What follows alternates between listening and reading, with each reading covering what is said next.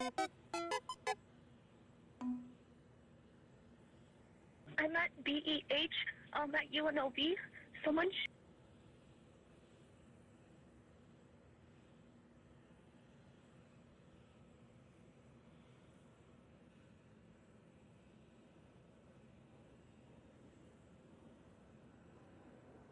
Were you home when this incident happened?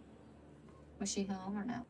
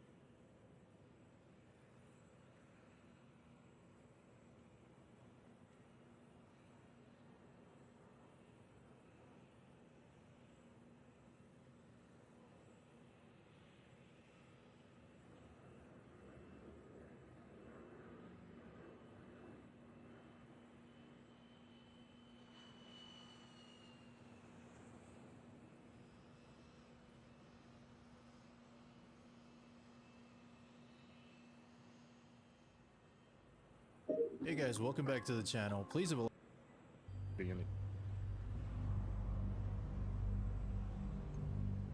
yeah, it's yeah. Yeah, so okay. Marcus McGee. I'm not positive, but I have my truck. I have my truck in the driveway in the trailer. I'll go move my truck. All right, guys. So we got obviously a huge problem, a very startling problem. I was actually weed eating around the truck, as you guys seen, and I just happened to glimpse up and see something. And at first, you know how you kind of think something in your mind and you're like, nah, no way. It's kind of like that, like a double take thing. And then once I finally actually looked back up, I realized that it was actually and I need to hurry up and get my stuff out the yard because they told me that they're gonna have to use the driveway on the phone, and my truck is obviously in the driveway. So anyway, I was weeding, and I just happened to see a glimpse of what looked like a person, what turned out to be a person. Holy crap, man. You are way too calm for that situation, dude. That would freak me out so bad. You might need some therapy after this.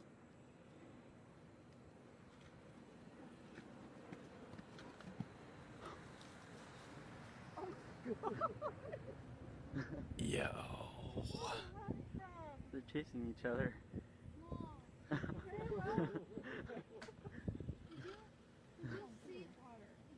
mouth was all foamy. Yeah. It was all foamy? Yeah. That is terrifying. They are so lucky he was not hungry. Oh my god. That was definitely your lucky day there. Dog starts house fire by turning stove on.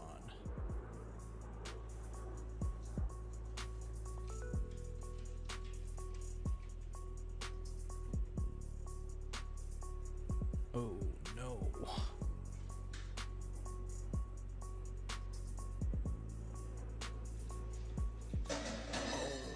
Oh no.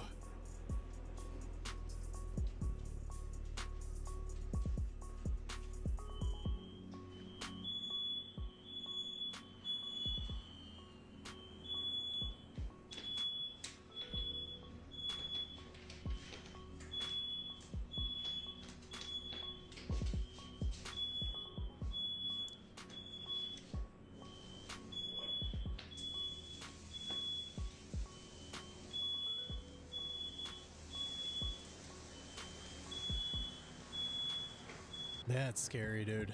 I did not think that could happen. It's got the dials in the front. Note to self, don't buy a stove with dials on the front of it. Thank God those sprinklers went off. It took them a while though. I thought the whole place was gonna burn down. POV, you are in a cabin alone, in the woods, and you hear scratching outside.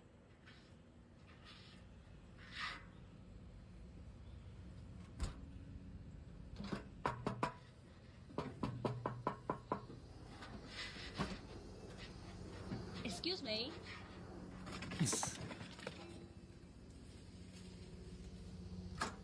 And dude, he skedaddled away.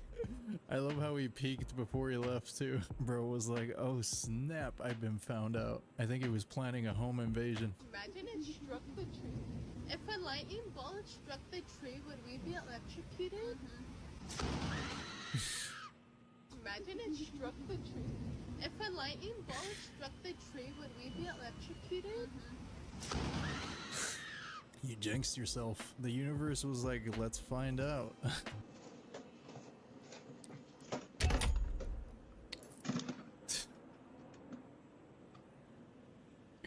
Instant karma. Immediately. His phone and his wallet fell out. Unreal. What? Did it?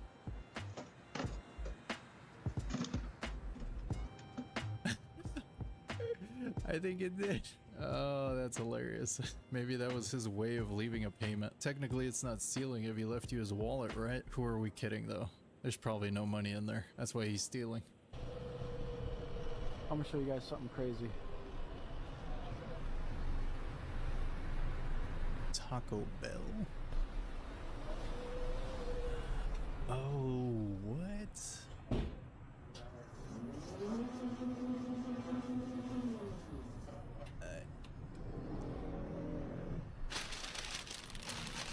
Have you ever seen something so crazy? Taco Bell Defy. Look at these guys waiting in line because they're doing the normal drive-through.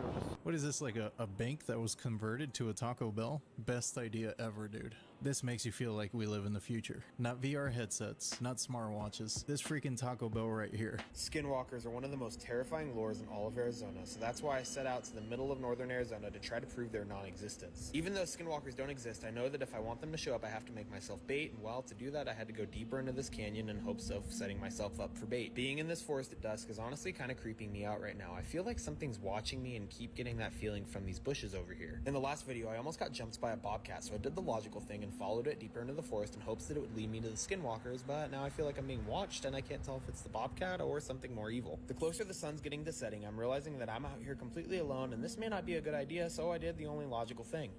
Skinwalker, skinwalker, skinwalker. Immediately, like I mean immediately after I said skinwalker multiple times, I noticed a bunch of ravens flying overhead and they were flying circles around me multiple times, which was kind of ominous. But here's the thing, I'm not scared of skinwalkers because they don't exist, so I'm gonna do the logical thing and travel deeper into the forest even though I'm finding signs all over that are telling me to turn around. The sun has finally gone down, which means it's time to taunt and play with the skinwalkers in every way imaginable, so I'm gonna travel as far in this forest as I possibly can and do everything the locals told me not to do. The locals have warned me against this, therefore... Ye Nautilushi, ye Nautilushi, ye Nautilushi.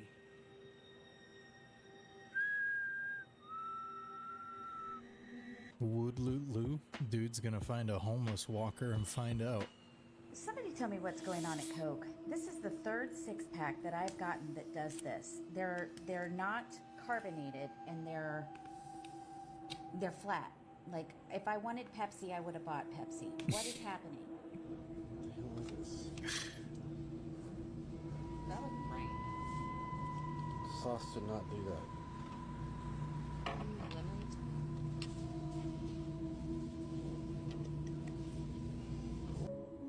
My radish was moving like that. Do you see that? Ew, dude. First of all, I soaked this meat in the vinegar, and yes, it changed color. Like, it went from pink to brown. So I was like, okay, maybe it's just the vinegar that got in there. But why is this beef holographic? That radish was disgusting. Why was it breathing? The lady that's complaining about the soda, that's true. I have bought like 4 freaking Diet Cokes, dude, and they've all been flat.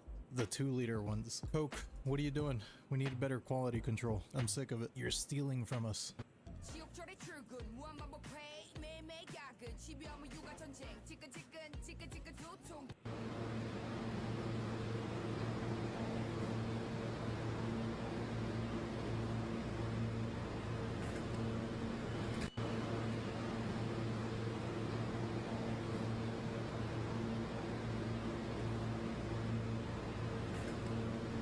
We have definitely seen weirder in a New York subway, so put the phone down and help the man out. Here's the forecast. Volcano 350 there for Monday. Global superstorm on Tuesday. We could see maybe about 200 inches of rainfall, wind gusts up to 1,000 miles an hour. Godzilla Wednesday, I'll be honest, I have no idea what's going to happen on that day. After that, though, how about this to finish off the work week? Low humidity, lots of sunshine, with highs in the upper 80s heading into next weekend. I don't know if Godzilla Wednesday is a good thing or a bad thing. It sounds kind of awesome, but at least the end of the week looks pretty fair. This is exactly what it feels like here. Yep. We are about to be out of a robotic ass mower. Ain't that a...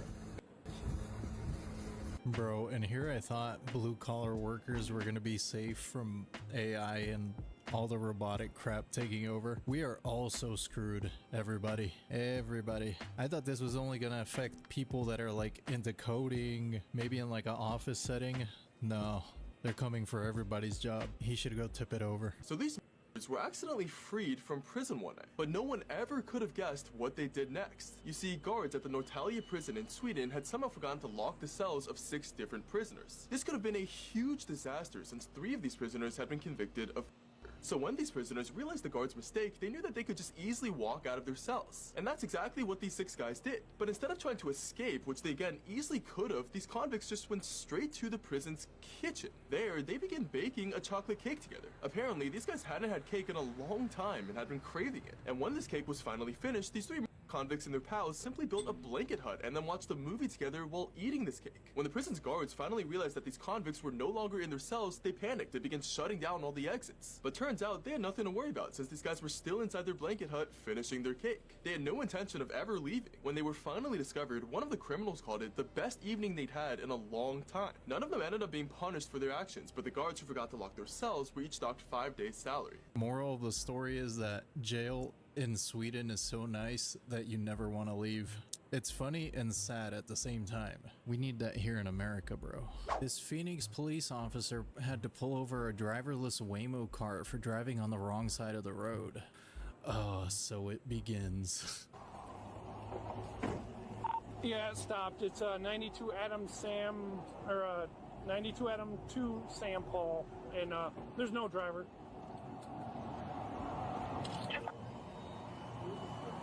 Hi! Connected to driver support. This call may be recorded for quality assurance. Yeah, this is Officer Hines, Phoenix PD. So, your car here drove into oncoming lanes of traffic.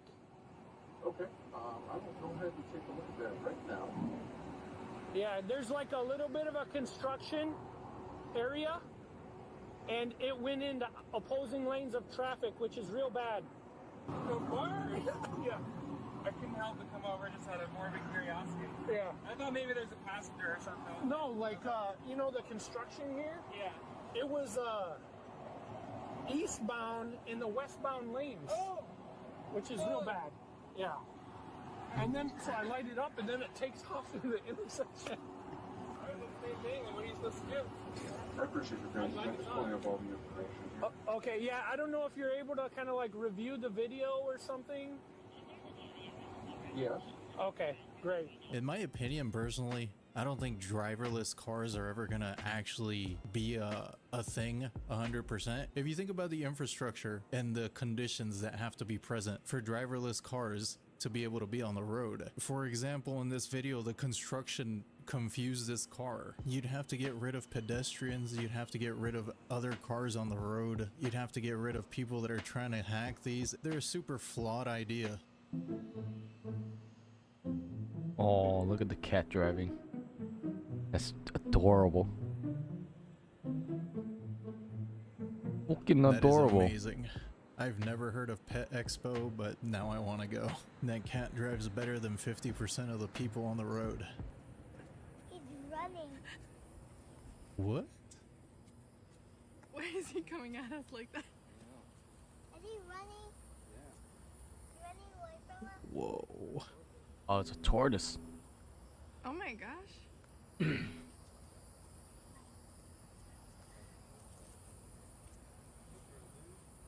I think he thought we were a lot smaller than he realized.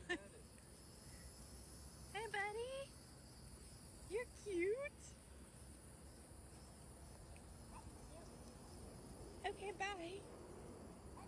Dang, bro, I've never seen a turtle run that fast. I'd be concerned if maybe he was running away from something. That video almost looked like it was sped up. Maybe he was in the middle of a race. Who knows? So the dude who got the Neuralink implant now has aim hacks in his brain. I basically have an aimbot in my head.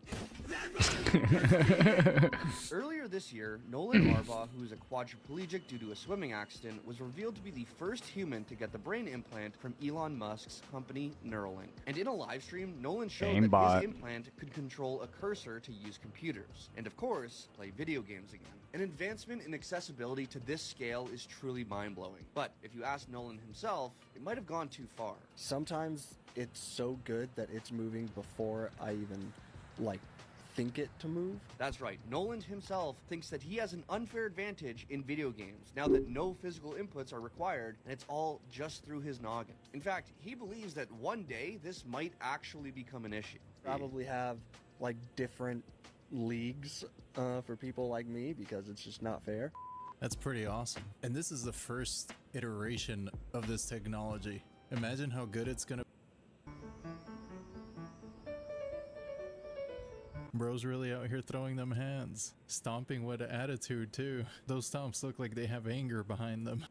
We're happy for this guy. At least he can go back to playing video games again. Did you know that secretary birds, although very commonly will catch snakes, mainly they actually eat insects and small lizards?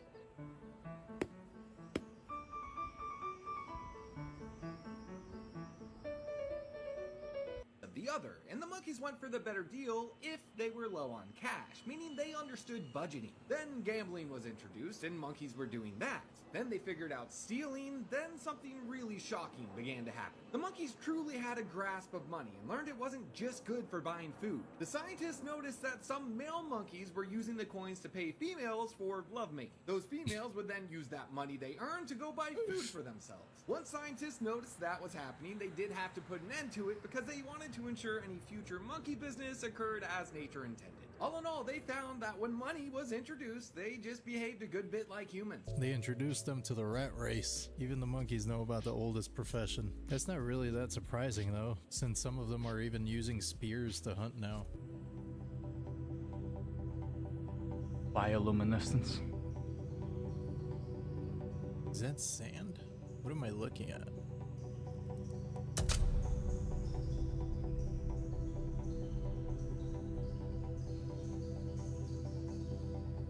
Oh, that's water.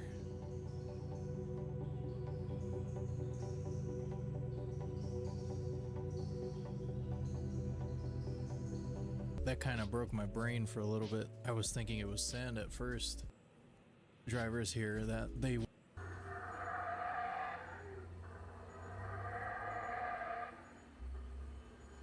That sounds like a dinosaur or something. I heard them in Costa Rica on our honeymoon. Absolutely freaky and unsettling. Now I'm curious as to what they look like.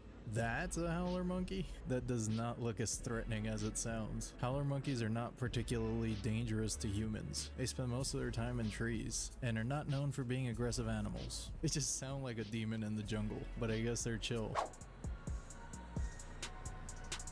Yep.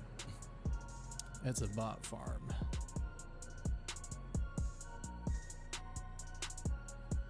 Yeah, a lot of people don't know they're arguing with bots all day. This right here, and probably in the near future with AI, is what's going to completely ruin the internet. These guys have already been ruining the internet, but it's only going to get worse. We were told to use the Randonautica app. Here's our experience. Gave us a random location in McCollum X. I know where you are. It took us to a random field that was 20 minutes away. It took us to a dead end, but we continued exploring.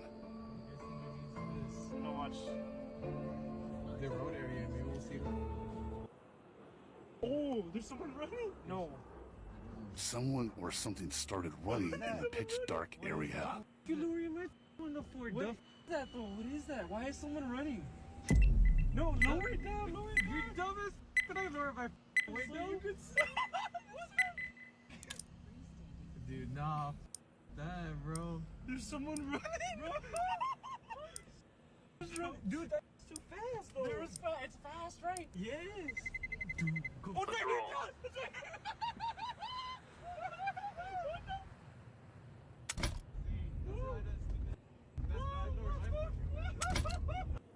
We looked back at this footage, and if you look closely, the eyes start to glow.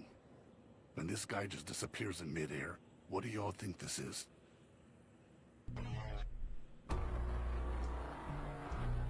Bro started squealing like a girl.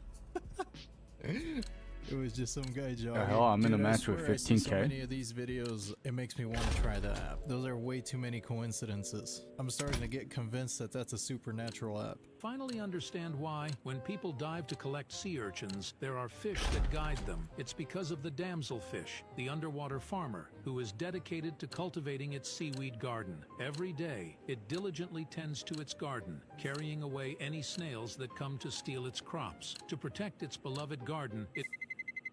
Let's roll.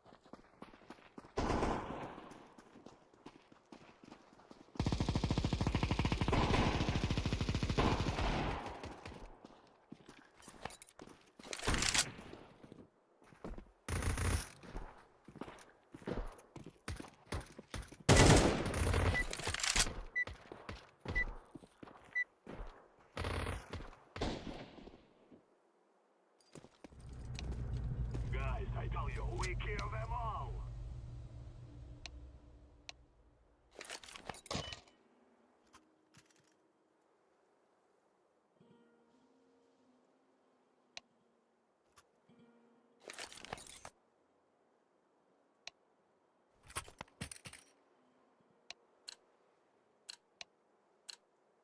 It is time now, my brothers.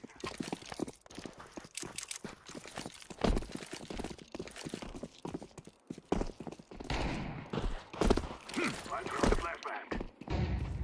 Throw in the flashbang.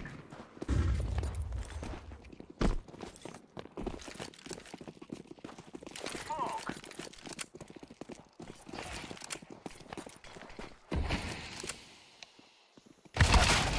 Oh.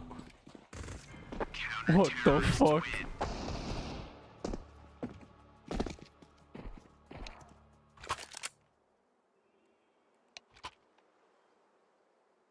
Counter-terrorists win.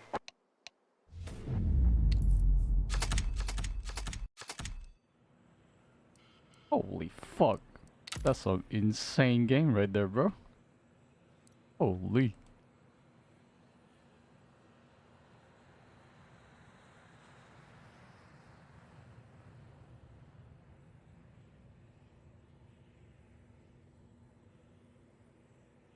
This monkey and who else?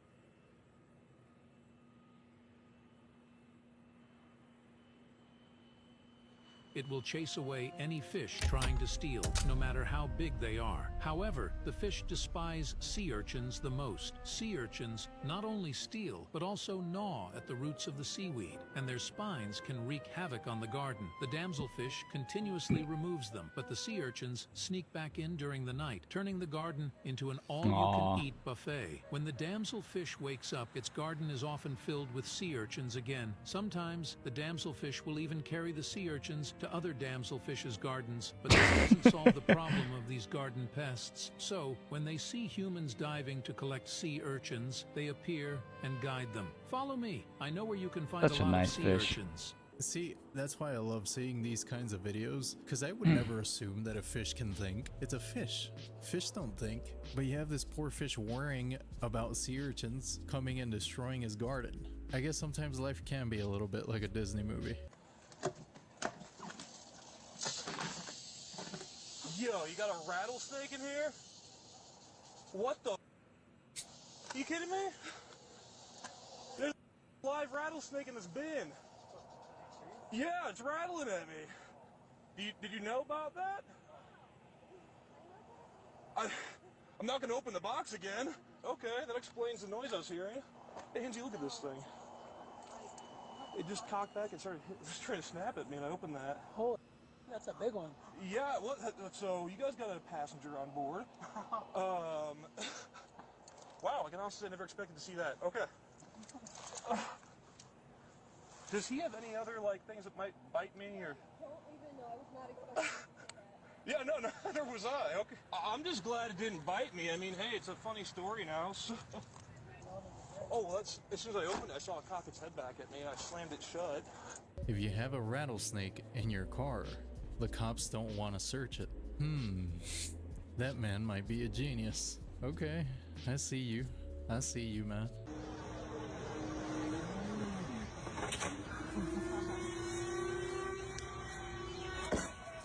Oh, crap.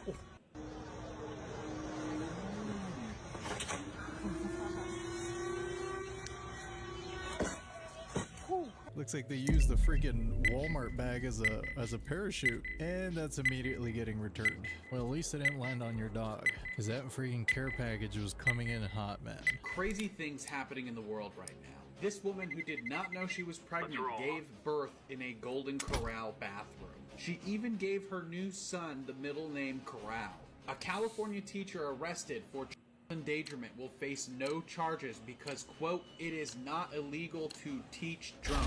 San Francisco has only agreed to build 16 homes this year so far. Ray J pondered if his tape with Kim Kardashian altered the course of humanity. Flavor 5 stack ordered versus every no menu item stack. at Red Lobster to help make sure Wow. that they don't go bankrupt. A man walked into a bank wearing a mask, asked for money, apologized, and then left. A photographer was disqualified from an AI image contest for winning with a real photo. 26% of Gen Z have brought a parent to physically sit with them in a job interview. A sheriff in California said that it's time that we put a felon in the White House. A bar in Idaho announced Heterosexual Awareness Month with free beers for straight men. A woman... Let's roll. Welcome to America.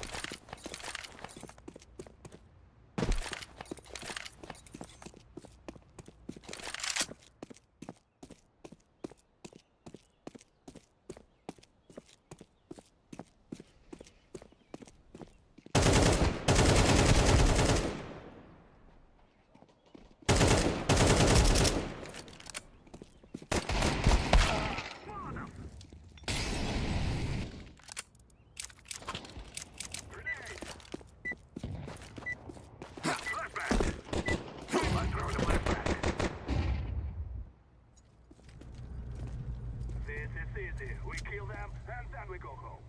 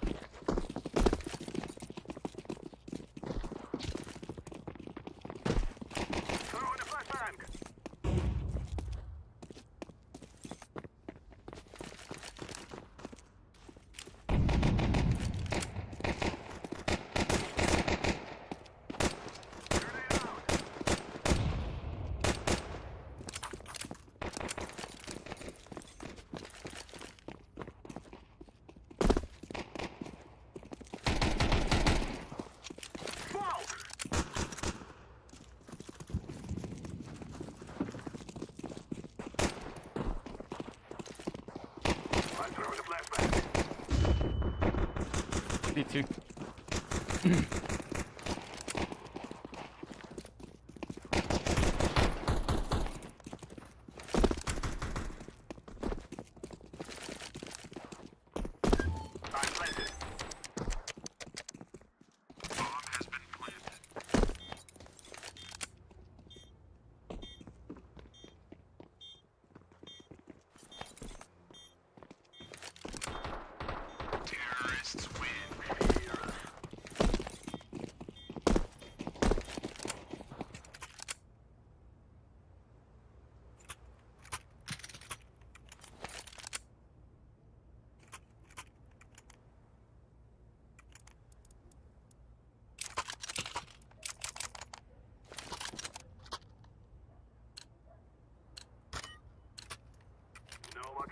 Now we fight!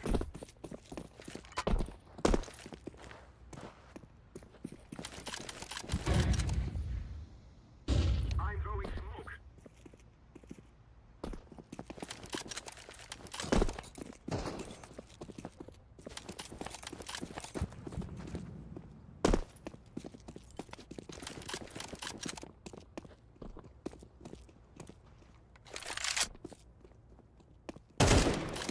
Window.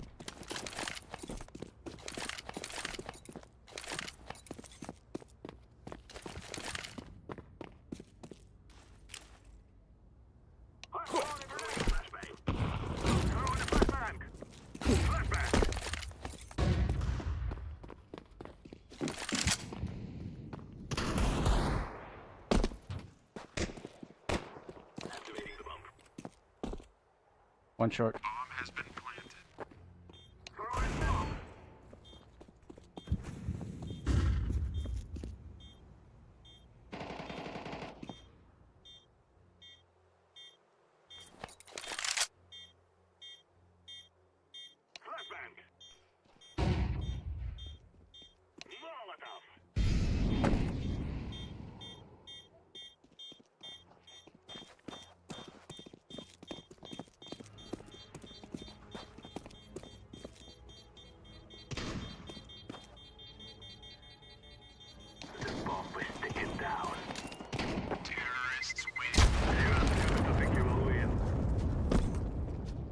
Holy, 5 armor, holy moly.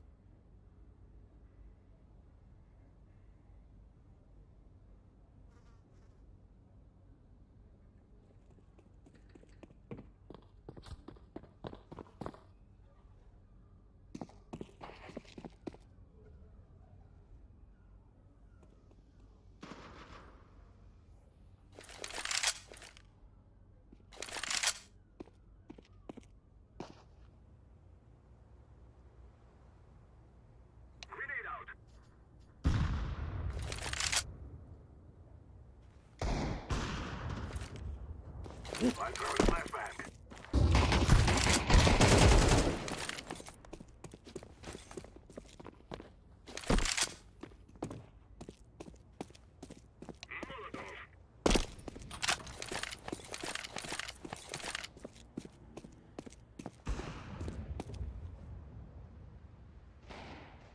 One CT.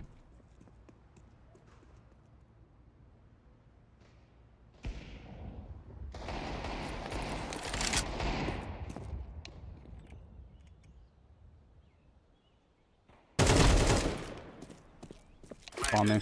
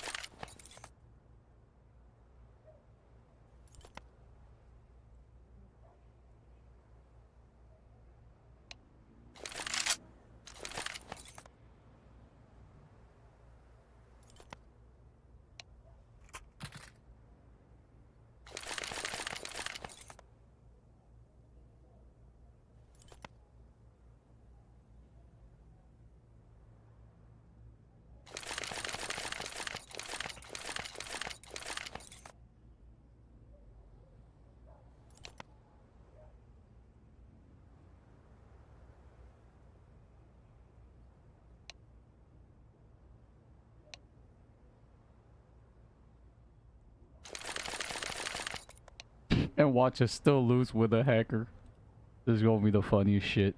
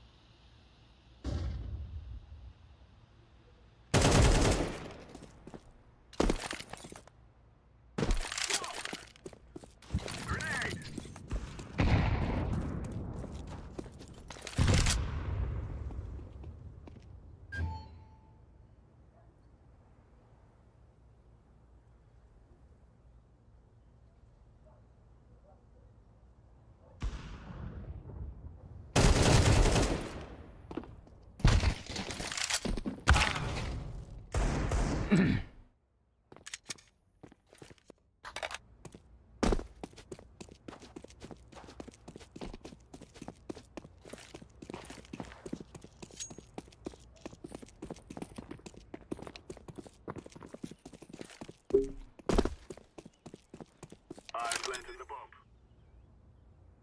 Bomb has been planted.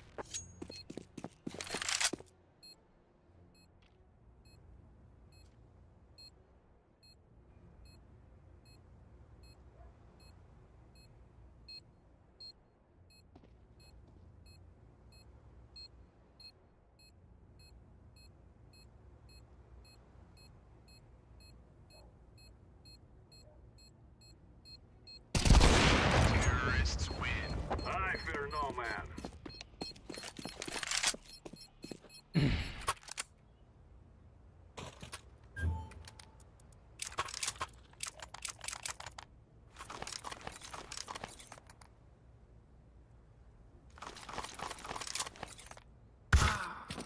Yes. It is time now, my brothers. Smoke.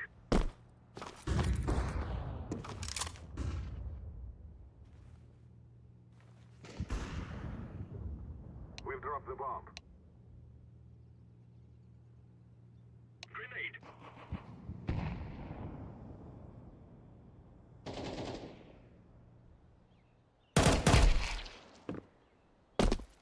Throwing fire. Flashbang. Activating the bomb.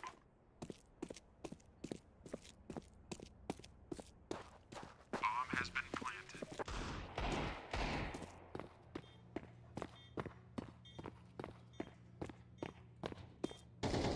Terrorists win. We are doing this.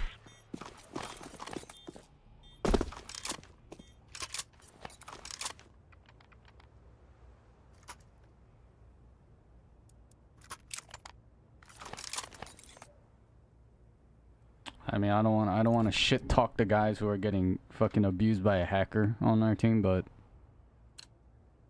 are we sure we're playing 10k elo? Fucking monkeys play like retards. Fucking brain dead.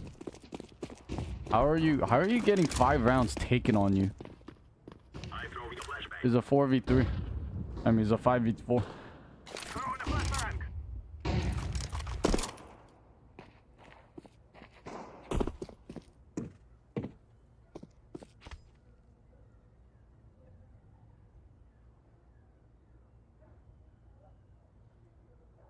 Throwing smoke.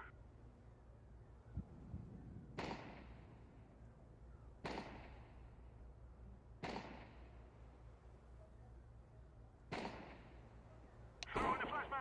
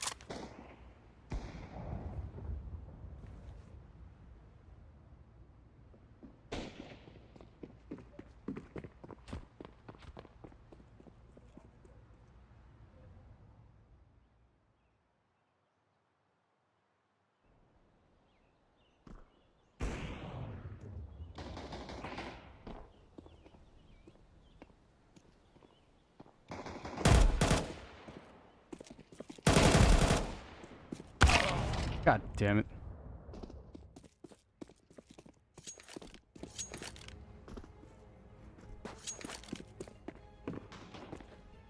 Counter-terrorists win.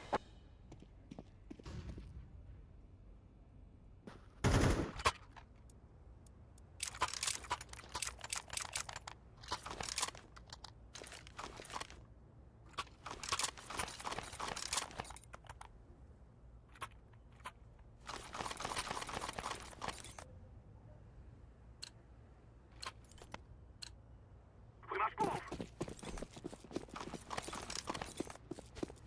I'm throwing smoke.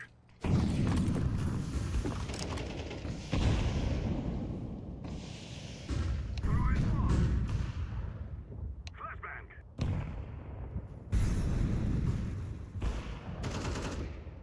Throwing fire.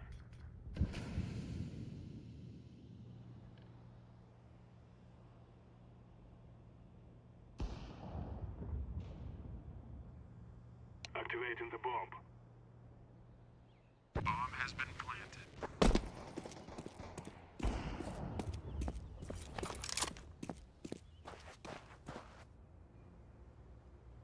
Bomb has been defused. Counter-terrorists win.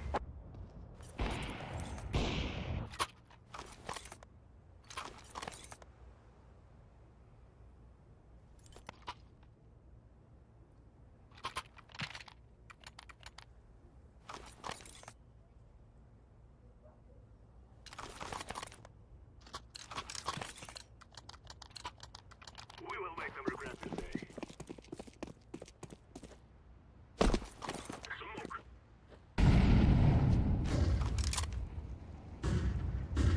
Flashbang.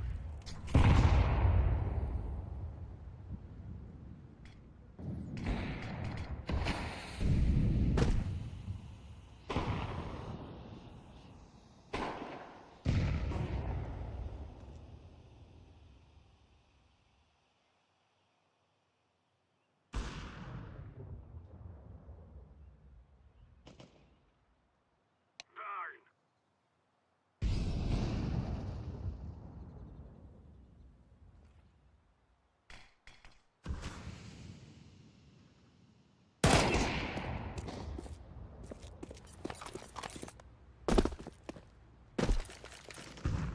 Throwing fire.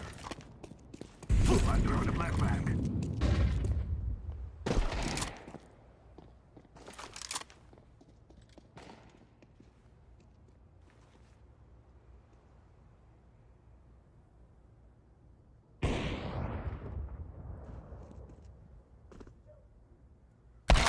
God damn, bro. Oh, that's the same monkey I hit.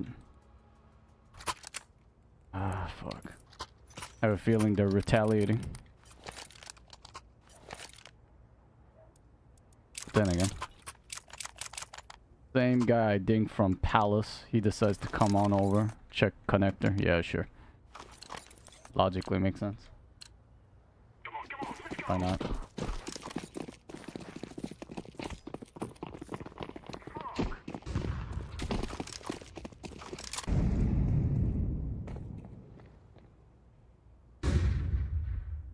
Get them all.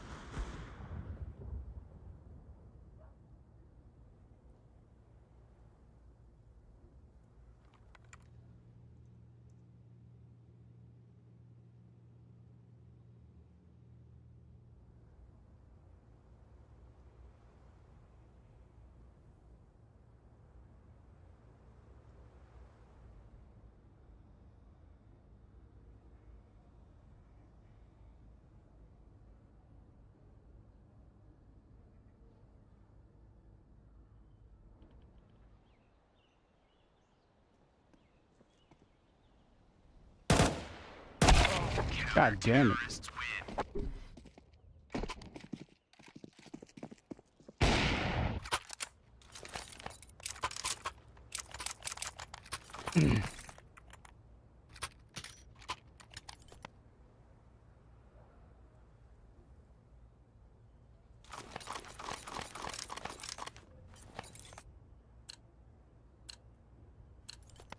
Together we can do this.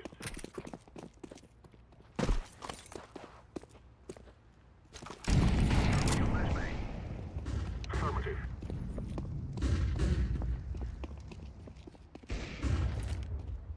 I'm throwing a flashbang. Throwing smoke. Smoke. I'm throwing fire.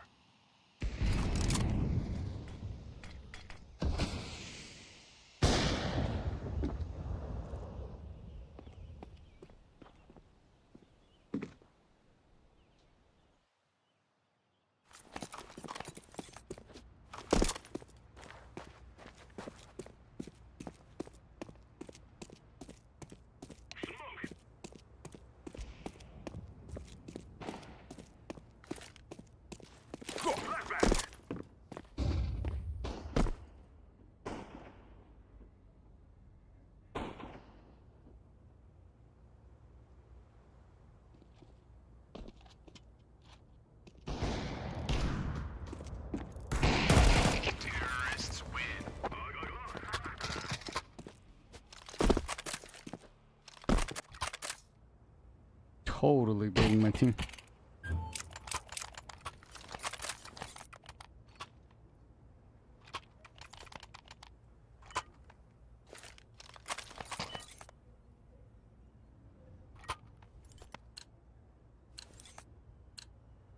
Let's go. Throwing smoke.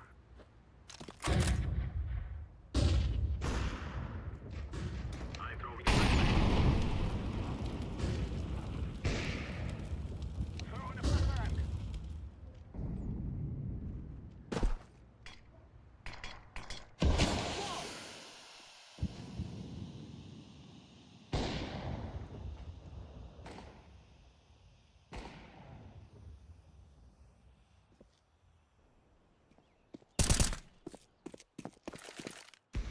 Two-way. Watch out. Grenade. Bomb has been planted. I'm throwing a flashbang. Flashbang.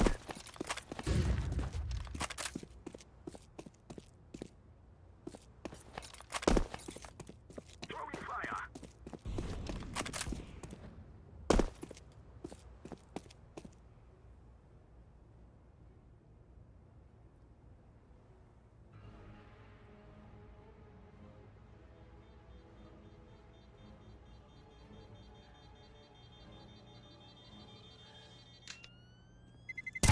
Terrorists win.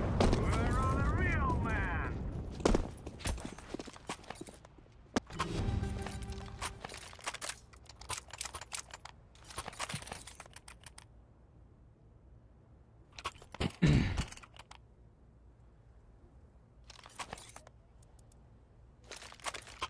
Yeah. We are winning. Let's go. Throwing a flashbang.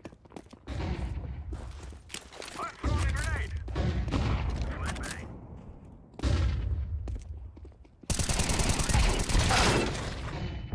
Grenade out. Grenade.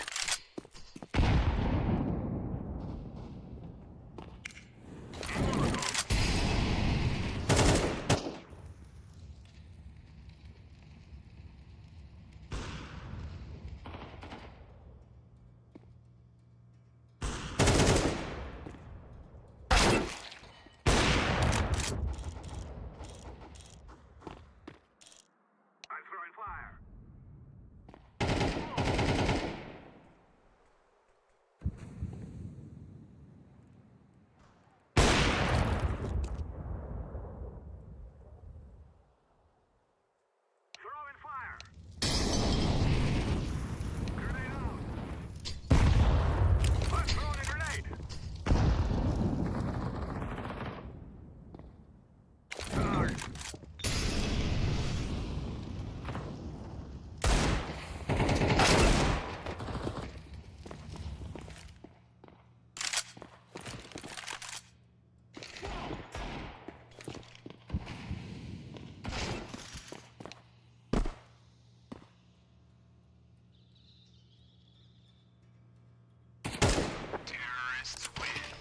dance on your graves.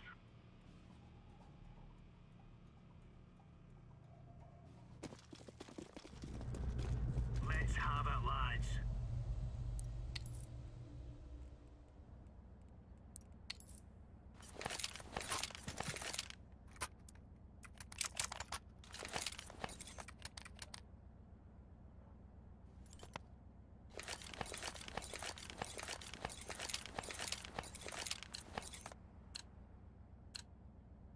Come on, chop chop. Laying down a smoke. Incendiary out. Grenade out.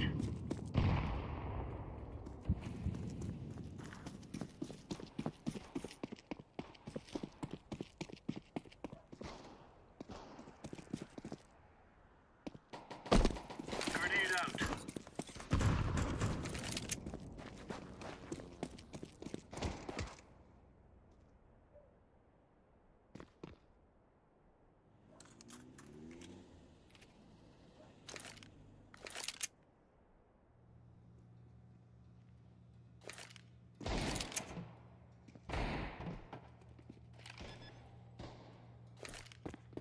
Bomb has been throwing fire.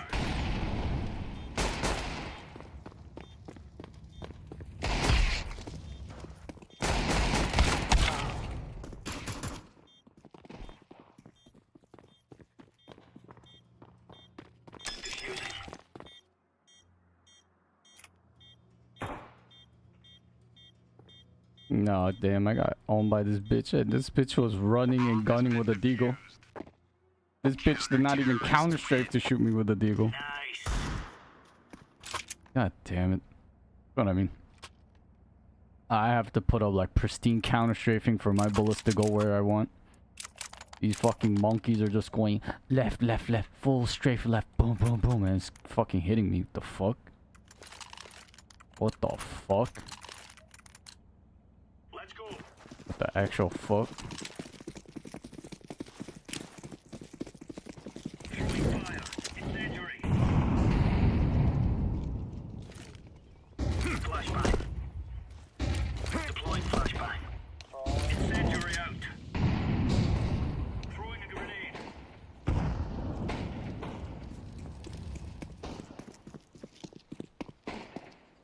Flashbang.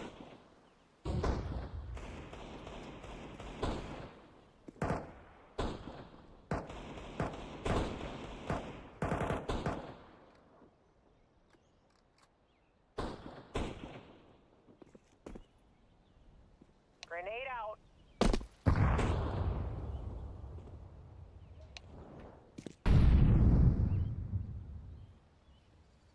Flashbang out.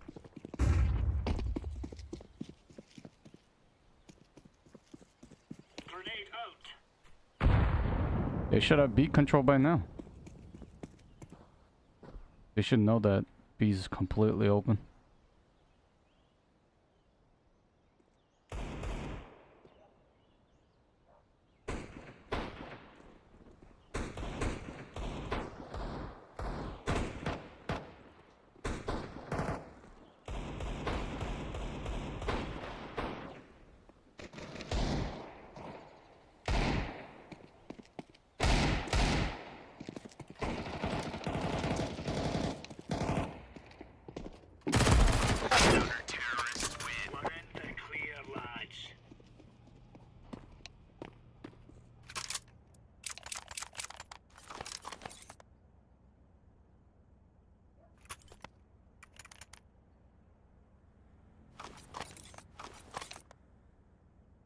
Roger.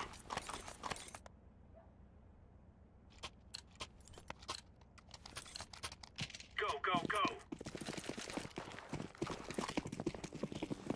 Incendiary.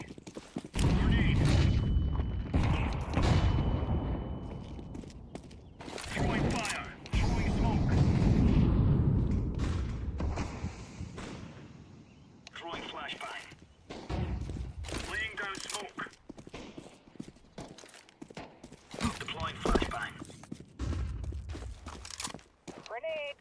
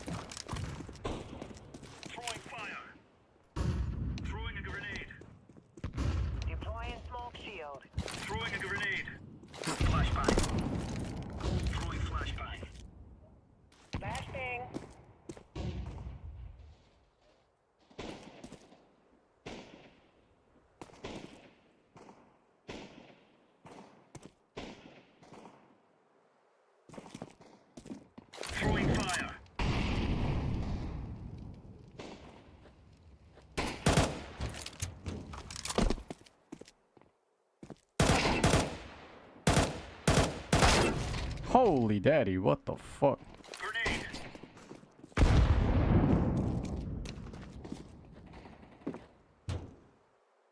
Last guy 10 HP. Counter-terrorists win. That's a piece of cake, Suez.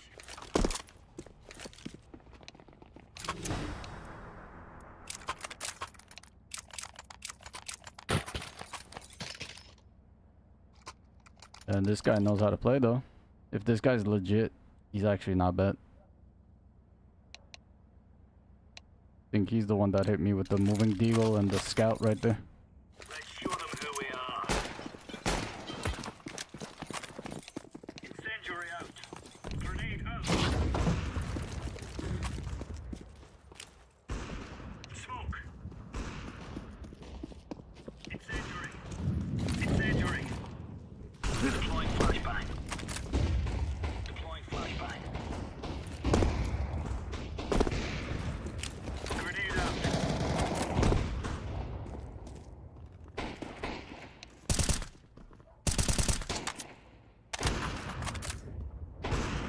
Flashbang. Counter-terrorists win. Yeah, we're really laying into them. I guess we 13,000 ELO. Not bad. Considered getting carried by 2 hackers. Not bad. A woman in China was busted for smuggling 350 Nintendo Switch game cards in her bra. Texas is asking people not to use their cars. A 71-year-old was arrested in LA after police found 3,000 stolen Lego sets. A couple found $100,000 while fishing in New York. Surgeon General asked Congress to put warning labels on social media platforms like cigarettes. A woman who was mistakenly declared at a nursing home is now. A historian found Chinese military secrets inside of a bunch of old papers that he bought for $1. A strawberry truck turned over on a California freeway, creating a jam. A survey found that the biggest fake news super spreaders are older women in the United States. A man with a suspended license joined his court over Zoom while driving. A man is suing the lottery after being told that his $340 million win was an error. A female pedestrian was struck by a police vehicle and then issued a jaywalking citation. The Supreme Court is weighing a national ban on sleeping outdoors. Dude, the Ray J one is actually a good legitimate question that he should be pondering upon. I think Ray J's onto something.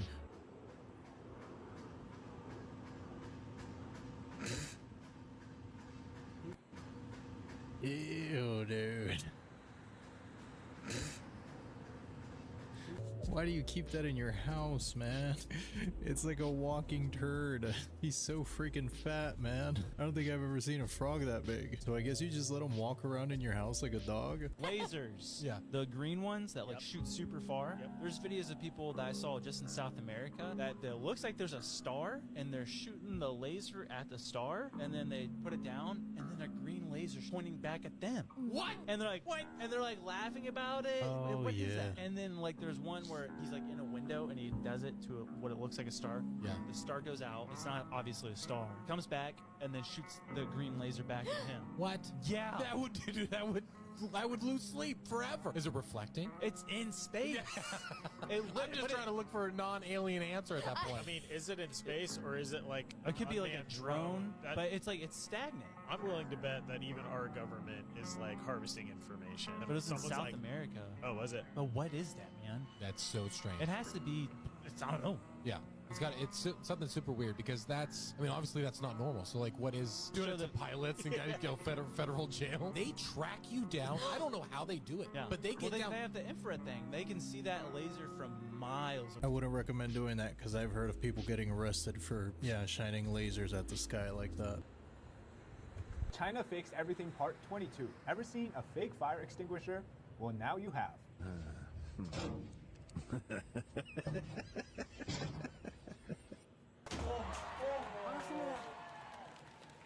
오늘 혹시 왜 저희가 모셨는지. 그렇죠. 카페에 이제 오시는 분들과 소통을 하면서 협약 그리고 한방에 대해서 좀 알려주고 짧고 굵게. 자 여러분들 1일 카페 시작합니다. 어서 들어오세요. 혹시 이 How about another fake rescue mission? This time featuring a fire truck making it rain.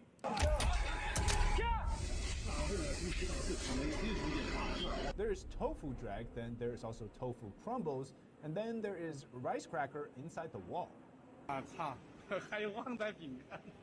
How about a new EV from NIO from China? The gas pedal just broke. 入门能开掉了，哎呀，稀罕稀罕。 And let me introduce to you the shaking and vibing building.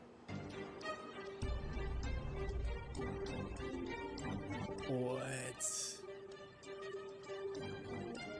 There's no way. The scary thing about that is it feels like we're on our way to be like that here in America. Have you guys seen any videos of new construction homes that have been made like in the past 3 years? They're all falling apart. They're pieces of crap. You buy a new house nowadays, it's made so bad now. Hopefully we never get to this level of bootleggy infrastructure. This is the moment a 4-year-old girl was nearly killed by a home invader. While her mother was in another room taking care of her baby, a stranger creeped into the house and picked up the girl. The mother was unaware of the incident until her husband texted her asking who was the man in the house. Police say the 4-year-old was unharmed. After, the criminal allegedly went to other homes, committing numerous crimes including SA, burglary, and battery, and is awaiting trial. What is wrong with you? Lock your doors. I don't care where you live, wherever you... Oh my god. Ain't no way. Ain't no way. It would have been hilarious if he drove off with it. People are stealing new Hyundais and Kias with a Nintendo Game Boy. I'm sure most of you remember hearing about the Kia Boys. The group Yeah, boys.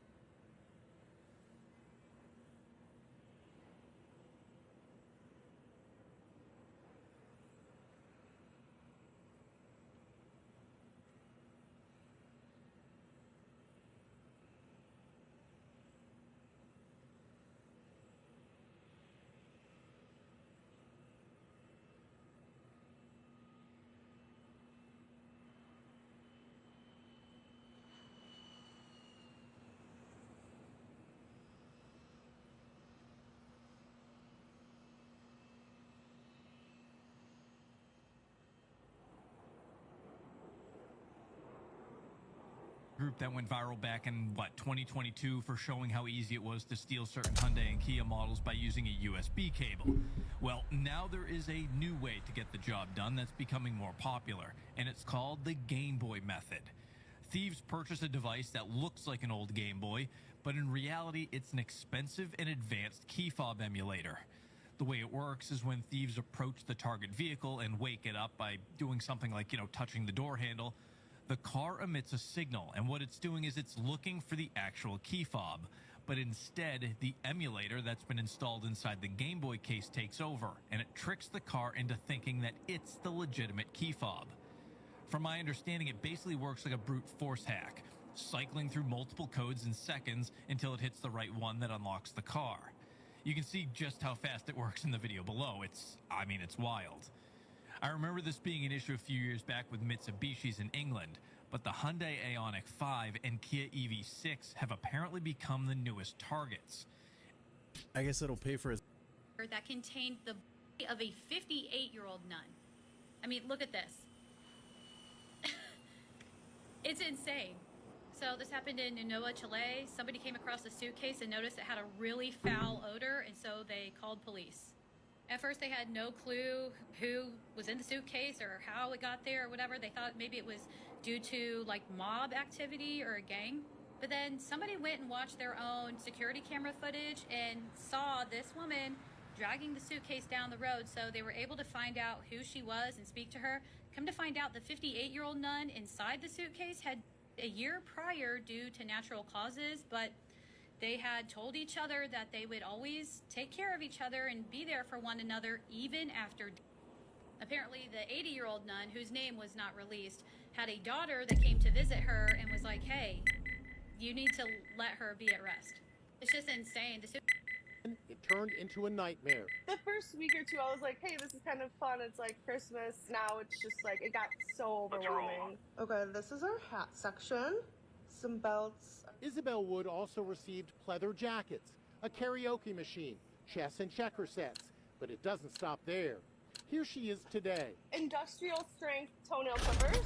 The 27-year-old who lives outside Chicago says she has hundreds of items that she never ordered piling up. Wow, what's that? It's a camera. And there's no rhyme or reason to any of it. This is another steering wheel lock. We have about 5 of these. This is my dad's favorite. It's a crawfish trap. The weirdest delivery? It's cat perfume. You spray it on your cat. Were you expecting that some guy's going to show up, knock on your door, and say, hey, where's my stuff? Yeah, I mean, at some point... There was so much, she enlisted her dad, Tim, to store the items. I went over there and looked at them first to kind of see what we've got, and then I had to go back and get a different car and I put it all in because the car I had was too little. The packages are all addressed to the same person. First name, Rome.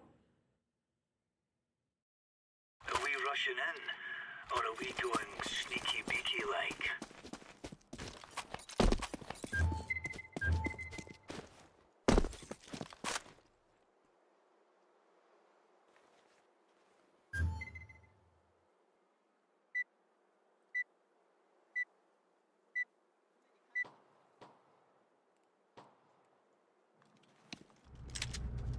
Let's give it to them, boys.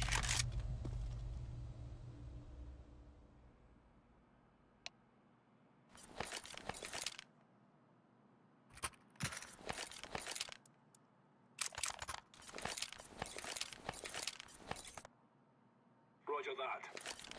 Roger that. Ooga-boo. Roger.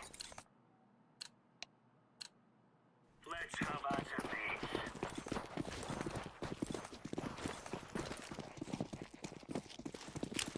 Grenade.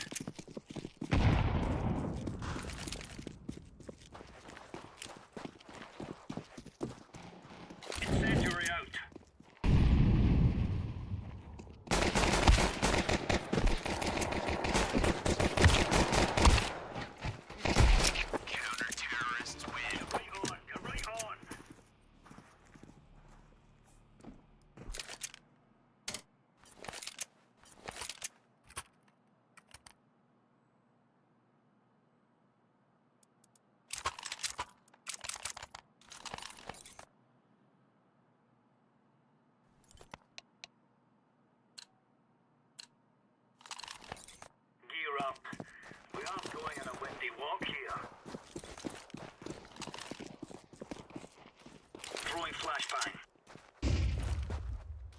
flashbang.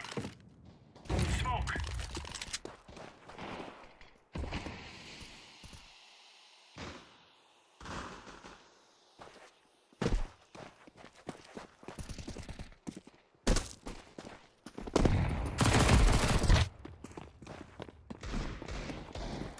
Counter-terrorists win. Stuff.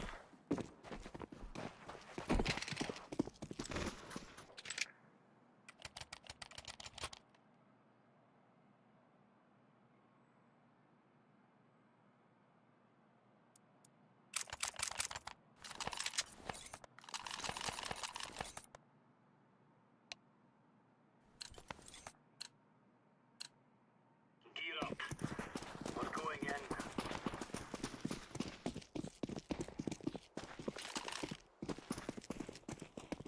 Laying down smoke.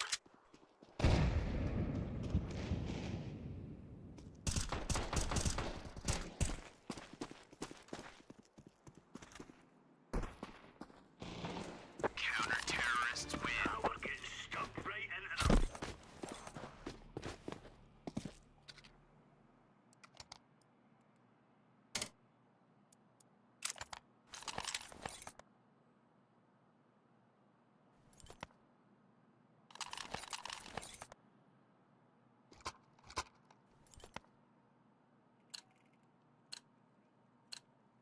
Let's move out.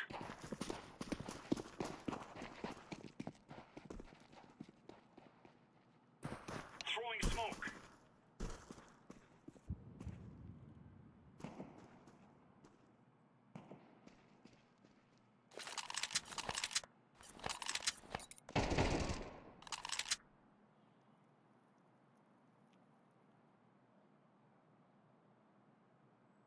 Counter-terrorists win.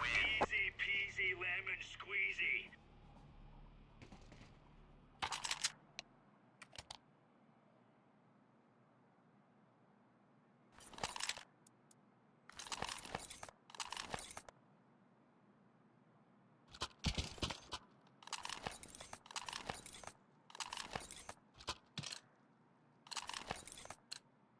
Let's go. Roger. Throwing smoke.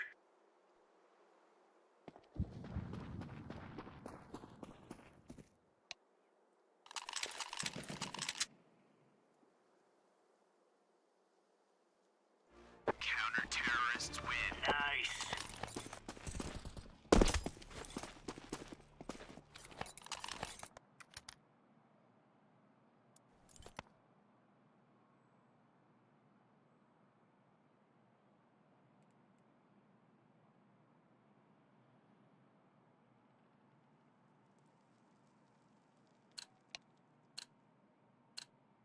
Let's have it, lads.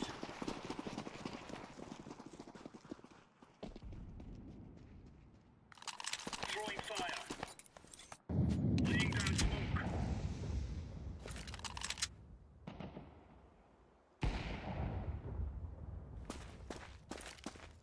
Grenade out. Counter-terrorists win. There's no stopping us.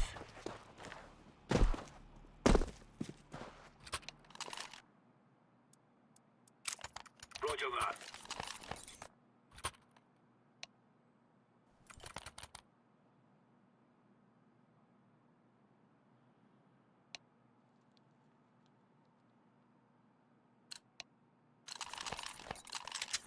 Move it, son. Deploying flashbang. Deploying flashbang. Throwing flashbang. Incendiary.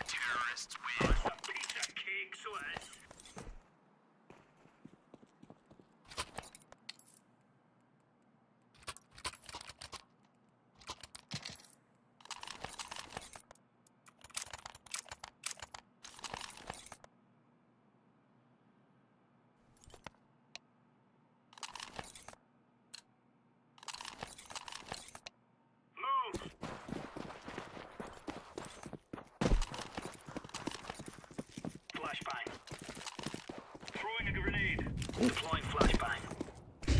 Flashbang. Grenade out.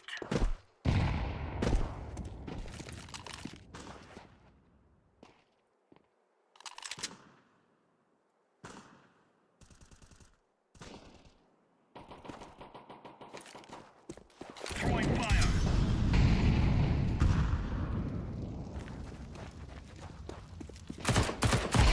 Counter-terrorists win. Really laid into them.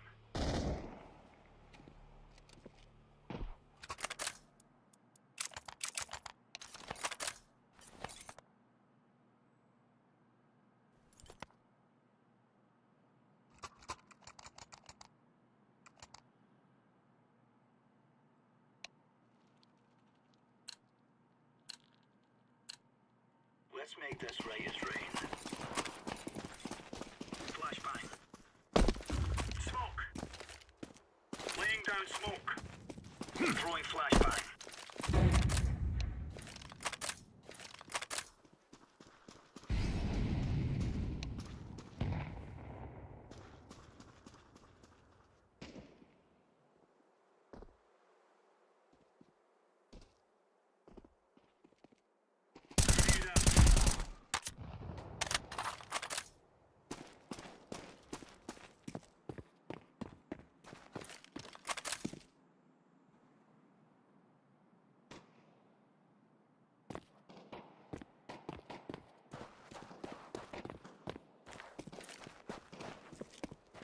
Counter-terrorists win. Right on.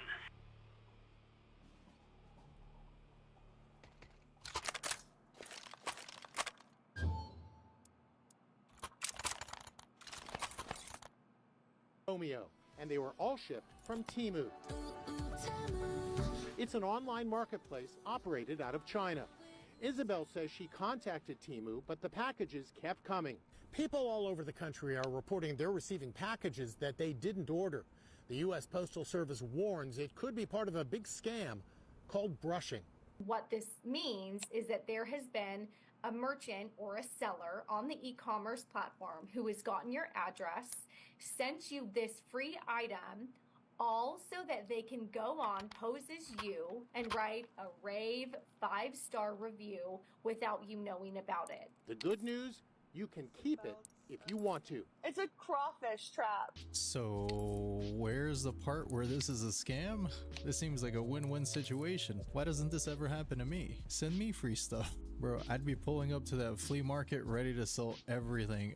This is wild, guys. God is not playing games. You won't believe what happens after this pastor completely misrepresents God. Watch this.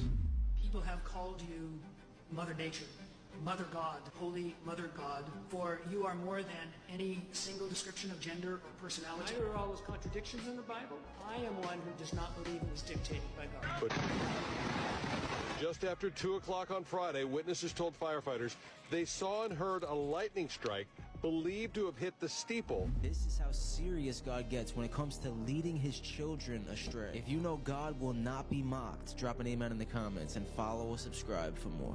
That's a little on the nose, you know? Sometimes I feel like a lot of these pastors don't actually believe in God. I feel like a lot of them are just performance artists. At a time when the world is trying to shift to a 4-day work week, starting on Monday, Greece will become the first country to have a 6-day work.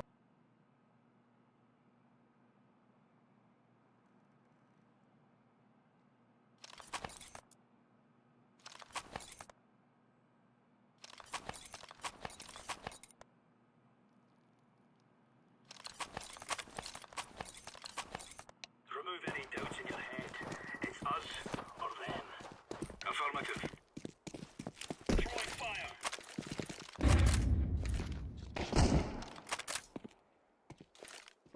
Flashbang.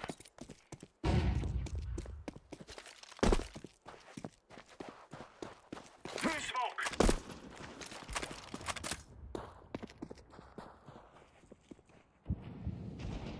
Counter-terrorists win. Yeah, champion.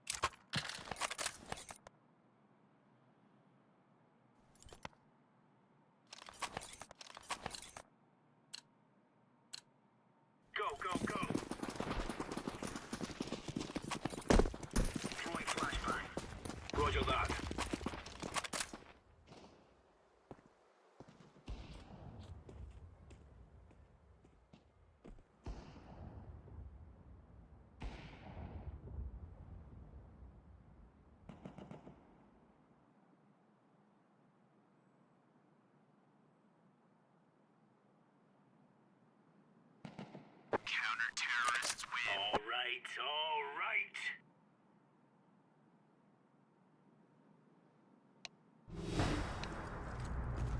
Guys, I tell you, we kill them all.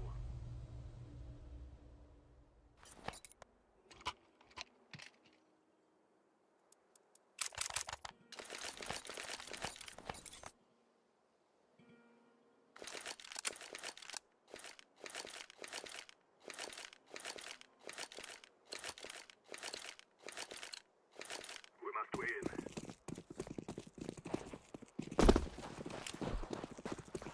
I throw the flashback. Flashback.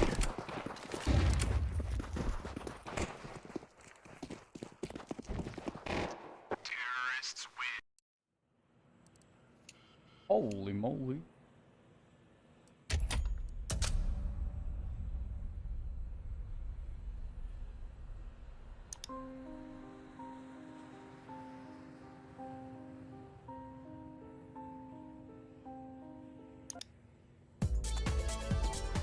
Bees. He would meet with birds and make glass sing. You can even find him on television programs setting the host on fire, all in his signature light-hearted and painless fashion. All while he kept a smile from ear to ear. A smile that would prove to be much more sinister.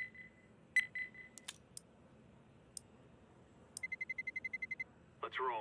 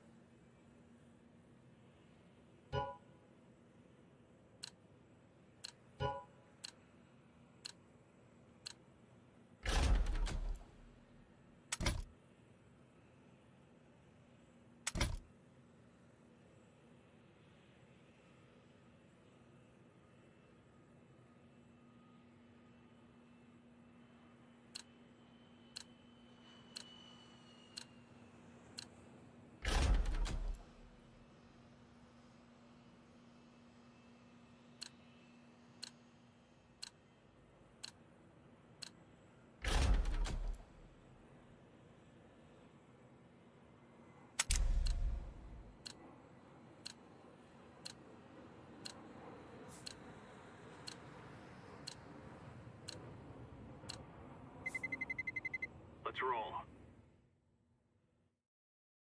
Move it, son.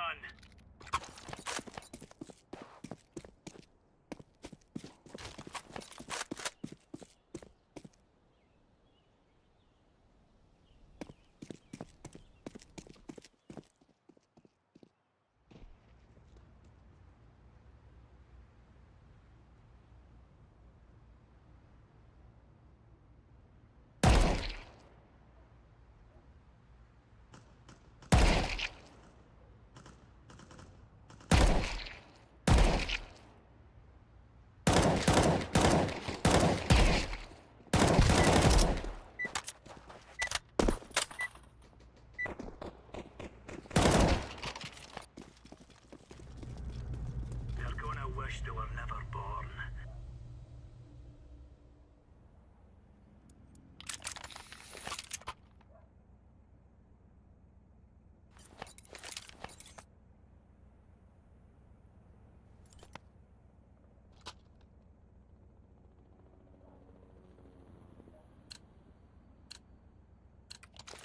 Let's go, fellas. Incendiary. Grenade.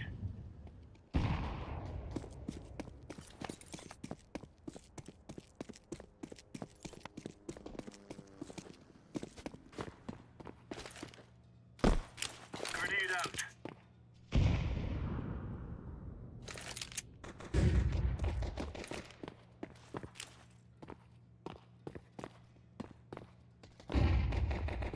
Throwing fire.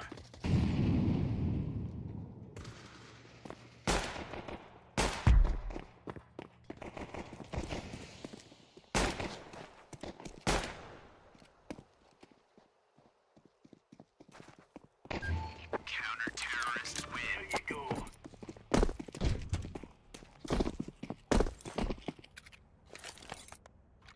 The hell? He just went in the fire? Bro. This ain't no 15K or 13K match. The fuck? The man just went into the fire. No resistance. Oh no. Remove any doubts in your head. It's us or them. Deploying flashbang. Throwing a grenade. Laying down smoke. Grenade out. Throwing flashbang. Incendiary out. Grenade out. Flashbang.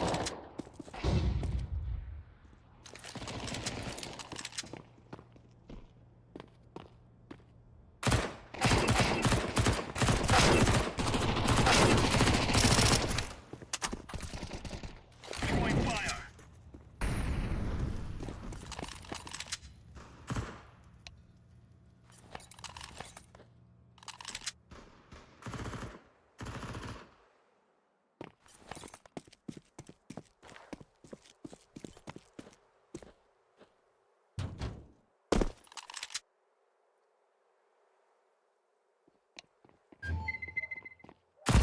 Counter-terrorists win. Now we're really laying into them.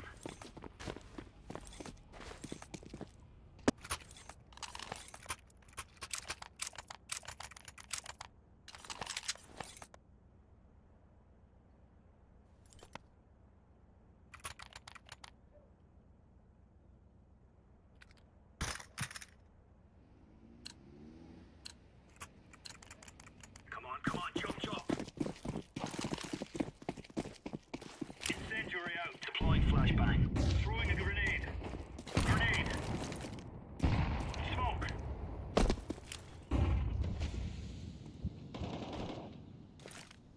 Throwing flashbang.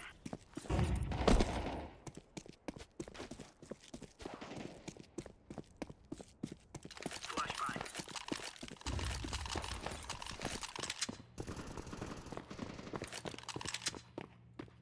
Throwing flashbang.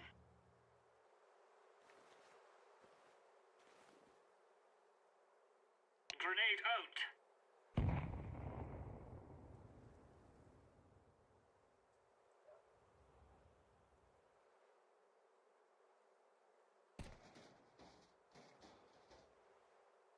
Throwing fire.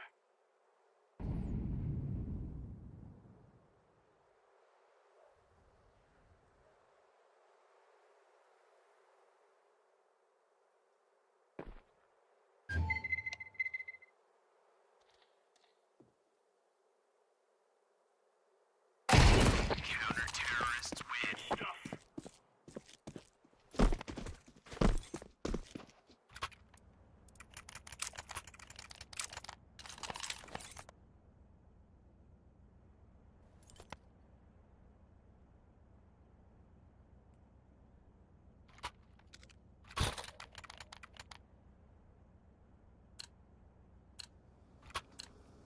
Move it, move it.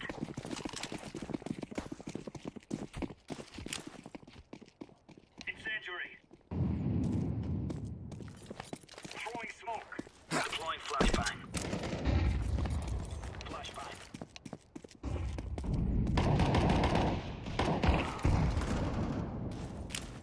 Grenade.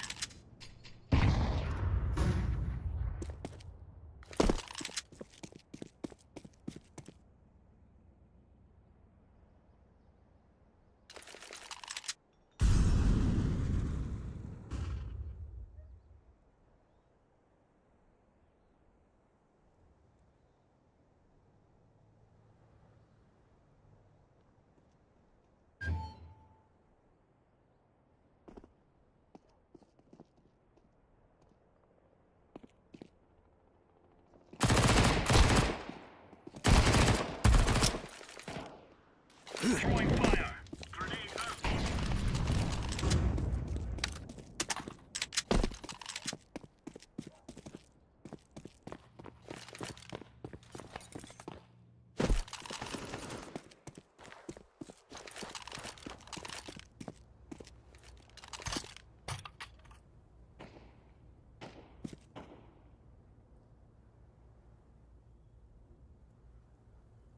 Bomb has been planted.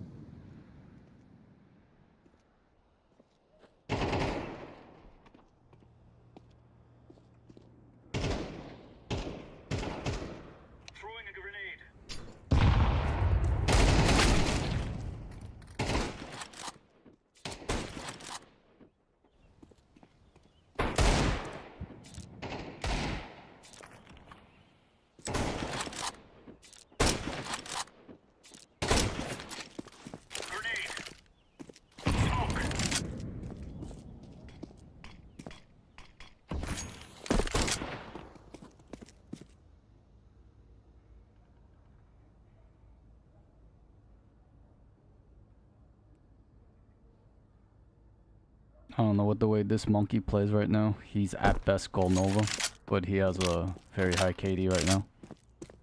Okay, his KD matches up, yeah, 0.89. He's just having a good game. 118 ADR. Yeah, look at the way the fucking monkey pre-aims. Fucking retard. He holds angles as if he has Kenny S reflex. Even Kenny S, if somebody peeked you with that crosshair placement, you would not be able to shoot back. It would just straight pass you or fucking blow you out. Retard monkeys everywhere. Mind you, these are monkeys with 13k elo. Fuck, this bitch is near 15 elo. It just goes to show you, even a fucking chimpanzee can be high elo. You don't even need a brain to get elo here. Let's go.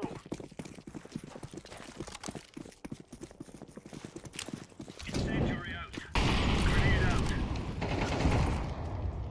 Incendiary. Flashbang. Grenade out.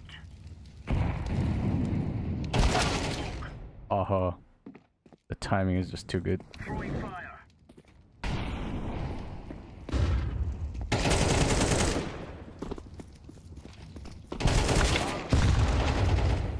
1.8 KD. Yeah. Okay.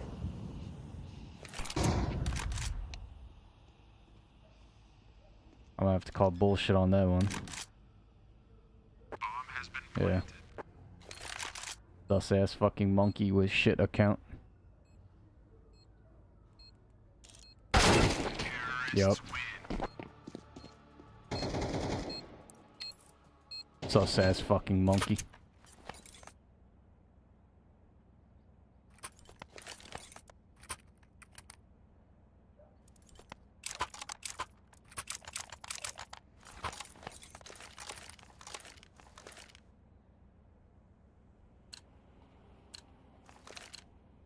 Remember, this isn't the killing house anymore. This is real life. Grenade out. Flashbang. Incendiary.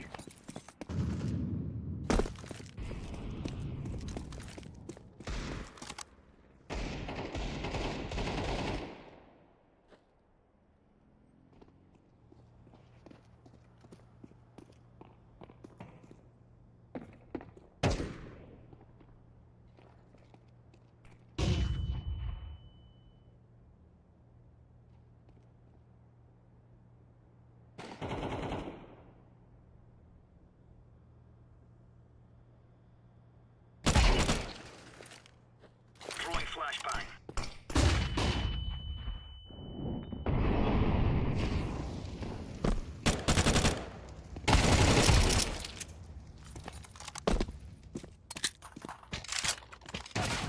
God damn.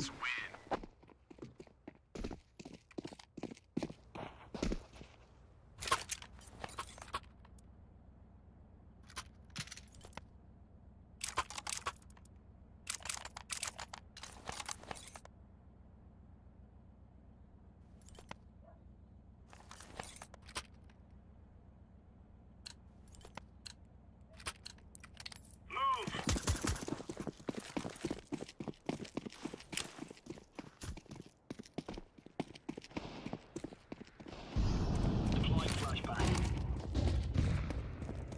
Flashbang.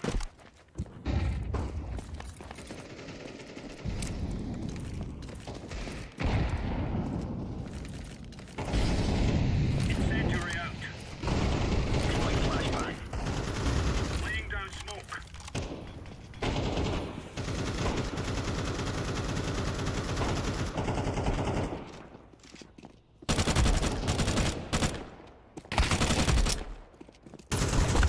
God damn it.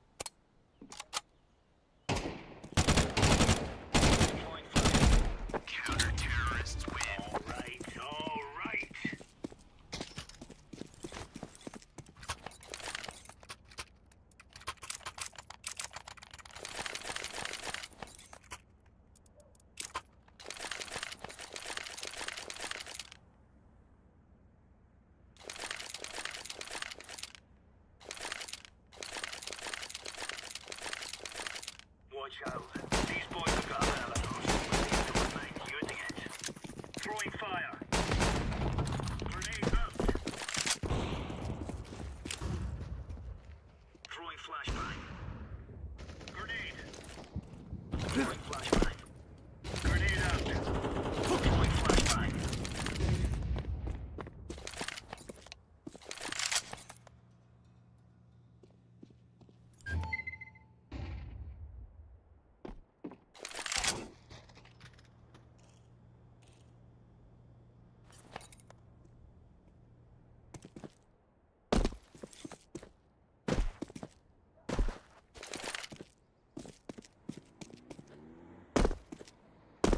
Incendiary out.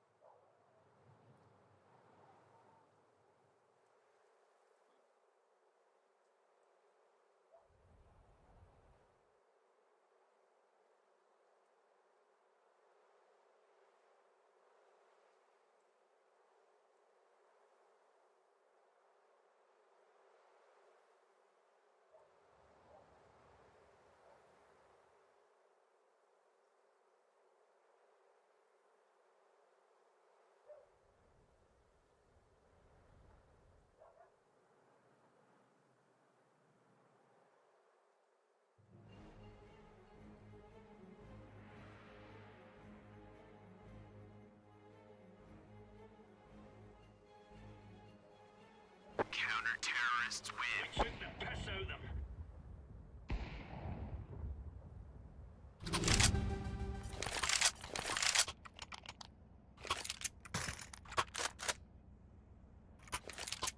Roger. Thank you.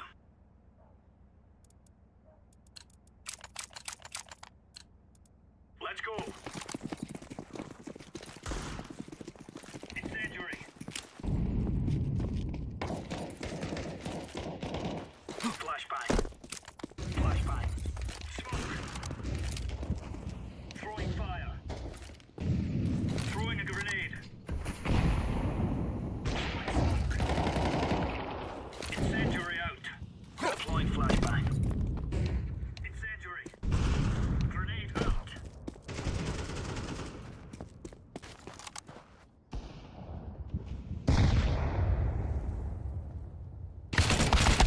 Terrorists win.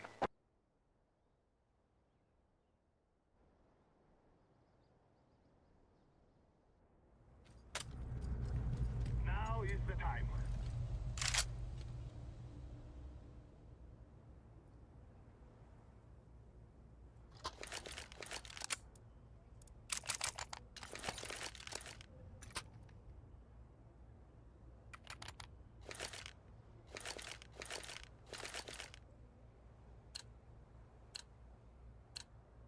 We must work together. Throwing smoke.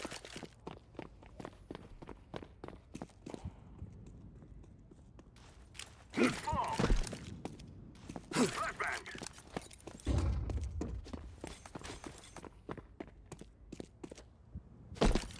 Throwing fire.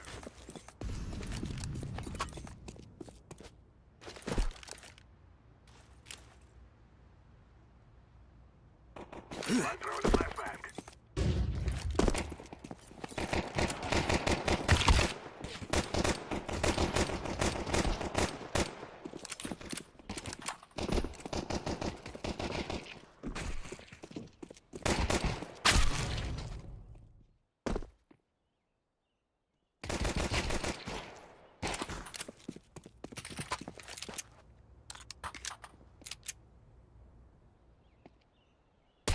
Terrorists win. Yes, yes, yes.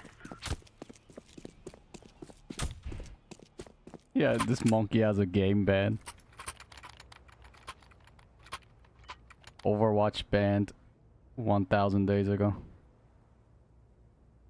So basically 3 years ago this monkey was cheating and got caught.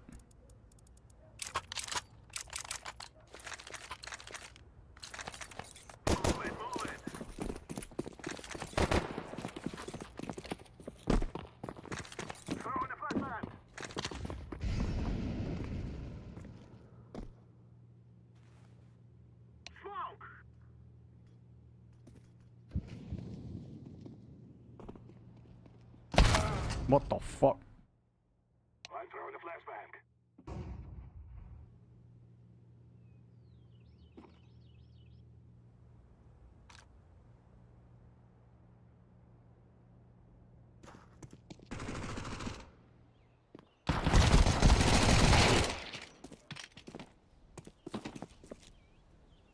Yes.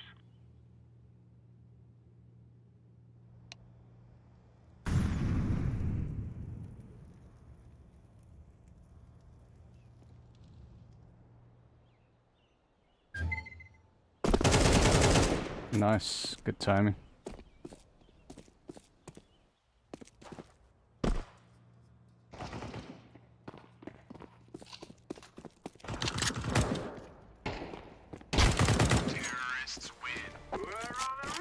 Oh, they're all hacking.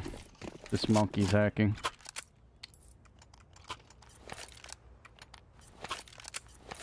Not a single doubt about it.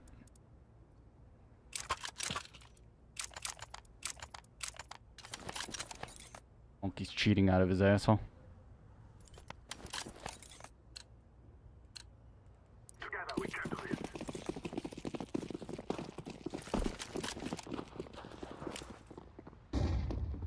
Smoke! Smoke! Throwing a flashbang! Flashbang! Throwing fire! I'm throwing fire! Grenade! Flashbang!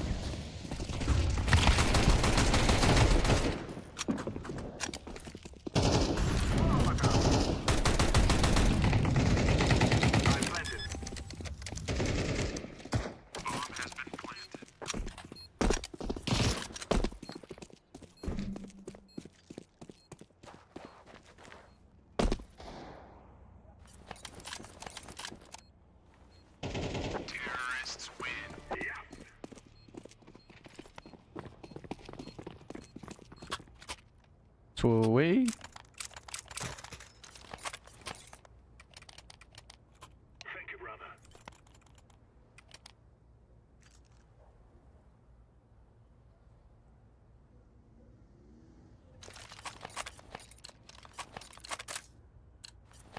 Go, go, go! Throwing smoke! Smoke! Throwing a flashbang!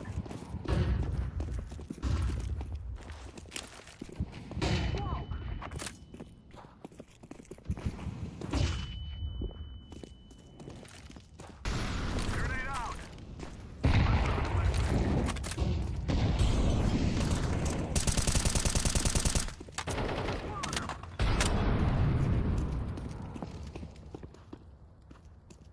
Throwing fire! I'm throwing a grenade! I'm throwing a flashbang!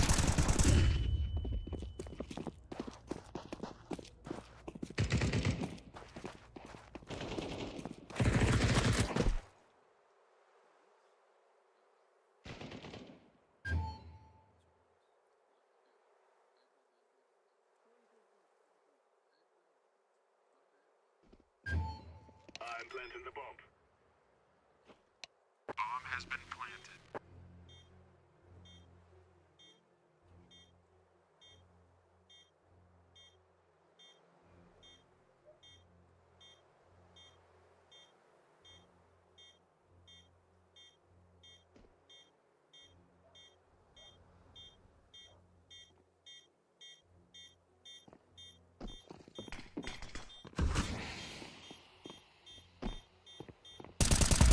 Terrorists win. Fear us.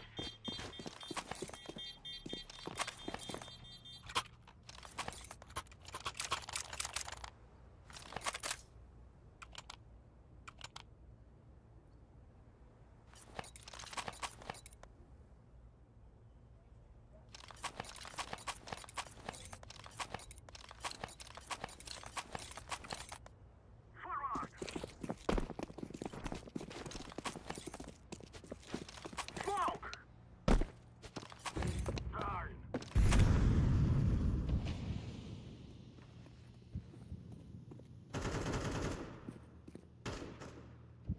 Throwing smoke. Flashbang. Grenade.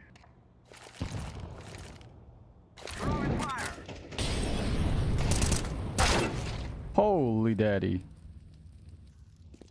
Damn, I just got pre-fired on. What the fuck? Okay, okay, okay. Alright, player.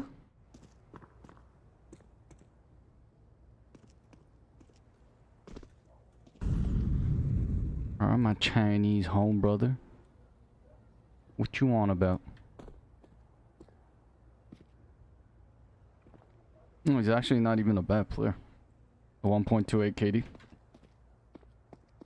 You know, obviously he's just getting shit on because we have hackers on our team. I'm not sure if it's hackers or just green. I haven't get a tell on the other ones. But green, yeah. That's a playstyle of a hacker. And this is the playstyle of a retard.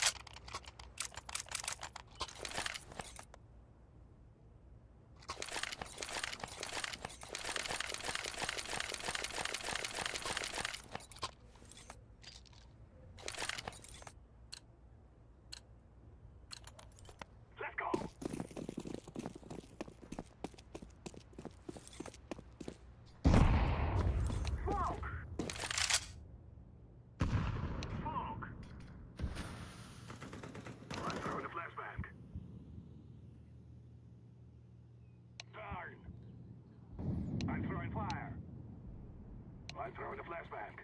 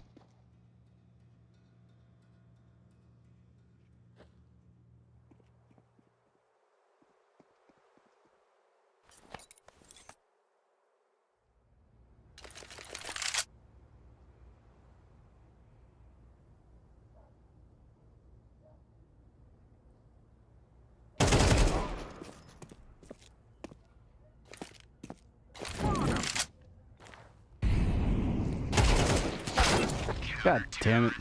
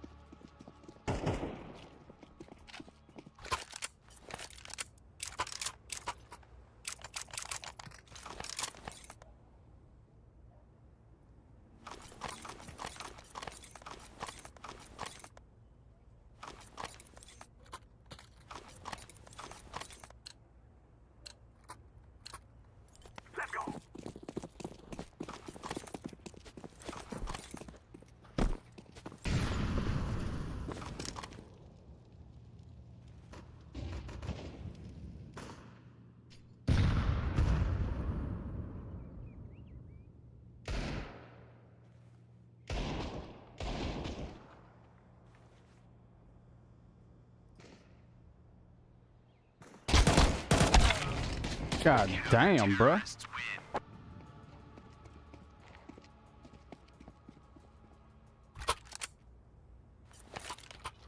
Alright, let's see this monkey's profile.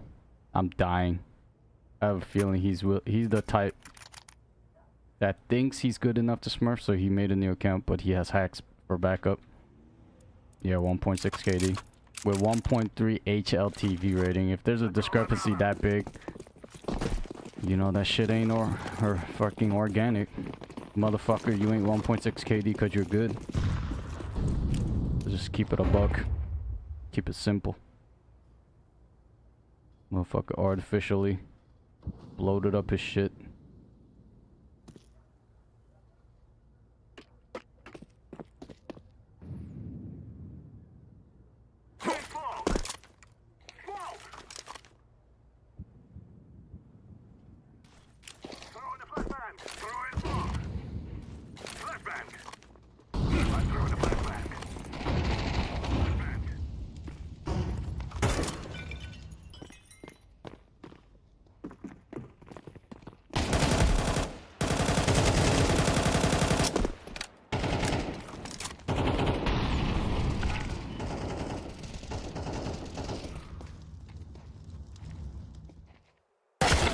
God damn it.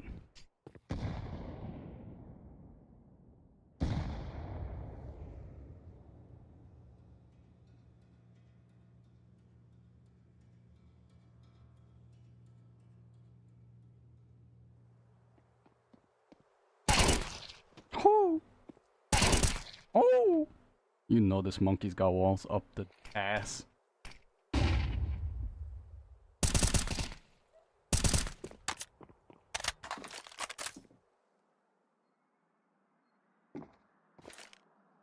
Activating the bomb. Terrorists win. I fear no man. Bomb has been planted.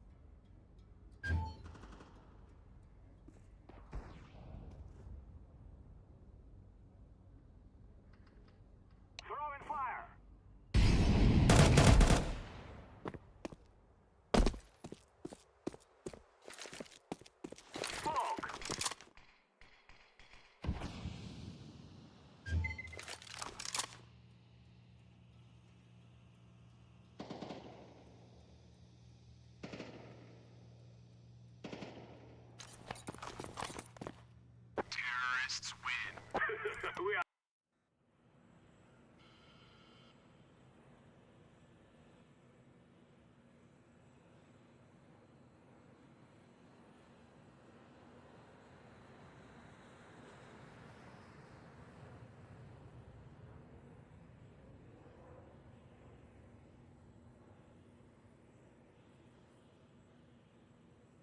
Solo queuing monkey with 1.6 KD. You genuinely want me to believe you're legit.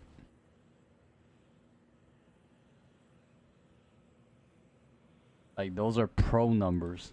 Like, if Simple was smurfing. If Rops was smurfing on matchmaking. Those are the numbers from professionals. And of course your HLTV rating would not have a 0.3 discrepancy. You are genuinely skilled. You can tell which ones are hackers or not just by looking at their rating. There are players that have like 1.2 KD, but then their HLTV rating's like 1.4. That's perfectly cool. They have higher sense of gameplay. Like, they play good support and they trade out. Their rating will be much higher than their KD. But if your KD is only super high and your HLTV rating's lower, much lower, that shows you either there's only one type of playstyle for that. It's just pure baiter, like true god tier. But then judging by how these monkeys play, none of them have the brains play lurking role. So I know that they're not a lurker. And that just means that you're fucking killing when you see enemies, but you don't know how to play off of it. Yours is a dog shit hacker with aimbot and walls. In the years to come. Visiting his website, we can clearly see the passion that Robert had for educating the youth. All of his teaching and experiments were primarily aimed at early childhood science studies, with relevant info to K-12 science education standards. He even has resources for science fairs and fun games for students looking to study and expand their knowledge in different fields of science. In his personal biography on the website, we can even see that Robert would visit as many as 180 schools per year, performing fun experiments all throughout Florida. He was a man of the people, continuously applauded for his volunteer work, selfless passion for education, and connection with children all across America. A connection that proved to be much more disturbing than anyone could imagine. Kane County man, 64-year-old John Robert Krampf, was indicted in federal court Thursday on 2 counts, one for possession of child pornography and a second charge of receiving child pornography. The second. In September of 2020, Robert Krampf was charged for the possession of not 1, not 10, not 100, but thousands upon thousands of pornographic images involving children. According to the affidavit of probable cause, Krampf admitted to using multiple online file sharing programs to download images of child abuse material. Review of computers and electronic storage devices by investigators resulted in thousands of images and videos. According to investigators, it was apparent that he had been engaging in this activity for quite some time, which makes this whole case that much more disturbing. Robert was invited to 180 schools in a single year. That's a different school every other day that invited a sexual predator through their doors, masked as a smiling goof with a yearn to educate. This obviously wasn't the school's fault, although I'll tell you by the look of this mugshot, I'd probably nail the charge within the first couple guesses. However, it's crazy to think how many sick and twisted people can hide behind such innocent personas. A Reddit user even uncovered an old comment on his YouTube channel that takes a whole new meaning in the wake of this discovery. Just so you know, I've touched much worse in the name of science. To which Robert replied, so true. That sick bastard. Robert had the world fooled since the 80s and found a way to get in front of as many children as he possibly could. Who knows what Robert was able to do in the years he wasn't caught and the lives he could have potentially affected. I'm sure his passion for science and education are true. However, luckily for the rest of humanity, the only experiment he'll be running in the near future is how long a sexual predator can last in federal prison. Robert Krampf was sentenced to 40 years in prison in March of 2021. So there's a chance his reappearance in the digital world. Oh my god, even with that, my personal performance is minus 1.3. Holy.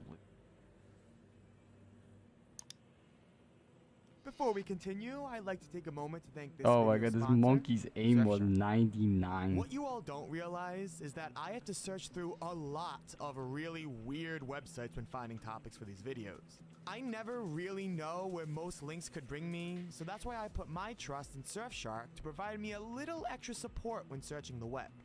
With just a click of a button, I'm able to ensure that all of the websites I visit are easy to view and safe to navigate, utilizing Surfshark's VPN to remove unwanted ads and monitor for any malicious activity going on behind the scenes. I'm also able to mask my location, allowing me to access content only available in certain parts of the world. All I need to do is just click connect and voila! I have all the world's news and articles available. Yeah, I fucking knew it. This monkey was hacking too. I can also make sure that any sketchy downloads are safe with Surfshark's antivirus, a powerful tool able to snuff out malicious files before they infect your computer. Available on unlimited devices means I can work wherever, whenever, to bring you some of the most unnerving content found around the internet. If you want privacy protection while falling down internet rabbit holes, click the link in the description to try Surfshark for yourself. Better yet, use coupon code PIXELS to get an extra 4 months for free when you sign up. There's no risk, as they offer a 30-day money-back guarantee if you aren't pleased with their product. Thank you, Surfshark, for sponsoring this video, and now, let's look at some more YouTube criminals. Dr. Nicholas Bate, aka Nick Bates, was a young vlogger in the early days of YouTube that tried desperately to fit into the crude and disgusting comedy niche. He would make many different types of videos. Some were room tours, other were Pokemon battles, and the most difficult to get through were his skits. Most of which would always fall flat, making me cringe with every desperate attempt at a joke. I'm sorry if I'm sounding too harsh, but I'm not. He would be way too vocal regarding his poor health habits. He's admitted to not cleaning himself in the shower and simply refuses to brush his teeth, a focal point he made very obvious in his videos.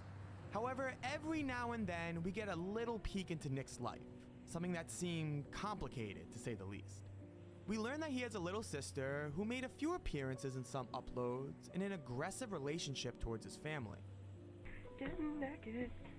What? On some occasions, we can see almost immediate impatience with his grandmother, and in a video featuring him and his little sister playing with sticks, the description reads, "I LARPed with my half-sister just days before our sticks were tragically stolen from us by our douchebag mom because I'm too old to be playing with sticks.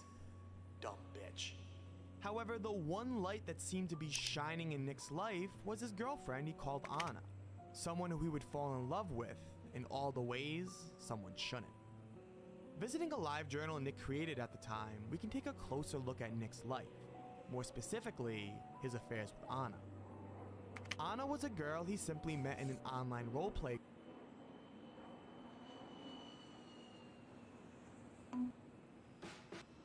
How is it that after what feels like every 2 seconds on TikTok, they're trying to sell you something? Literally. Baby's a baby. A baby.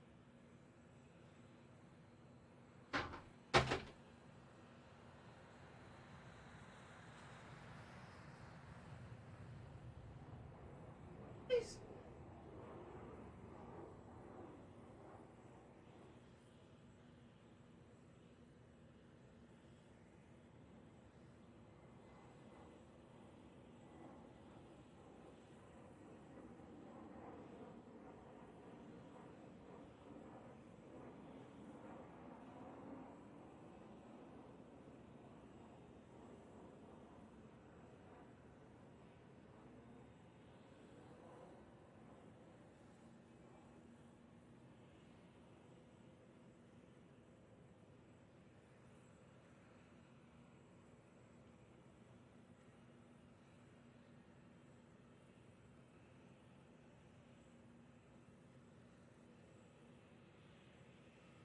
Hey Tay. Have some pie. Hey Tay.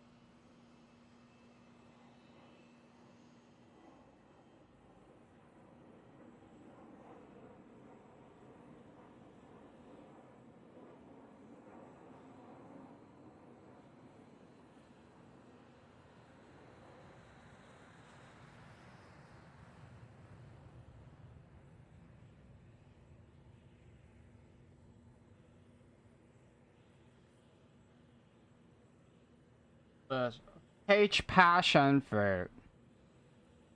Peach passion fruit.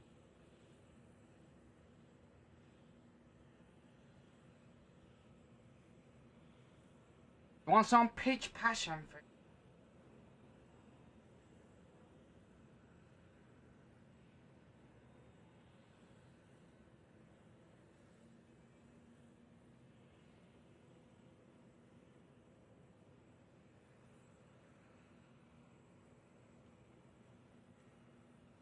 Literally anything they can sell, they will try to sell to you. From these turbo fan shower heads, the socket fan light, rice dispensers, egg dispensers, $29 go-karts, to the insanely popular hair curlers. I mean, it doesn't have to be those specific products, but you get the point. They find something that fits on your For You page and show it to you about 80,000 times. And guys, I can't lie, I too am a victim of TikTok Shop. I bought a water ear cleaner that I haven't even opened up, but just because the woman that was using it looked like she was having an orgasm, and I also want to know how it feels like to have an orgasm from some water in your ear. Again, another unopened product I bought, a slushy maker. I think that squeeze cup that I'm definitely going to use for making slushies, not for anything else. Because nothing else fits in there, but you guys get the point. I'm a victim too, so I have a little personal beef with this topic. Well, I decided to do a deep dive on TikTok Shop, and it turns out there's a whole strategy on how the TikTok Shop actually works. That's actually very malicious and dangerous. From pure scams like these $29 go-karts, to goods possibly made from forced labor in China, and even substandard products like the hundreds of fake and potentially harmful cosmetic products being sold, or worse, prescription drugs advertised with no proper warnings as required by the FDA. So as you can see, this Reddit post supporting what I was saying about prescription drugs being sold on TikTok Shop was in fact deleted, but I did find a video of another creator ranting about how she got an ad for Zofran being a prescribed drug, and I'll play a little clip of that. I just got a TikTok Shop ad for a medicine that I used to be on for nausea, and they would literally put chemo patients on it, and it was prescription only, and you had to get refill. And now they're selling it on TikTok Shop. I'm a little concerned here. This doesn't feel legal or right, or... Just like that Reddit post, the creator is alleging that you could find this prescription drug here on TikTok Shop. Though I tried looking it up and I didn't find it. I don't know if it's regional based or what, but just to be completely honest, I personally did not find Zofran on TikTok Shop. So a clear Wild West with a lot to talk about, and I'm definitely going to go over the scams that each of those items are involved with, but first I want to talk about how many ads you actually are seeing on your For You page, and why that's a deliberate thing. A psychological game by TikTok and its creators that you cannot win. With that being said, my name is Tuv, I make morbid documentaries here on the too, and I think what they found is the perfect segue into the whole psychological games thing. That came from a Korean skincare trend of using snail mucus to heal the skin. Besides whether it works or not, it just went viral, and soon enough, charging station, only for it to turn out to be really low quality, like too flimsy to even hold the phone. So a sort of misrepresenting listing, right? Well, yeah, but there's more. When he went back on TikTok to check out the seller, he found that the store had closed down, and it did so after selling about 150 pieces of that item. This actually turns out to be a weird issue because it even puts TikTok itself in a weird spot. How? Well, TikTok requires shops to issue a full refund within 30 days if the product is faulty or for whatever other valid reason the buyer wants to send it back. But then, what happens if the shop the user bought it from closes down? Because even though TikTok says such a shop needs to fulfill its duty to buyers up to 90 days after its last product was sold and delivered, how do the buyers contact the shop once it's closed? See what I mean? Even worse, what happens if the shop sells 150 items of a banned item, like I just showed you on that kernel dump video, and then it gets shut abruptly by TikTok themselves? Where is the buyer supposed to get their refund from? In an investigation, The Sun found cases that were exactly like that. Merchants simply going AWOL on buyers. And not just going AWOL, which I mean closing their shop after products have shipped, like in the case I just showed you. No, we're talking of shops that sell products, then just straight up close down without even sending the product to buyers. Now, whether the sellers get taken down willingly or get taken down for selling copyrighted products, it's still a dangerous and annoying thing for the buyer to experience. Also, while what I've just talked about can be a gray line between intentional scamming or just a misunderstanding between dropshippers and TikTok, this next one is outright theft. I'm talking about such incidences where the merchants issue a fake tracking number such that the item will quote get delivered, but not to the actual buyer. And to be fair to TikTok, the fake tracking number scam isn't unique to them. Amazon, for instance, has had legitimate merchants complain that there are third-party sellers that list items similar to theirs and then pull off this scam on unsuspecting customers. They don't deliver to the actual customer. Rather, they send it to a random address within the same zip code, and then when the customer complains and asks for a refund due to Amazon policies, the fault goes to the carrier, which means both the fake merchant and the buyer get to keep the money. I'm not sure if that's exactly how it happens on TikTok, but what's for sure is that it happens quite often. The lady ordered the viral crisscross chair, this one, which was going for $13, which is already very suspicious, and she was given a fake tracking number. She of course never got the chair, although she did dispute the transaction with the bank. It was supposedly $13, and I know if it sounds too good to be true, it's probably a scam. But you know me, I thought that somehow maybe they messed up and they were going to go ahead and honor the price. Well, I was excited when I saw that they had shipped something, and I was tracking my chair, and then all of a sudden it says that my item had been delivered, but it really hadn't been delivered. So I come to find out that they gave me a fake tracking number.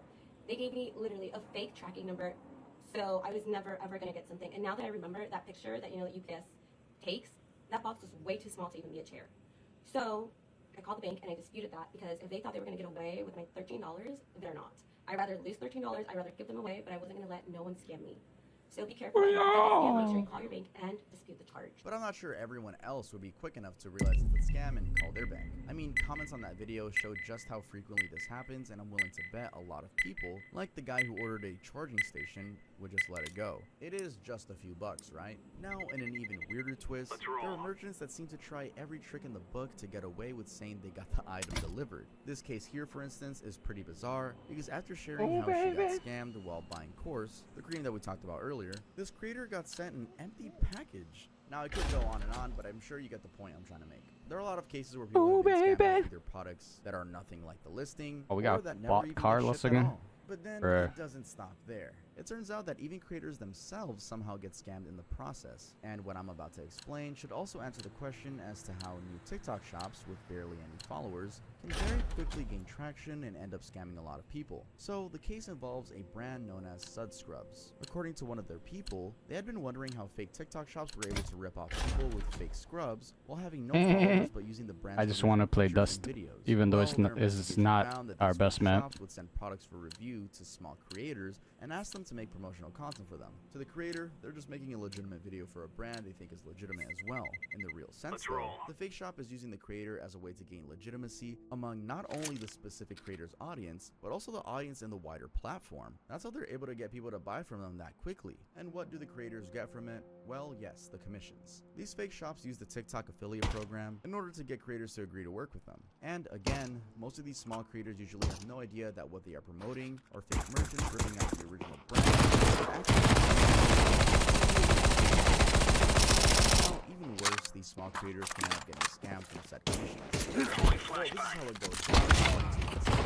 80K Woods, a brand reaches out via WhatsApp or Gmail and asks to work with the creator. Apparently, they are very insistent and persuasive. In her case, they wanted her to promote some boxes and exchange for commissions, and they wanted the whole thing done really fast. Excited to work with the brand, and due to the pressure.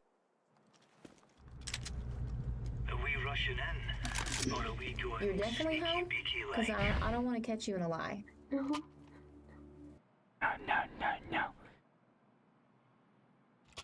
No, no, no, no, no, no.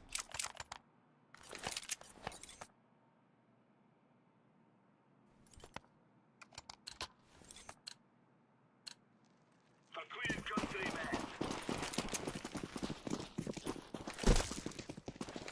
Grenade out.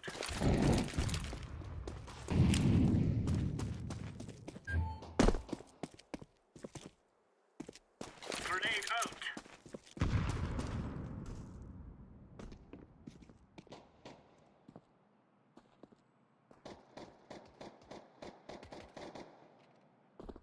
Roger that.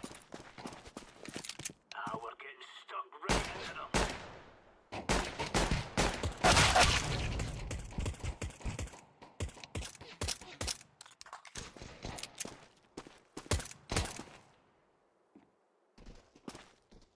Terrorists win.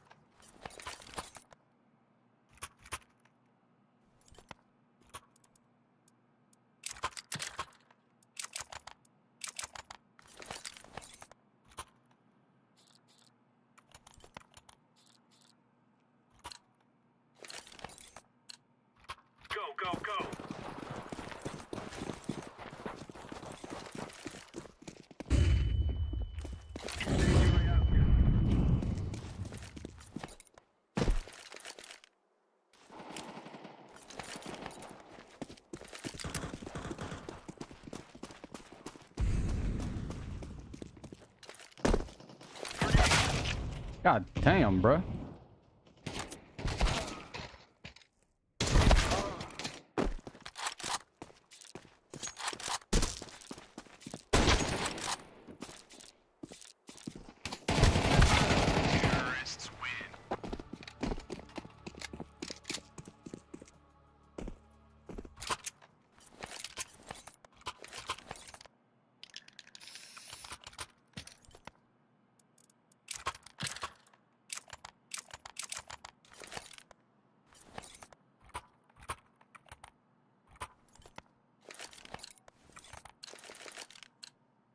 Let's go, fellas.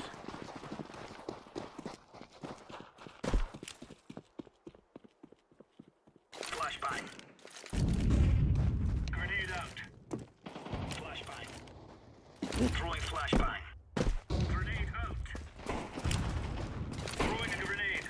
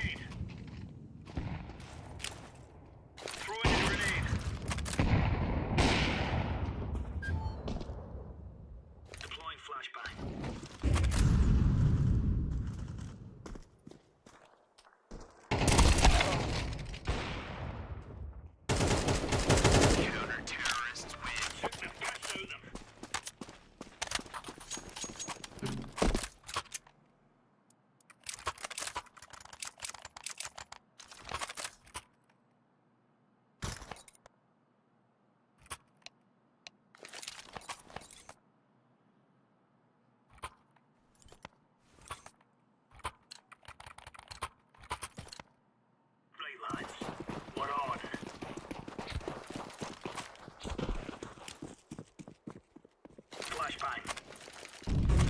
Roger.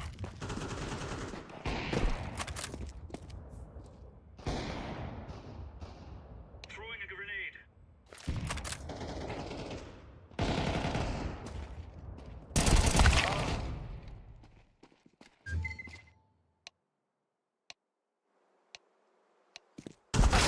Terrorists win.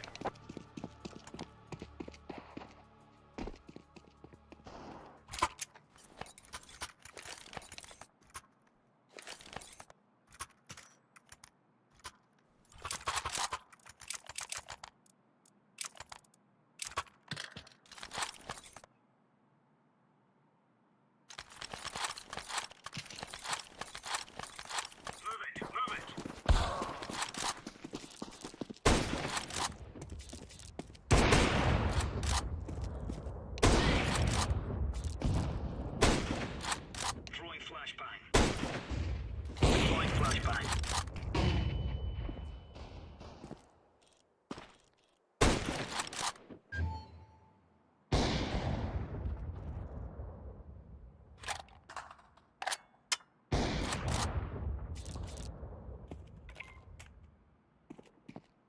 Throwing smoke.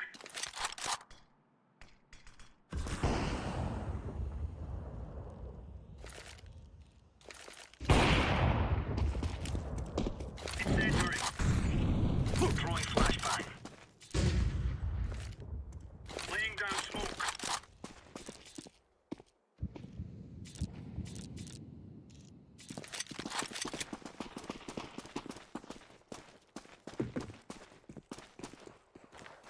Bomb has been planted.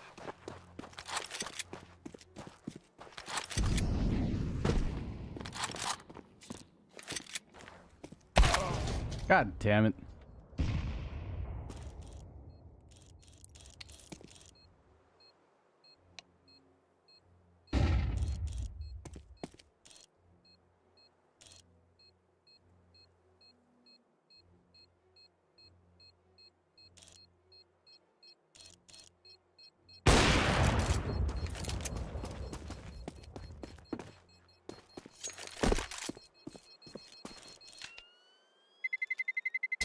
Terrorists win.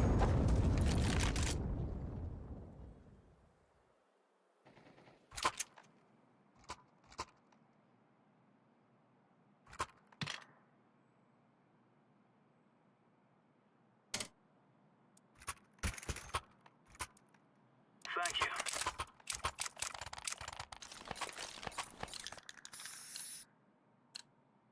Move it, son.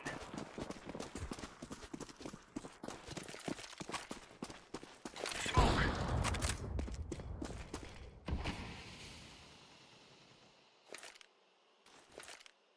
Grenade out.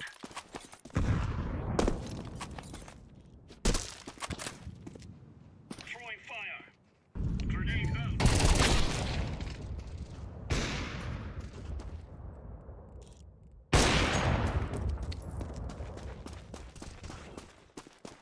Bomb has been planted.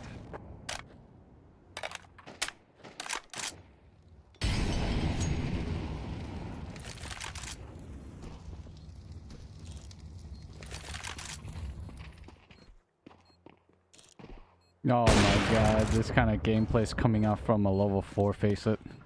Give me a fucking break. I don't think he's hacking though. I think he's just having a good game.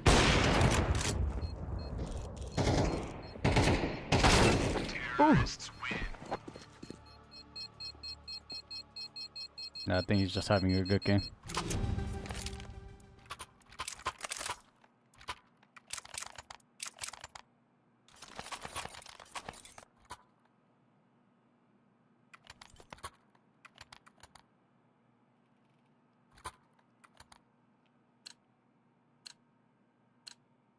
These fellas are gonna regret waking up. What is this shit like? The fuck?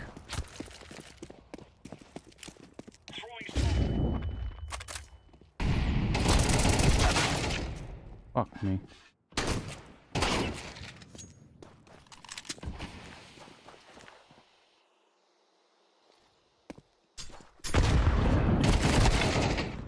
What What a fucking retard monkey.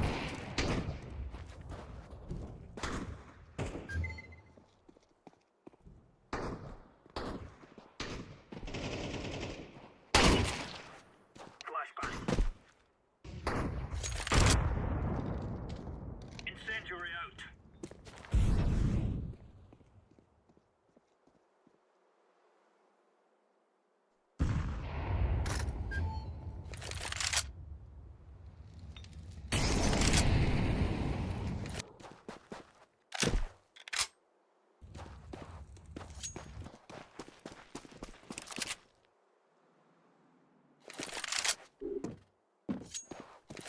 Bomb has been planted.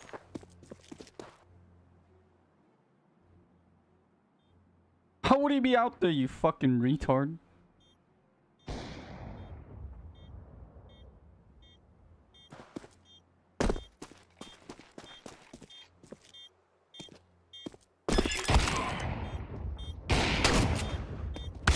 Terrorists win.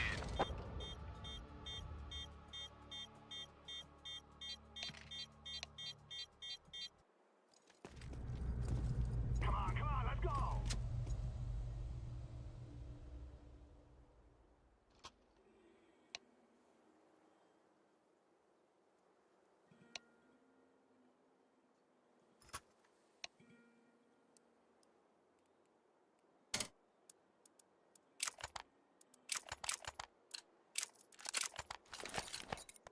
Let's go, my brother.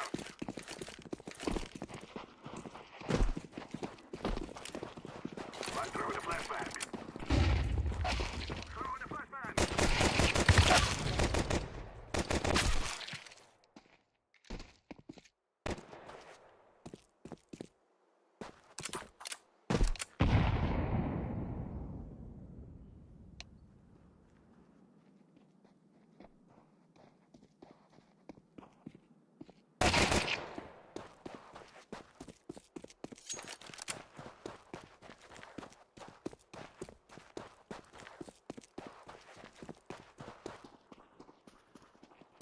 Counter-terrorists win.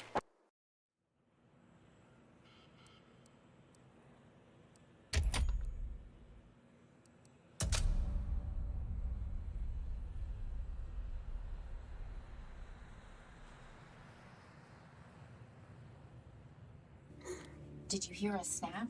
Did you hear a pop? I'm so afraid. What did you do?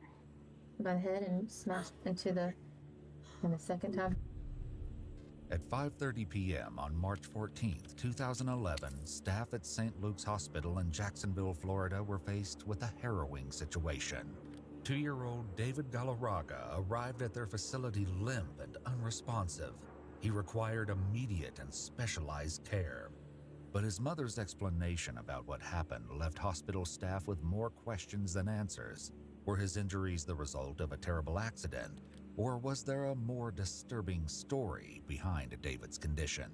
Police were called as a precaution and began interviewing the family to better understand what happened.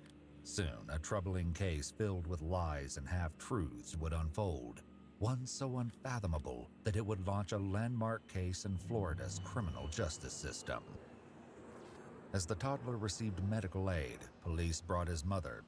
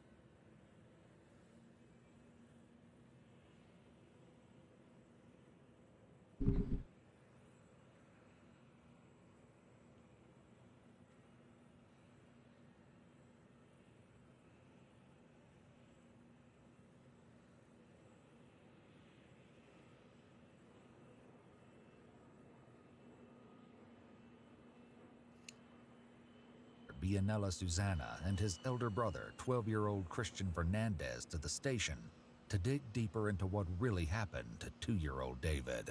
The following footage has mostly never been seen before. Because David and Christian were minors, the police station has made redactions to the footage.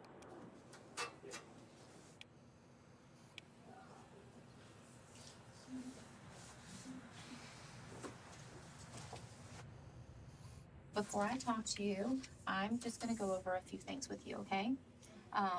These are called your constitutional rights. And I know you're 12 years old, right?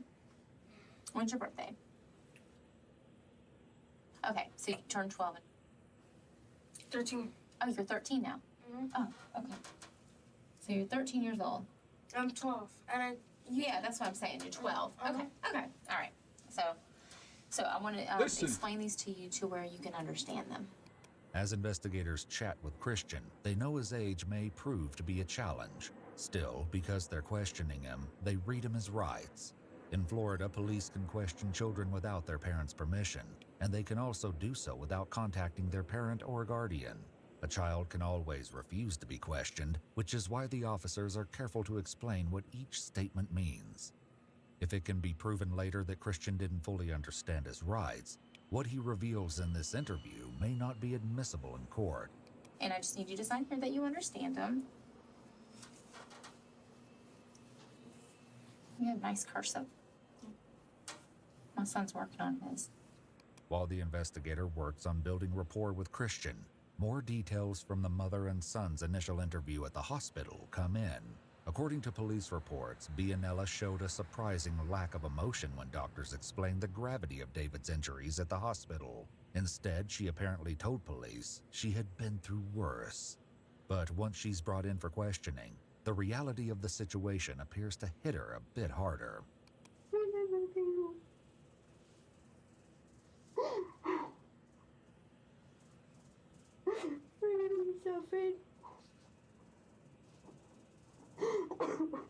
As police question Bianella, they soon realize that something might be missing from her story, but nothing would prepare them for the appalling information she was holding back. So, tell me a little bit about tonight. I understand that, were you home when this incident happened? What time did all this occur? A little bit after 4. After 4? Okay. And who was home when this happened? Everybody was home. How long after did you know about the incident? When he called me. Okay, when he called you? On the phone? No, in the house. Okay. According to Bianella, Christian ran into the room for help after David fell from the top of his bunk bed. When Bianella rushed to his side, she found David unresponsive. So, when did you immediately run in there? Mm-hmm. And what'd you say? He didn't so and put some ice on. Okay. When police took a closer look at the family's 2-bedroom apartment, they found a grisly scene.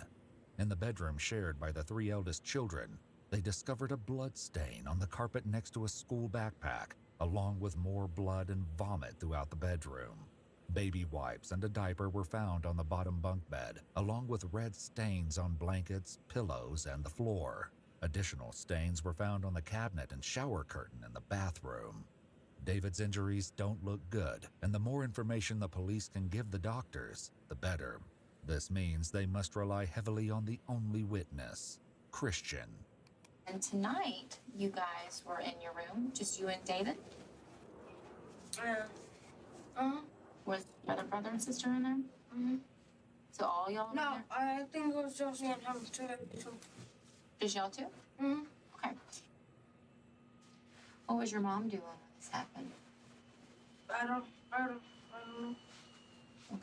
Maybe I'm driving. Was she home or no? I'm not sure where she was. Tell me a little bit about tonight. I understand that, were you home when this incident happened? While Bianella originally claimed that she was in the kitchen during David's fall, Christian's version of events didn't even place her in the apartment. He then recalled what happened in the moments after David fell, explaining that he laid his brother on the bottom bunk while he tried to get help. And I called my mom. And what'd you tell her? That he got hit with that ladder climbing up. However, this is once again a different story, making it unclear what actually happened to David. Initially, Bianella told investigators at the hospital that Christian was flipping through TV channels with David just before the incident occurred. In this brief moment of distraction, David climbed to the top of Christian's 5'2" bunk bed ladder, but the ladder suddenly shifted out of place, causing David to fall to the floor and hit his head. And then what did she do when she came home? She came down, and then she went to the hospital. I cleaned them and changed his clothes. Was she crying? Mm-hmm. So what time do you think you called her? Like, almost, 8 minutes after. And how long did it take her to get home? A couple of minutes. In light of this new information, detectives press Bianella to see if she changes her story to match the one Christian is now telling. And you were home? Okay. You were definitely home? Because I don't want to catch you in a lie. Because there's no reason to lie about something that you don't need to lie about. I'm going to ask you again. Were you home when this occurred? Well, I had gone to the bank. Okay, were you home when this occurred? No. Okay. So you weren't in the kitchen when this happened? No. Okay, so you screwed up when you said he called me. He called you on the phone. And you were at the bank? Who was with you? I was by myself. Sure enough, Bianella backpedals. She had in fact left her 12-year-old son alone and in charge of his 3 siblings. As a single mother of 4 children, she often relied on her eldest Christian to help keep the household running smoothly. So he called you, and how long did it take you to get home? I went right away. I mean, I went to the ATM, and then afterwards I went back home. When Bianella returned home, she found the same scene she described to investigators earlier, her 2-year-old boy unconscious. But this time, Christian reveals another shocking element that stuns the detectives. So you said that she got on the computer before she went to the hospital? No, she was on the phone and the computer. Okay. You know what she was looking up? No. Maybe like a hospital to go. Oh, okay. So how long were you guys at home before you left to go to the hospital? About 40 minutes. 40 minutes? Police are stunned. Instead of calling 911 or rushing her unconscious child to the hospital, Bianella decided to wait it out and see what happened. Once 2-year-old David did arrive at the hospital, his condition was so bleak that he was airlifted to another for specialized care. All it took was one look at David for the medical staff to know something wasn't right about this bunk bed story. I didn't away because after my husband passed away, like they assigned me to a caseworker, and the caseworker comes and monitors everything, right? And I'm like, okay, I already have a caseworker. If they think that I'm doing something bad to one, I have 3 other ones that depend on me, and I don't want them taken away from me. Bianella was only 11 years old when she became pregnant with Christian. According to court documents, her mother allegedly struggled with substance use.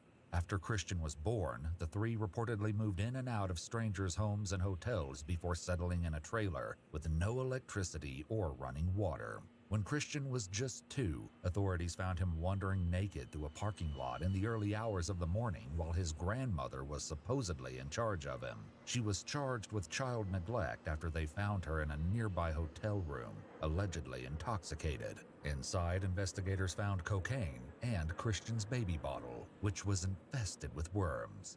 Bianella and Christian then entered foster care together when she was only 15 years old, and where Christian was allegedly assaulted by 2 boys. Eventually at 18, Bianella married Luis Galarraga Blanco, and together they had 3 children, including David. She'd recently lost her husband, but the police had yet to uncover the sinister circumstances surrounding his untimely death. These family dynamics aside, the present situation was dire. David's life was hanging by a thread, and his mother had chosen to wait rather than seek help for him. Police continue to turn up the heat on Bianella, hopeful that she might slip up. So when you got home, you knocked out, as you said, right? Knocked out? In the bed. On the bottom bunk? On the bottom bed. Did you see anything knocked over in the room or any blood anywhere? I saw a little bit of blood on the floor. Okay. Where at on the floor? Let's say like the stairs were here, and the blood was like over Okay. there. So kind of in front of the stairs. Mhm. Okay. Did that worry It you? was it did worry me, but it worried me more the fact that they're gonna think that I did it. So you got on the computer? Mm-hmm. For what? To check what causes unconsciousness and how long is somebody supposed to stay unconscious, and if they if they could just wake up from that. I just don't understand. I understand you have a problem with DCF. You're thinking that they're going to take your kids away, but I don't understand why you didn't call 911. Safety's first. I know safety first, but I read online that unconsciousness happens when your brain shifts from position from a head injury. Given her two recent encounters with Florida's Department of Children and Families, also known as DCF, it was evident that Bianella was already walking on thin ice. Yet the choice to endanger her child's life to avoid another intervention was just plain shocking. Was this truly the only reason, or was there something else hidden beneath all these excuses? And I was like, okay, it's gonna shift back to its right place. But most people wouldn't even think about going online. They would think about, oh my God, I gotta call 911. And then, 911's gonna kind of direct you what to do on the phone until rescue gets there. I came up here with nothing. I rented an apartment and, I have a roof over their head and I feed them and I take care of them. Very good. Better than if I was with my ex-husband. Well, let's talk about very good. When David arrived at the hospital, a head injury wasn't his only injury. His left leg was also set in a blue cast that extended from his hip all the way down to his foot. In January, broken leg, right? And how did that happen? According to a January DCF report, Bianella explained she was inside her apartment when Christian came bursting through the front door, holding David in his arms. She said the boys had just been playing together at the apartment playground, right outside her front door. Oh, I wasn't there. I was inside the house. Who was there? All the children. Everybody else was there. Did they play unsupervised? Well, I open the window and I look at them. But you're not watching them? But I'm not out there. So you're not watching them? You just have the window open, so if someone screams, you can hear them? Yeah. The whole time? Yeah. So then if you watched them the whole time, you would see what happened? Well, I wasn't with my eyes on them the whole time, but That's what I'm saying. You don't watch them the whole time. Bianella had said that David broke his leg when he accidentally fell from the monkey bars, but there was one small problem with her story. The apartment playground had no monkey bars. When police go through the DCF reports, they also find several other inconsistencies. First, Bianella tells investigators the story about David's fall from the monkey bars. Then, perhaps to avoid being caught in a lie, she recalled the incident as a fall from the jungle gym. Bianella's sister later told police another story. This one was that 2-year-old David was jumping from swing to swing when he fell and broke his leg. In any case, things aren't looking good for Bianella, and it only got worse when Christian revealed an entirely different version of events. You said before, in January, he got hurt, right? Mm-hmm. And he had broken his leg, little David. Mm-hmm. And how did he break his leg in January? By yoga. Yoga? Mm-hmm. And what room were you guys in? In our room. Were y'all watching that on TV or something? No. Where'd you see that at? In a book. And where? In a book. In a book. You still have that book? Who else was in the room when that happened? Me and him. Just y'all two? Mm-hmm. Where was your mom at? I think she was taking my brother to school. Not only does Christian's story not align with his mother's, but once again, Bianella was nowhere to be found when the injury took place. And did someone from Department of Children and Families contact you? To my mom? Yeah. And us? Yeah. And what did you tell them what happened? That he fell off the monkey bars. Christian has once again allegedly lied for his mother. Now the detective has no choice but to confront Bianella about the playground stories and how David actually broke his leg. But that's not really what happened, is it? What do you mean? I'm asking you. I need you to be honest. Because you're only going to hurt yourself in the long run. Okay, that's not what happened, is it?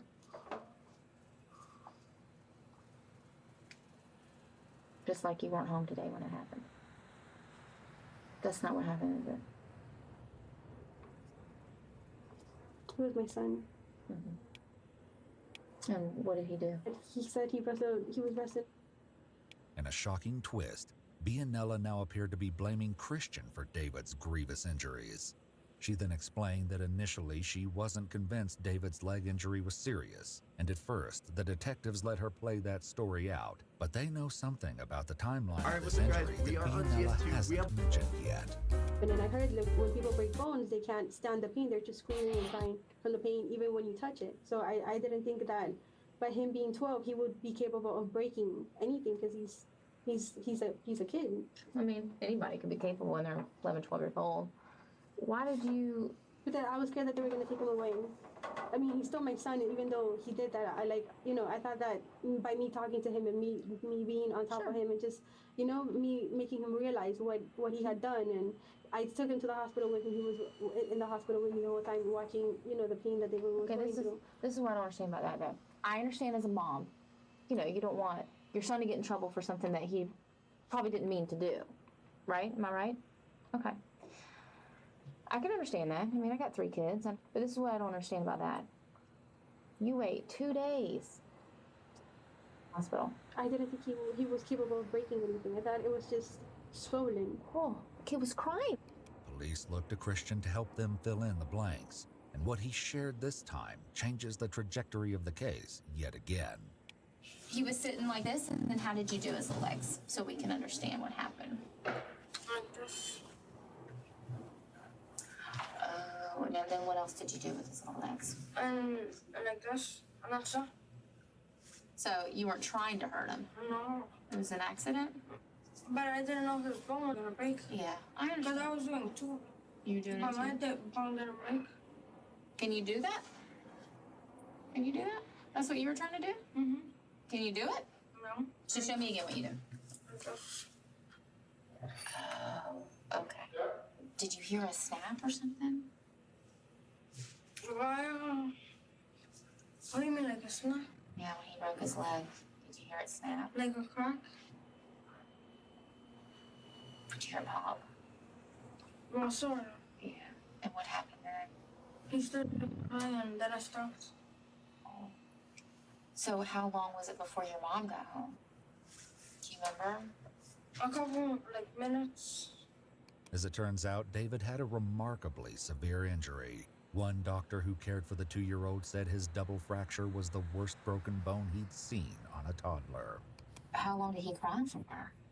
Long time? Mm-hmm. Yeah, that probably hurt him really bad, huh? Little did the detectives know, something far worse is right around the corner.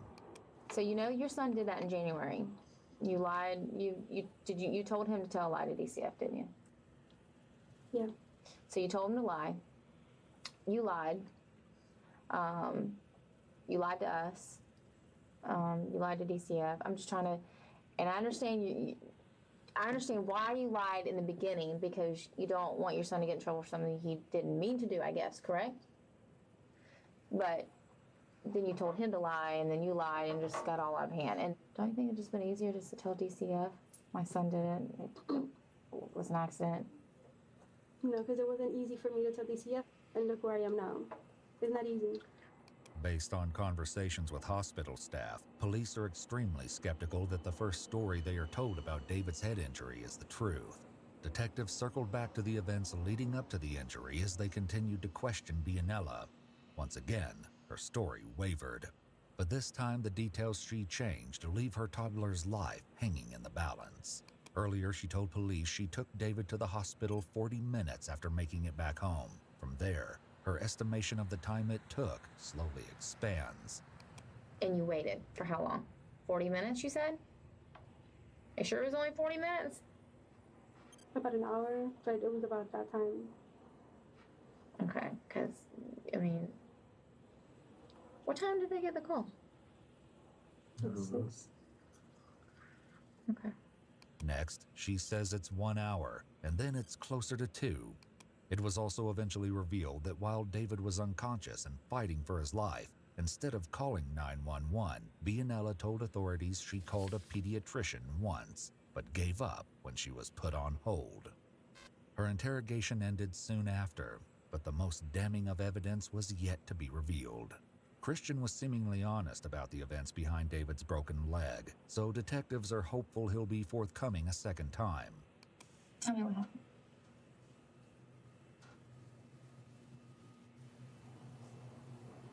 It's okay. You're almost there.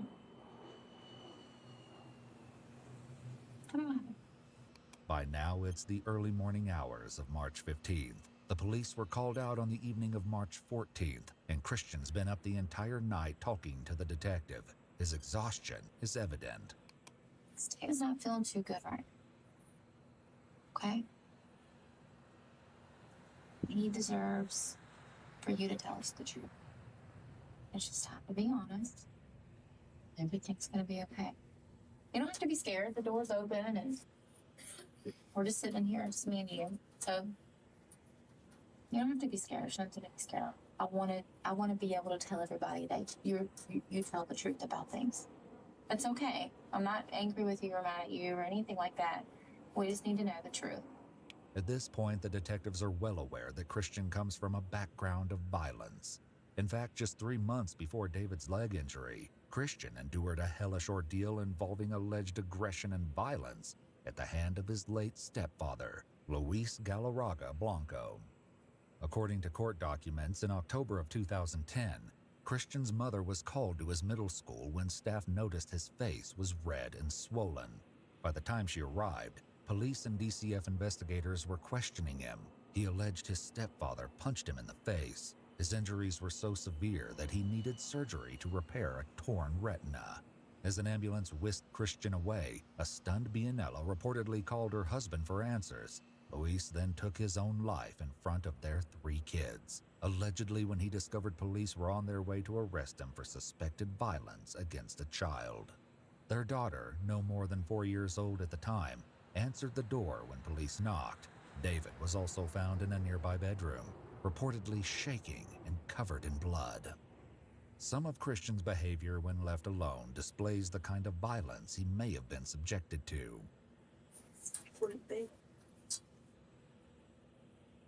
So tell me what really happened tonight.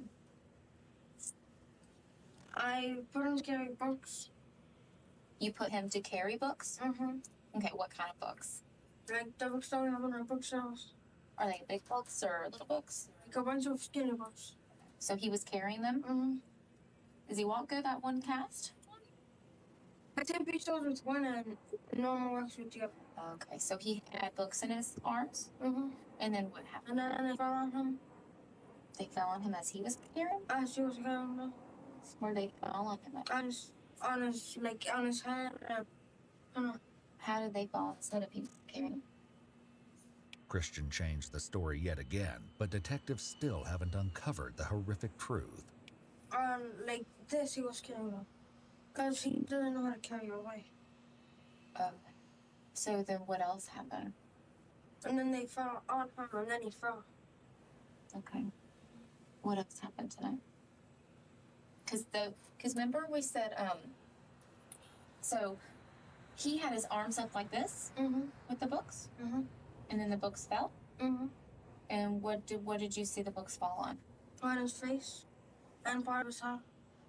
Okay. Well, you know, this side of his head is really injured up with a lot of bruising and swelling. Mm-hmm. So, and his nose is really swelled up.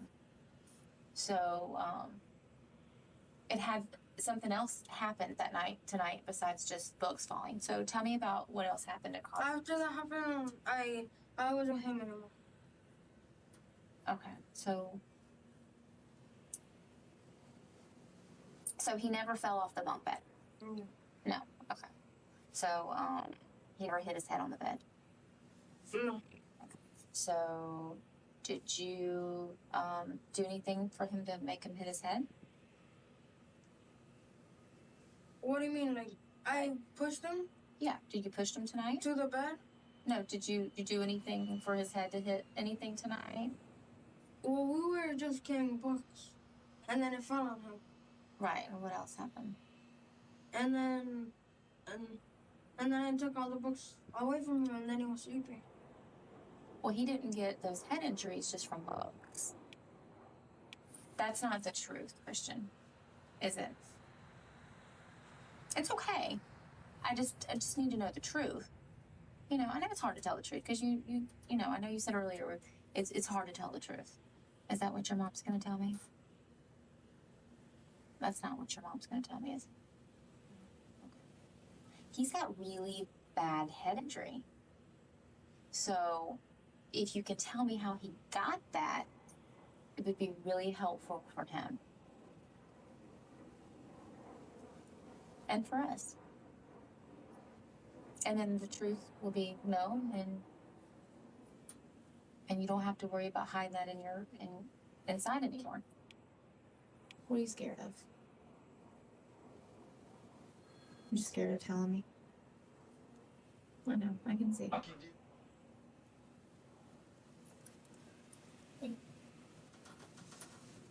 Did your mom do something to David?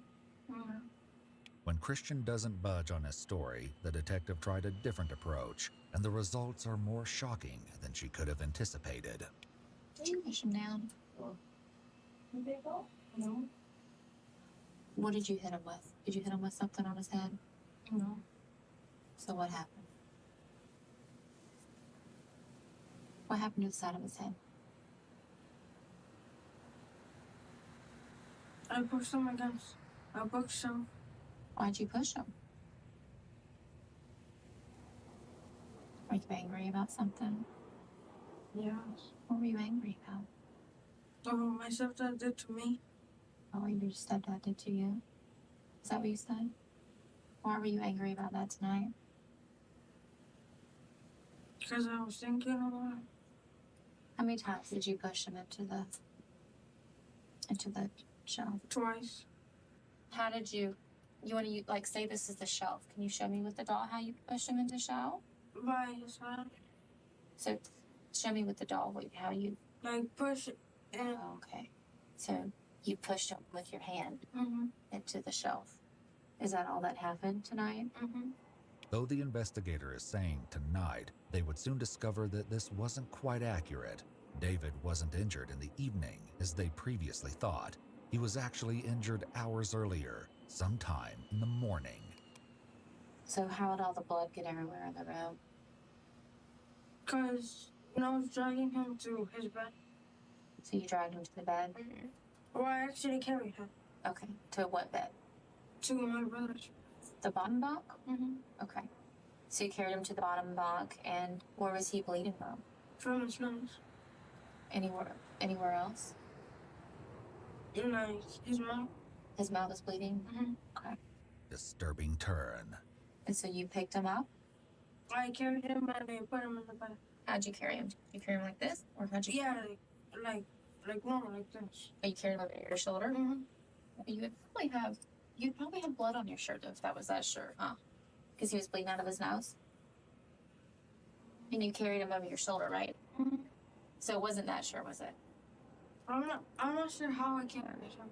But I know I carried him by my shoulder or like in front of me. Okay. So you just carried him right away to the bed? Is that what you did? Like fast. Okay. And then after you got him on the bed, what did you do? I thought about what I did. After dropping the children at school and returning home, and while David was grievously injured and clinging to life, Bianella casually surfed the internet. At 10:54 a.m., she searched the phrase, "when someone gets knocked out," followed by "how to wake someone from a concussion." By 2:15 p.m., she was looking up "when you're unconscious for hours." In between searches, she added money to her phone plan, searched for screensavers, logged onto YouTube, and downloaded music. Allegedly, she even made time to look up celebrity gossip. Nobody else touched him or hurt him? No. It was just you. Do you feel better about telling me what happened? No. You don't feel better? Was that the truth, what you told me? This time? Yeah. What do you think your mom's gonna say? Feel bad about? About what I did and what was gonna happen later. To him or to you? To him. I wasn't worried about me. You were at some point, though. That's why you lied, right? Well, I was a little worried. Did your mom tell you to say anything different when? I like to, but she didn't know it was It was me that did it. Right. While there's at least one documented case of such violence that Bianella agrees to, other sources suggest that Christian may have endured his stepfather's alleged violence for as long as 5 years. Can I ask you a question? Mm-hmm. Why'd you push him twice? Why'd you push him 2 times?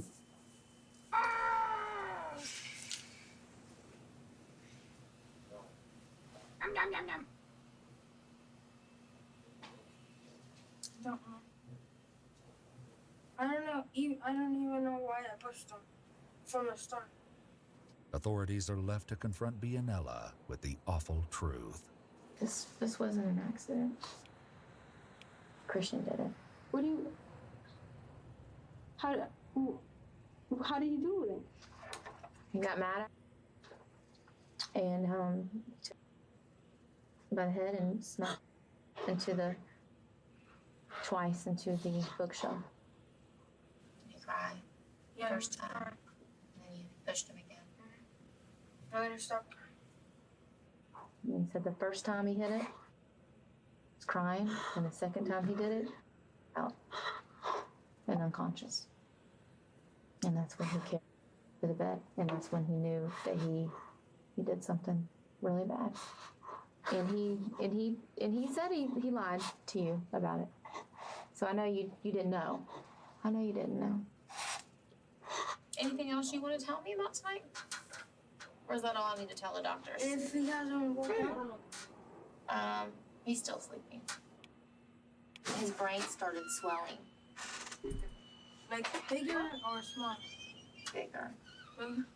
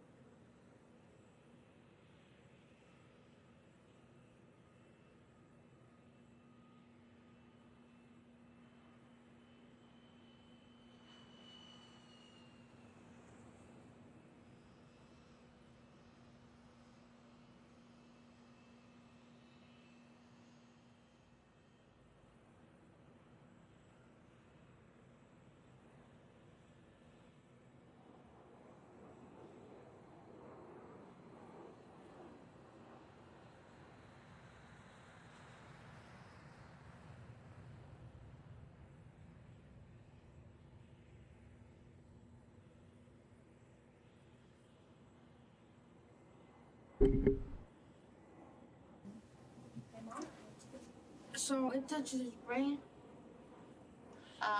Yes, I guess when his head hit the shell, it caused some swelling, I think.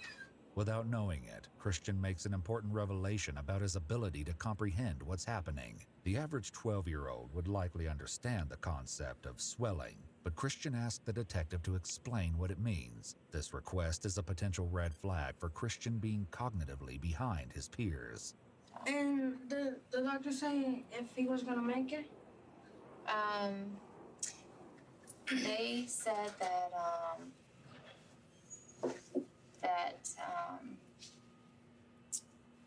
they're hoping that he's gonna wake up. And if he doesn't wake up, that means that he doesn't make he didn't make it? Yeah, if he doesn't wake up, that means he doesn't make it.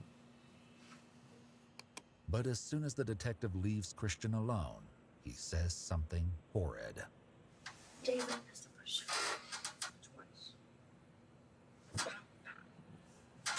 He got knocked off. He said he just got mad tonight and he snapped. And now the unthinkable is the outcome of the situation. But I didn't tell him what the doctors told you. According to hospital staff and police reports, David was only alive because he was on life support requiring a ventilator to breathe. His injuries were both extensive and horrific. His neck rested inside a protective brace, his skull was fractured, and his nose was broken and bloody. His right forearm was injured and possibly fractured. David had swelling and redness in both eyes, with a bruise under his left eye. He had a contusion on his right hip, a hematoma above his right ear, and a bruise on the right side of his forehead.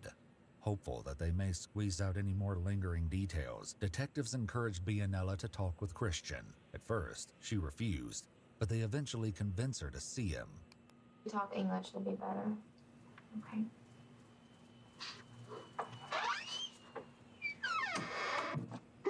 What did you do?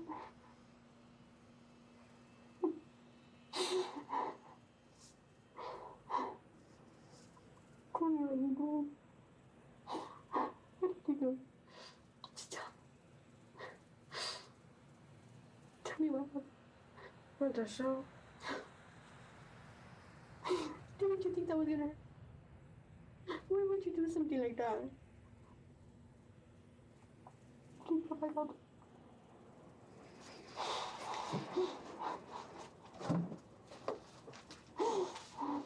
After Bianella sent her son away, police find one final bombshell to unearth. Bianella's search records show that finally at 3:07 p.m., hours after the head injury, she looked up the hospital where she would later bring David. After she picked her other 3 children up from school, presumably with David in tow, she returned to her apartment once again. David didn't arrive at the hospital until 5:30 p.m., a full 8 hours after his devastating injury. To make matters worse, police were unable to confirm that she was ever at a Wachovia ATM that morning during the incident. Reports indicate no record of any account activity. Overwhelmed by the events of the night, his mother's reaction, and perhaps after fully realizing the consequences of his actions, Christian finally begins to crack.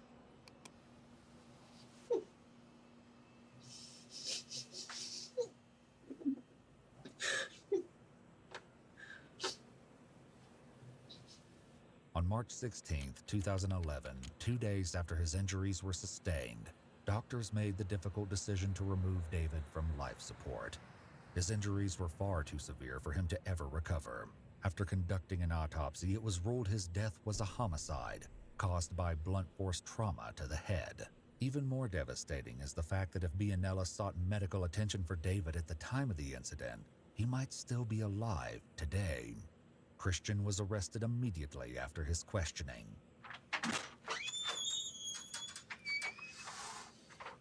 Time to go, buddy. Just stand up. I gotta put these on you. So I gotta put these on you. Stand up, buddy. Huh? Stand up for me. Put your hands back behind your back. Turn around that way. There you go. Right there.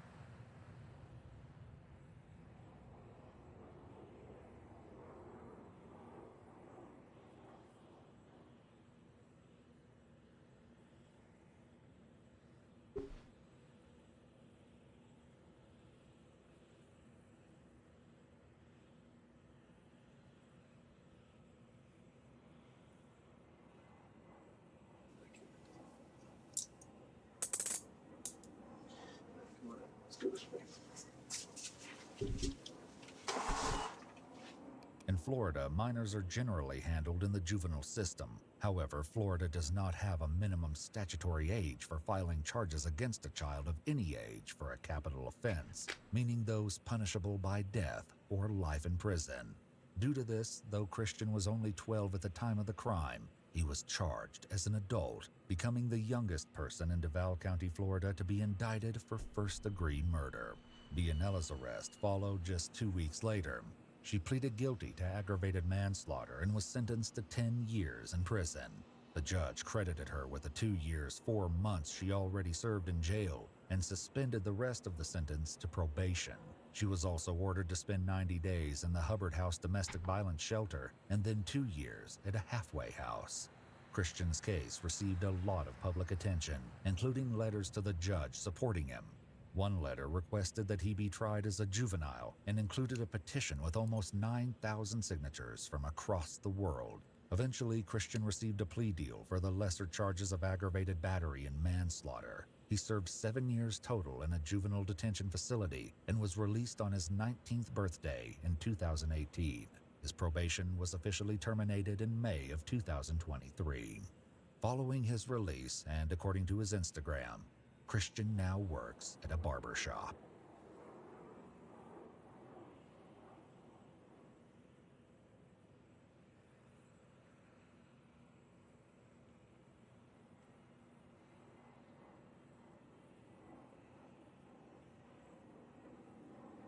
Have 1,000 glove cases that we're going to be opening up today. I've done this before where I opened up I think 600 or 700 glove cases, and it went bad. It went really bad.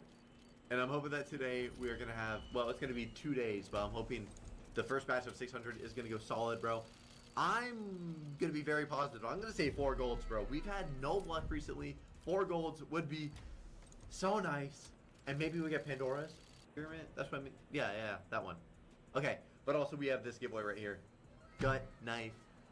If you, that's all I gotta say. That's gonna be the P.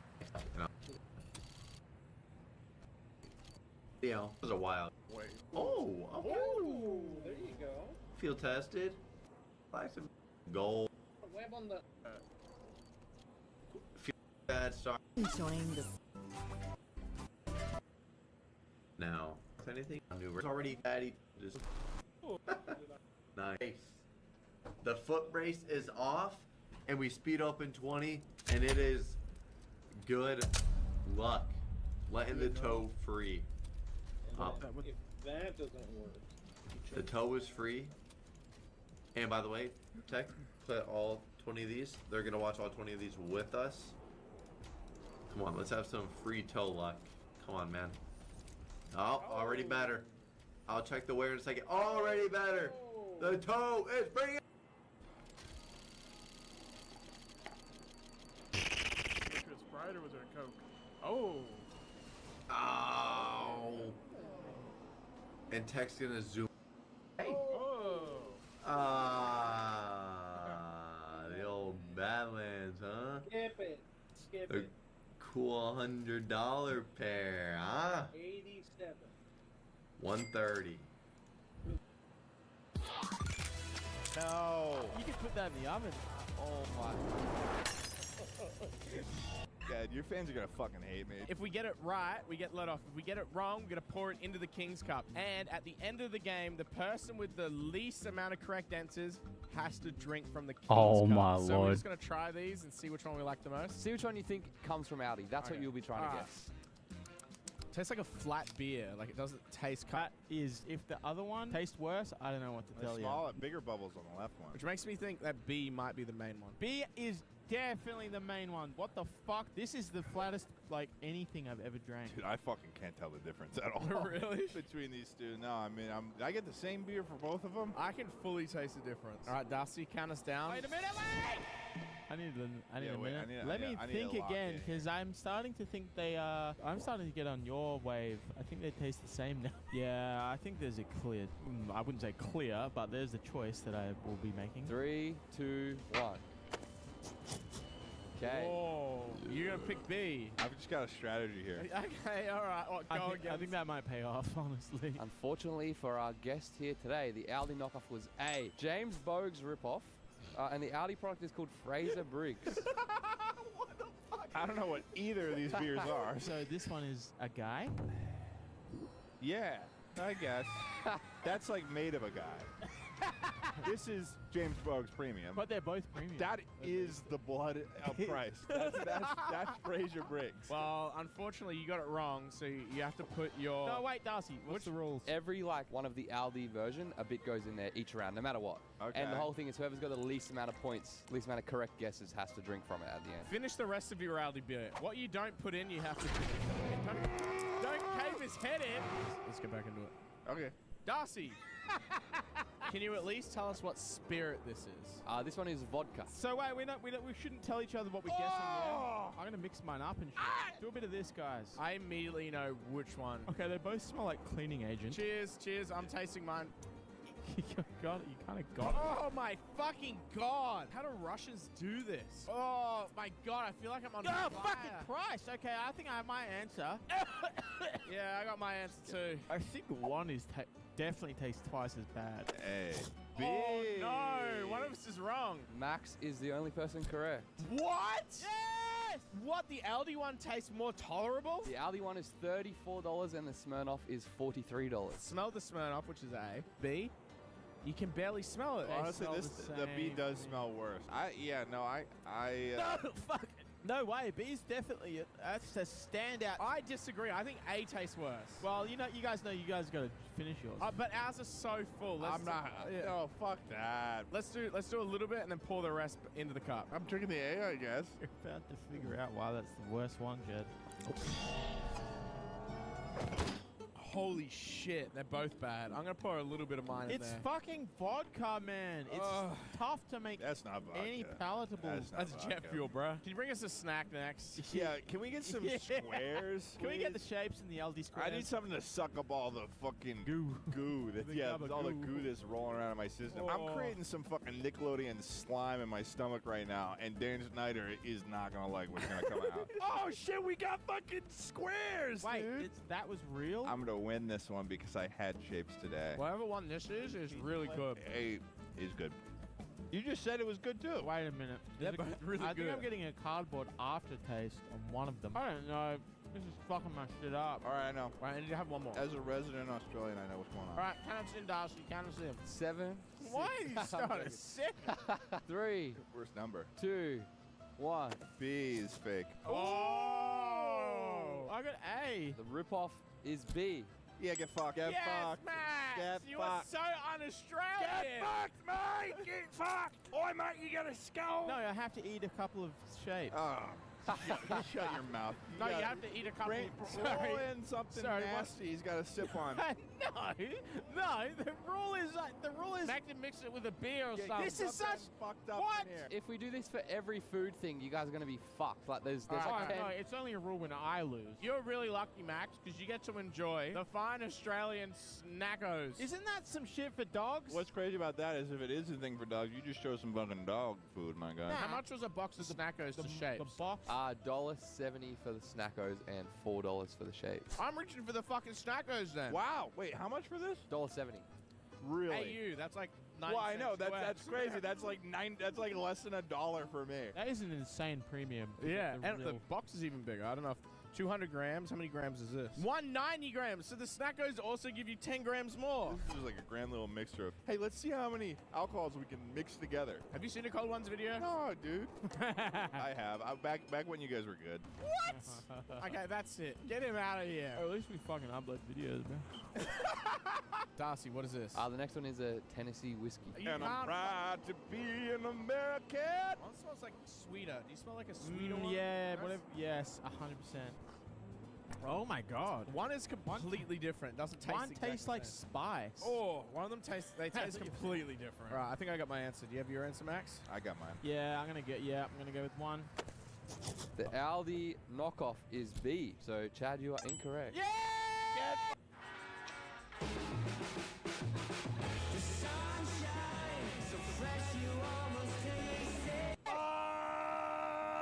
I chose that. I think Darcy said before, Chad, he said the new rule, you have to drink all 6 glasses. Oh my god, what's the other one called? Benchmark. Look at the design. Benchmark. I'm gonna drink half. I'm gonna put the other half in the King's Cup. Wait, okay. Big Australian flavor. What's a big? But I'm the one doing it, alright? Oh my god, that's fucking Somehow. nasty. That's fucking nasty. So mad. That's so nasty. Oh. Wait, why are you doing it again? Oh, you lost.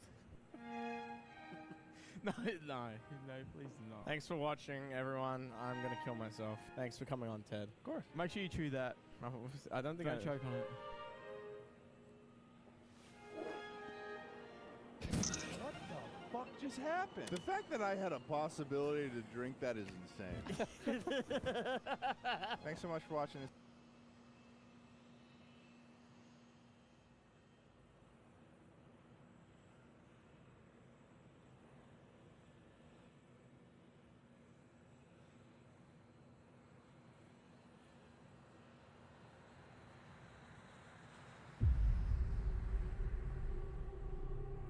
JMO230, or Jess, who lives in Maine, USA, After works 13 as a nurse at a seasons. psychiatric hospital. She's covering the night shift all by herself, and things are pretty.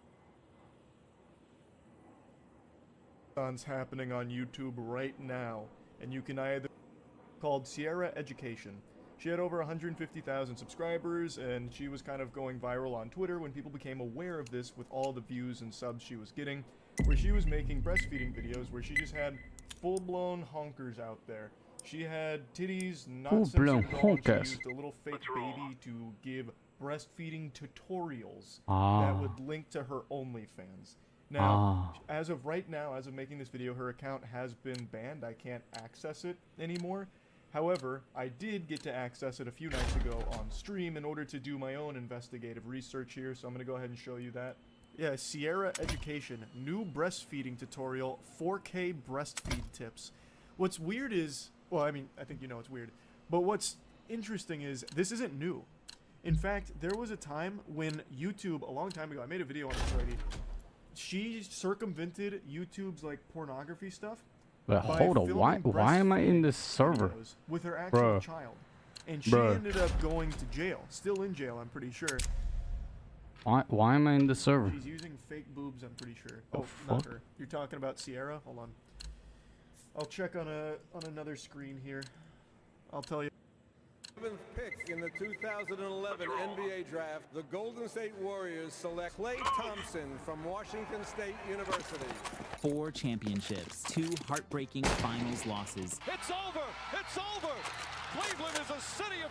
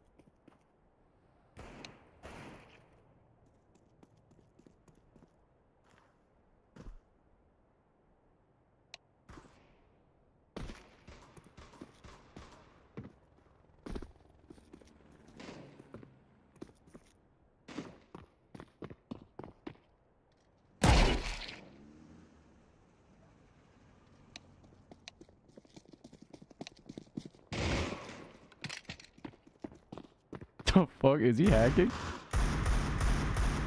Did I just hear a motherfucker unload like 10 bullets in a second? Hold up.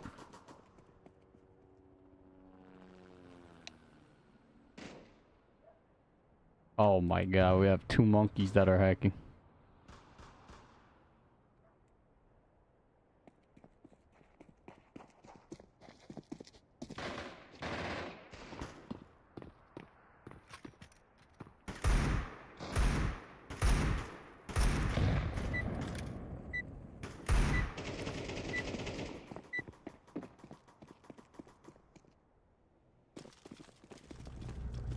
Watch out. These boys have got a bit of an arsenal and they don't mind using it. Oh my god, win rate is 100%. It's GG. Legit hack versus hack shit. Yo, I feel bad for these accounts if they're not hacking.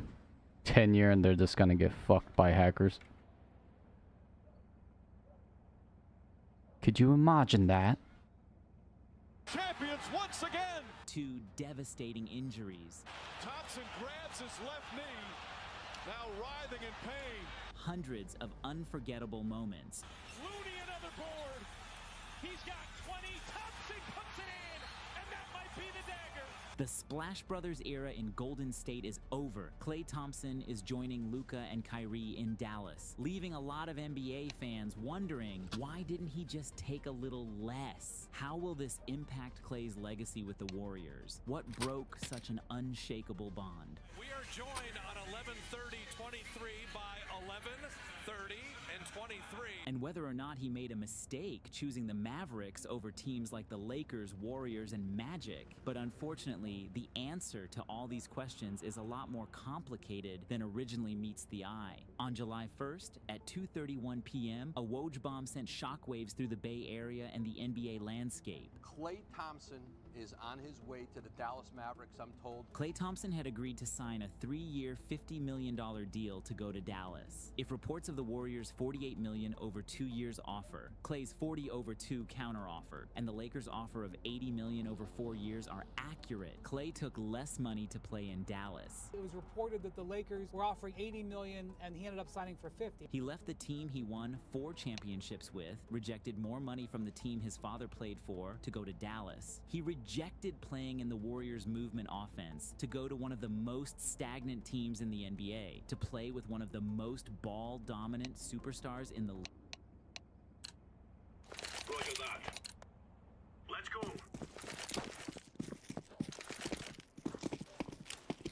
Incendiary.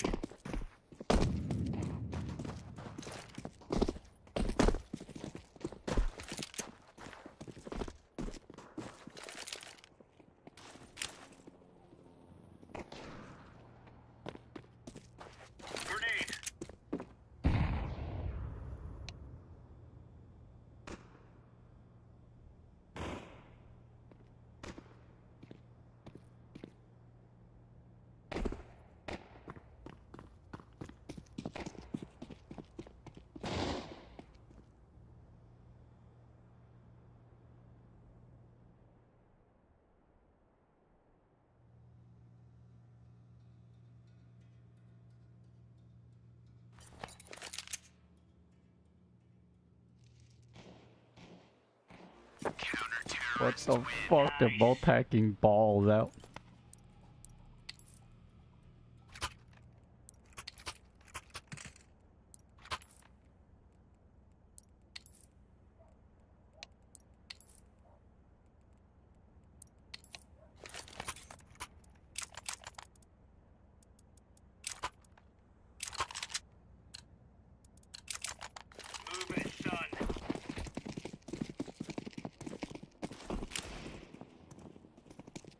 Grenade out.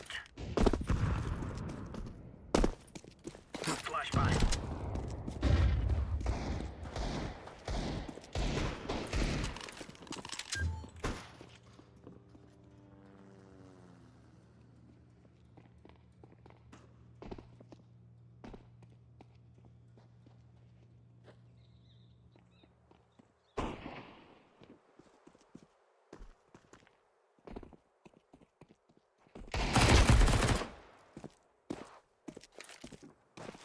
Throwing fire.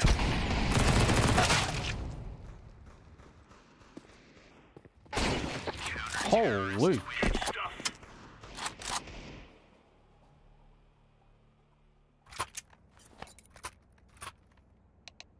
Why the fuck am I in this server? Literally outranked by everybody.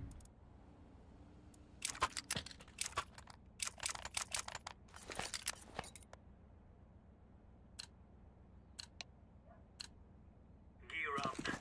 We aren't going on a windy walk here. Incendiary out. Throwing a grenade.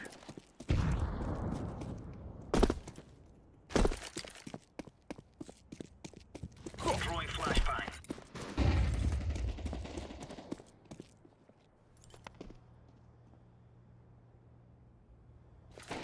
Grenade out.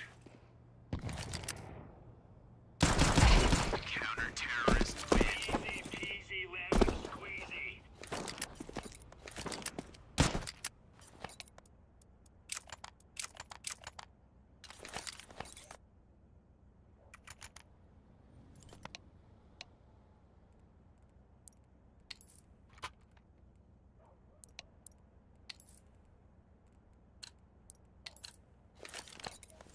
Go, go, go.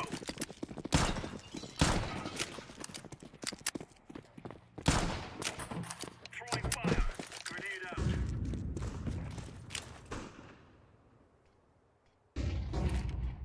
Deploying flashbang. Grenade out.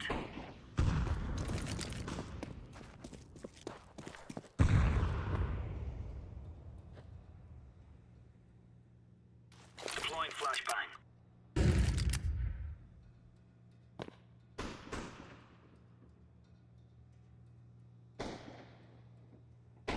Counter-terrorists win. You're right on. You're right on.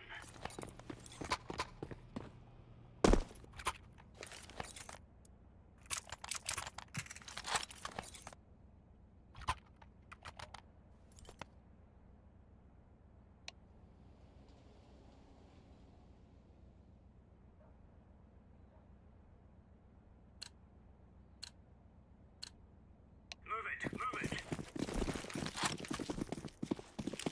Incendiary out. Throwing a grenade. Throwing flashbang.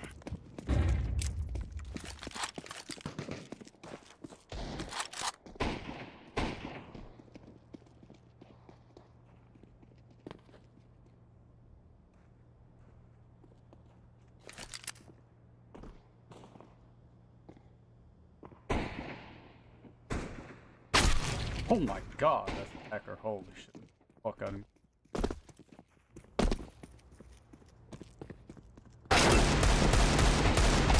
Counter-terrorist What win. the We're fuck really is leading. going on? Oh.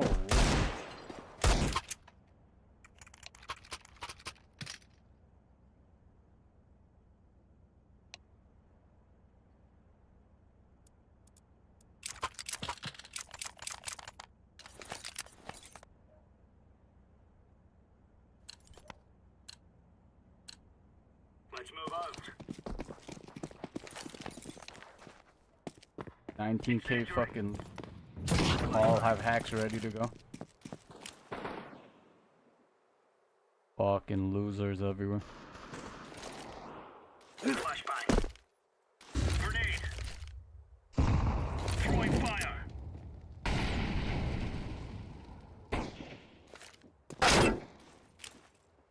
Smoke.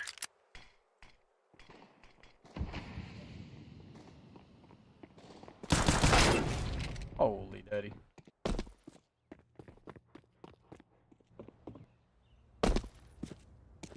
How the real hackers do it. Clearly.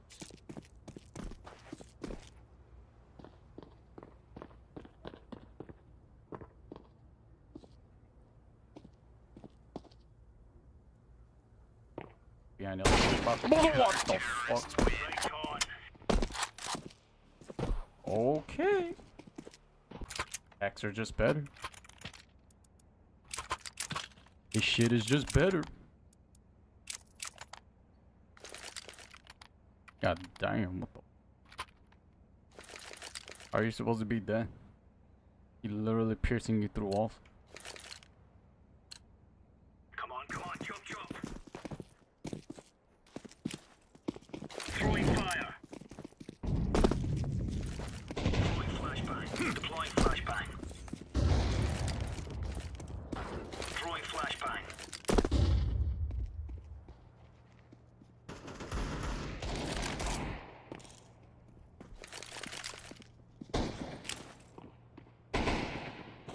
Counter-terrorist win. Now we're getting stuck right into them. What is going on?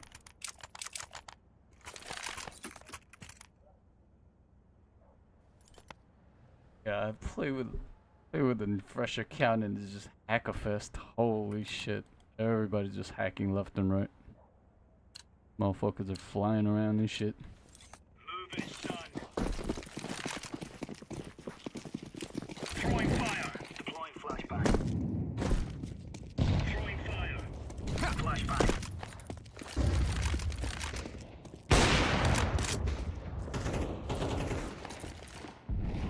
Deploying flashbang.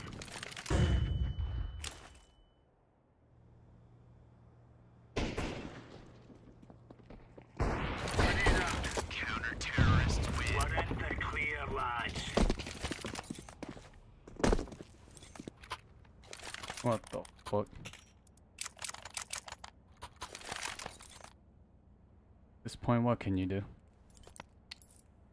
Especially when monkeys are queuing up together so that they can't get kicked. What can you possibly do? Remember, this isn't the killing house anymore. This is real life. Throwing smoke. Incendiary. Throwing flashbang. Incendiary out. Grenade out. Flashbang.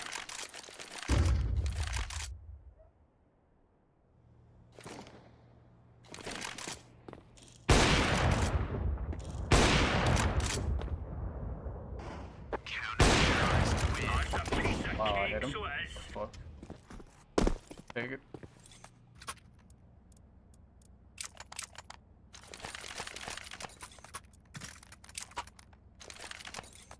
Didn't even know that was wall bangable.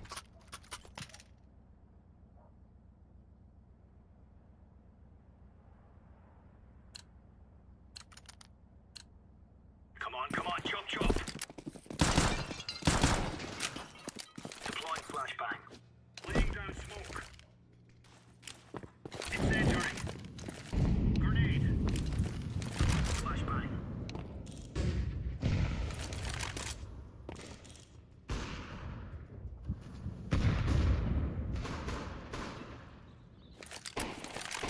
Counter-terrorist win. Oh, shit. 40 kills, 0 bad. What hacks? Out hacking the other hack. Must have some knowledge about some fucking extra shooting or extra angle. Something that other hack. He's just outplaying all of them. Let's go.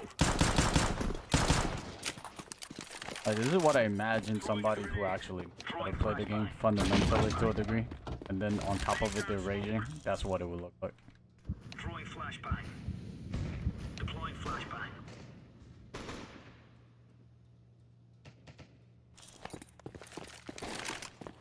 Flashbang.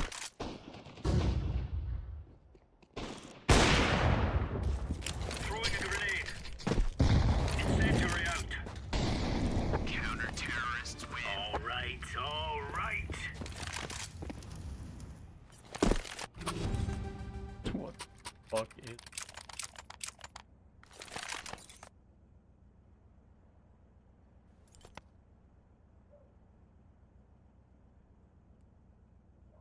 I just gotta make sure if this kid's hacking or not. Let's go, fellas. Throwing fire. Deploying flashbang. Throwing smoke. Grenade out. Smoke. Throwing flashbang.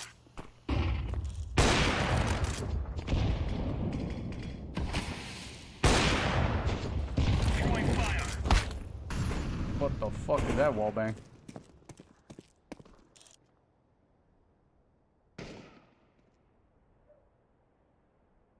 Look at Green. Look how patient he is with each shot.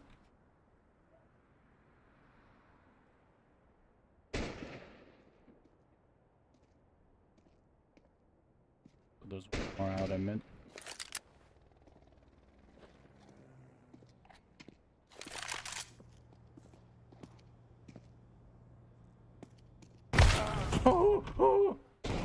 Counter-terrorists win. on us.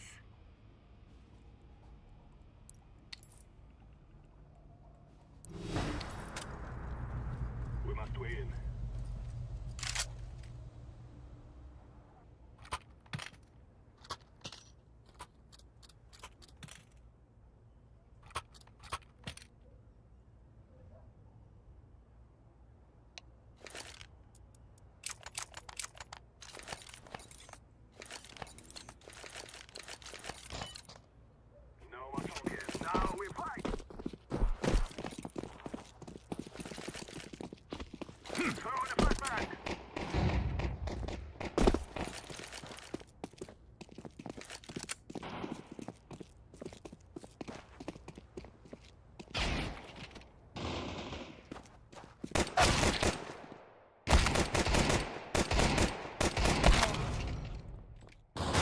Fucking monkey can't kill me with Hex. Kinda sad.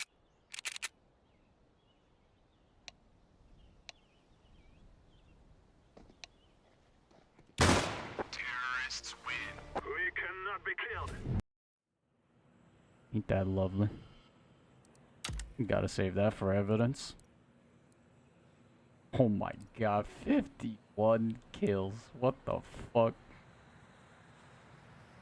Monkey had a game ban 72 days ago. How is he still playing?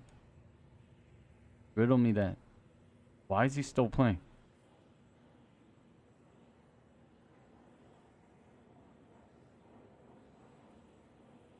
Alright, let's see what this monkey's KD has become now that he dropped a 50 bomber. Still 1.6. Yeah, like I said, bad hackers, their KD is high, but their HLTV rating shit. But the motherfucker has fun. And then he's raging on top of it. His HLTV rating and KD is very similar. League, he ignored more money to play in the same city he was born in? It doesn't make sense, but what would help is understanding how we got here. How the star player Steve Kerr, once called no maintenance, became sour, disgruntled, and defensive. Clay is going to the bench. He has words with the official Ed Malloy, who gives him his second technical. And if we're looking for where things changed, we have to go back a bit to 2019. Clay had already missed Game 3 with a strained hamstring. And then Klay Thompson had to go to the locker room, Matt, after that play right there. But with the Warriors' 4th title on the line, he came back for Game 4 to pour in 28 points. Thompson again, banks it home. Timeout, Toronto. Anyone who forgets just how good Klay Thompson was in his prime should rewatch this series. June 6th, 2019, Raptors lead 3-2. The Warriors were on the ropes. Kevin Durant was done for the season. And Durant grabbing that right leg. Dub Nation desperately needed this win to take this series to Toronto for a decisive Game 7. At the 2:27 mark, Kyle Lowry committed a turnover. Lowry gets past, falls down, lost the ball. The fast break that followed ended with Danny Green trying to block a streaking Klay from behind. Thompson running the floor, and a foul. Hearing the whistle, Thompson looked back to see if the ball had gone in. Just 5 seconds after Lowry committed that fateful turnover, Klay Thompson's prime was over. He just didn't know it yet. He laid there writhing in pain, with Warriors fans holding their breath. Thompson was helped back to the locker room. GM Bob Myers leading the way, arms crossed, head down. It appeared someone chased Klay down to let him know that leaving the game with free throws on the line meant he couldn't return. And just 10 seconds later, the silent crowd erupted. You got the huge roar from the Oracle crowd. There was Klay, walking out to the court unassisted. He confidently walked right past Steph Curry and Kawhi Leonard and stood at the line. He confidently hit both free throws and ran back on defense. Klay Thompson looked like he can actually survive on the floor right now. It took a DeMarcus Cousins foul and the Warriors staff begging for him to go back to the locker room to finally get Klay Thompson off the floor. If he had just torn his ACL, he sure as hell didn't look like it. Up by 5 points at home, even with Kevin Durant out, this was a winnable game. Iguodala, shot clock winding, he has to put it up. Oh, Iguodala nails it as as the shot clock expires. But as the game continued, Warriors fans couldn't help but glance over at the tunnel, wondering when their second Splash brother was coming back to save the day. And that's when reality set in. Durant wasn't coming back. They're not going to cheer when this guy goes down. That's appreciation for greatness. Klay Thompson was done. The Warriors dynasty could be over, and the Toronto Raptors would hoist the Larry O'Brien Trophy at Oracle. Your 2019 NBA champions, the Toronto Raptors. In the months that followed, Klay worked hard. He vowed to come back as himself, and he was well on his way. But then it happened. 19 months later, on November 19th, 2020, Thompson would suffer a second, more disastrous injury. He tore his right Achilles. Worst possible news for the Warriors. Klay Thompson has suffered a full tear of his right Achilles. He will miss the entire season. He missed last season with an ACL tear in his left knee. This is his right Achilles. In the months that would follow, one has to wonder how many times Klay could have simply quit or retired. But he didn't, and it's important to remember that. Klay Thompson would make his return on January 9th, 2022. He's back! Klay Thompson! Scoring 17 points in 20 minutes against the Cavs. Klay's got Jared Allen on a switch. He went to reach, and Klay down the lane! I think he's healthy. Yo! The Warriors won 96-82. Klay shot 7 of 18 and put up the worst plus-minus among the starting 5.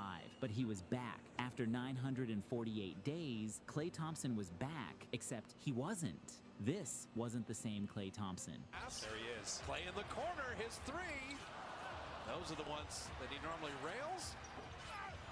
Missed the follow there. Following his first injury, the Warriors had paid Thompson 5 years, $189 million, knowing very well he would miss an entire year. By the time he got back, he'd basically missed 2.5 years of his 5-year deal. Injuries are a part of sports. Klay was injured on company time, and he rehabbed on company time. The Warriors had a brilliant opportunity to draft some young prospects to help their core, but they drafted James Wiseman over LaMelo Ball, and Jonathan Kuminga over Franz Wagner and Alperen Şengün instead. Klay didn't choose to get injured, and he didn't choose to waste 3 lottery picks. Klay Thompson chose to rehab. Those close to the team suspect that this is where the relationship grew bitter. The Warriors had paid Klay Thompson nearly $100 million to not play basketball, and Klay had spent 948 days watching the Warriors become one of the worst teams in basketball. The Memphis Grizzlies are in the playoffs. They eliminate the Golden State Warriors,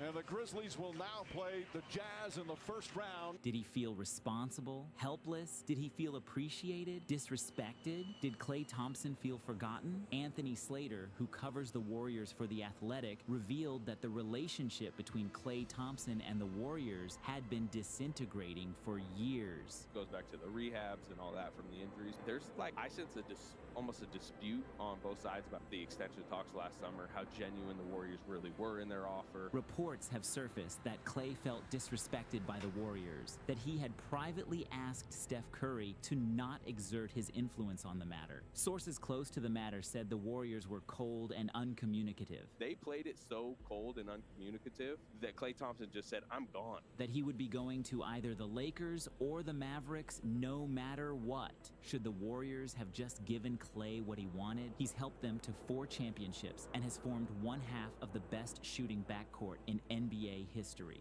This is the unselfish play. From 3, yes! Klay Thompson is 7 for 7.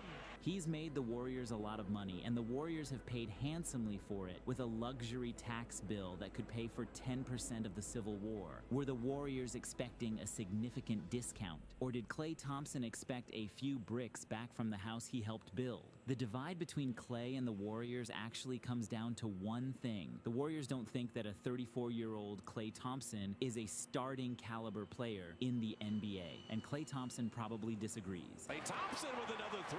Okay. Coming off the bench, hot. Who's hot? Klay Thompson's hot. 32. In the 3 years since coming back, Clay had still been an efficient 39.7% three-point shooter. The rebound, Draymond. Clay 3. Knocks it down. This is just a marginal dip from his pre-injury shooting numbers of 41.9%. His 45.6% field goal percentage pre-injury turned into 43.3% post-injury. Pass to Wiggins up top. Thompson another three. Bang! Clay Thompson pouring it on. These numbers are largely insignificant. Clay's dip from 57.5% to 57% true shooting, while majorly upping his three-point attempt rate, is a huge win. Timberwolves found a way to kind of stop him. Wait a minute. How about a four-point play by Clay Thompson? Especially when we factor how much other players have declined after an Achilles injury. For context, Kobe Bryant had a 55.5% true shooting prior to tearing his Achilles. Oh, and he's limping. He's hurt. Kobe's hurt.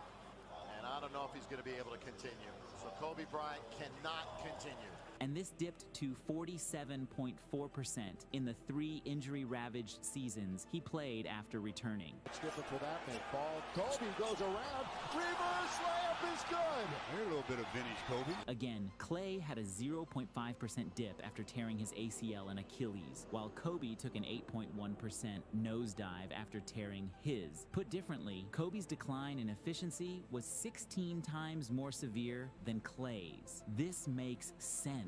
Medical science has advanced. Kobe was older. Here's Kobe. Reverse layup. Pretty stuff for Bryant. Clay was the better shooter. 금단 증상엔 니코레트가 약입니다. 니코레트. Looney another board. He's got 20. Thompson puts it in, and that might be the dagger. Kobe was a focal point, and Clay was a complementary piece playing with the greatest shooter of all time. And can you extend the lead? And Steph is fouled! An opportunity for a four-point play.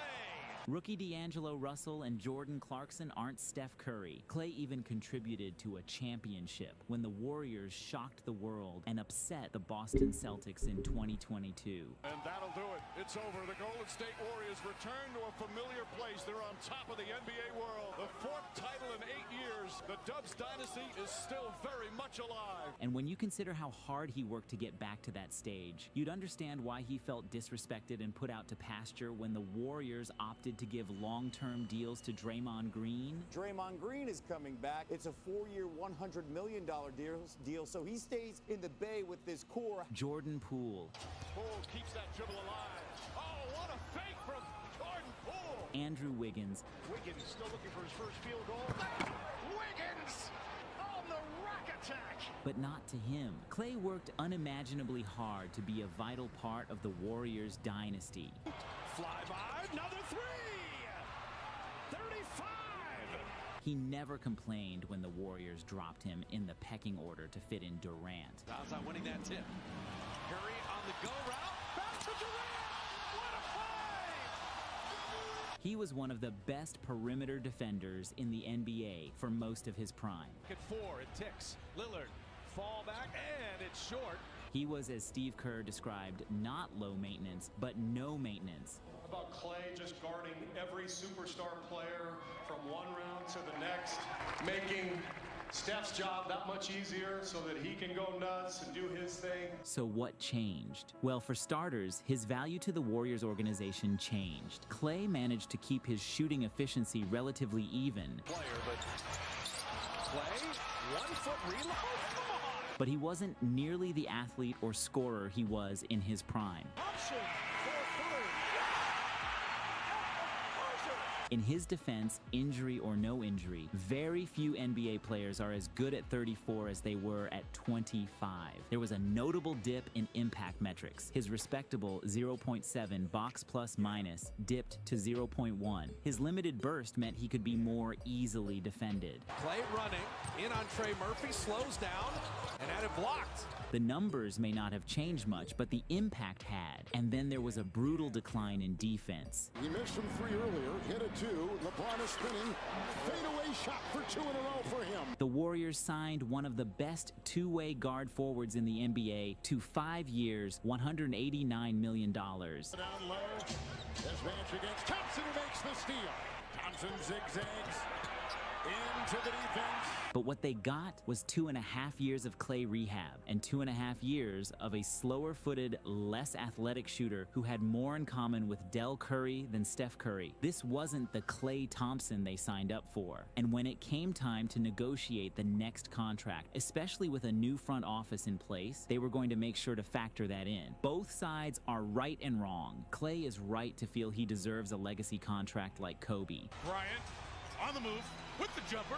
He got it! 58 points! The Warriors are right to say he's not Kobe. The Golden State Warriors will always look after cash cow and franchise legend Steph Curry. Curry comes free, gets the ball, puts up a three-pointer. Bang! Steph Curry nails a three-pointer with 7/10 of a second remaining. And perhaps that's something most Warrior fans are having trouble dividing. It's emotional and understandable. Steph Curry at this stage is still playing like an all-NBA player. Step back three. Got it! And he was running back. He knew it was in. The Warriors feel obligated to support that as long as they can within the framework of the new CBA. Curry on the bounce, drives inside, keeps his dribble alive. Now fakes, goes inside, layup, shot is good. And handcuffing themselves to Thompson on a long-term deal when his production and impact is no longer on par is a detriment to Curry and the organization. Were D'Anthony Melton and Kyle Anderson a significant consolation prize for Klay Thompson? Can't hit. Anderson beat the clock. Counted. That remains to be seen. The Lakers chose Kobe over Vlade Divac. They chose Kobe over Eddie Jones. Then they chose Kobe over Shaq. Bryant to Shaq. Vlade was redundant. Jones was in the way. Shaq wanted too much money. The Lakers wanted another championship with Kobe. This is how business in the NBA has always worked. But why the Mavericks? Why did a player who has basically thrived in one of the most movement-centric offenses in NBA history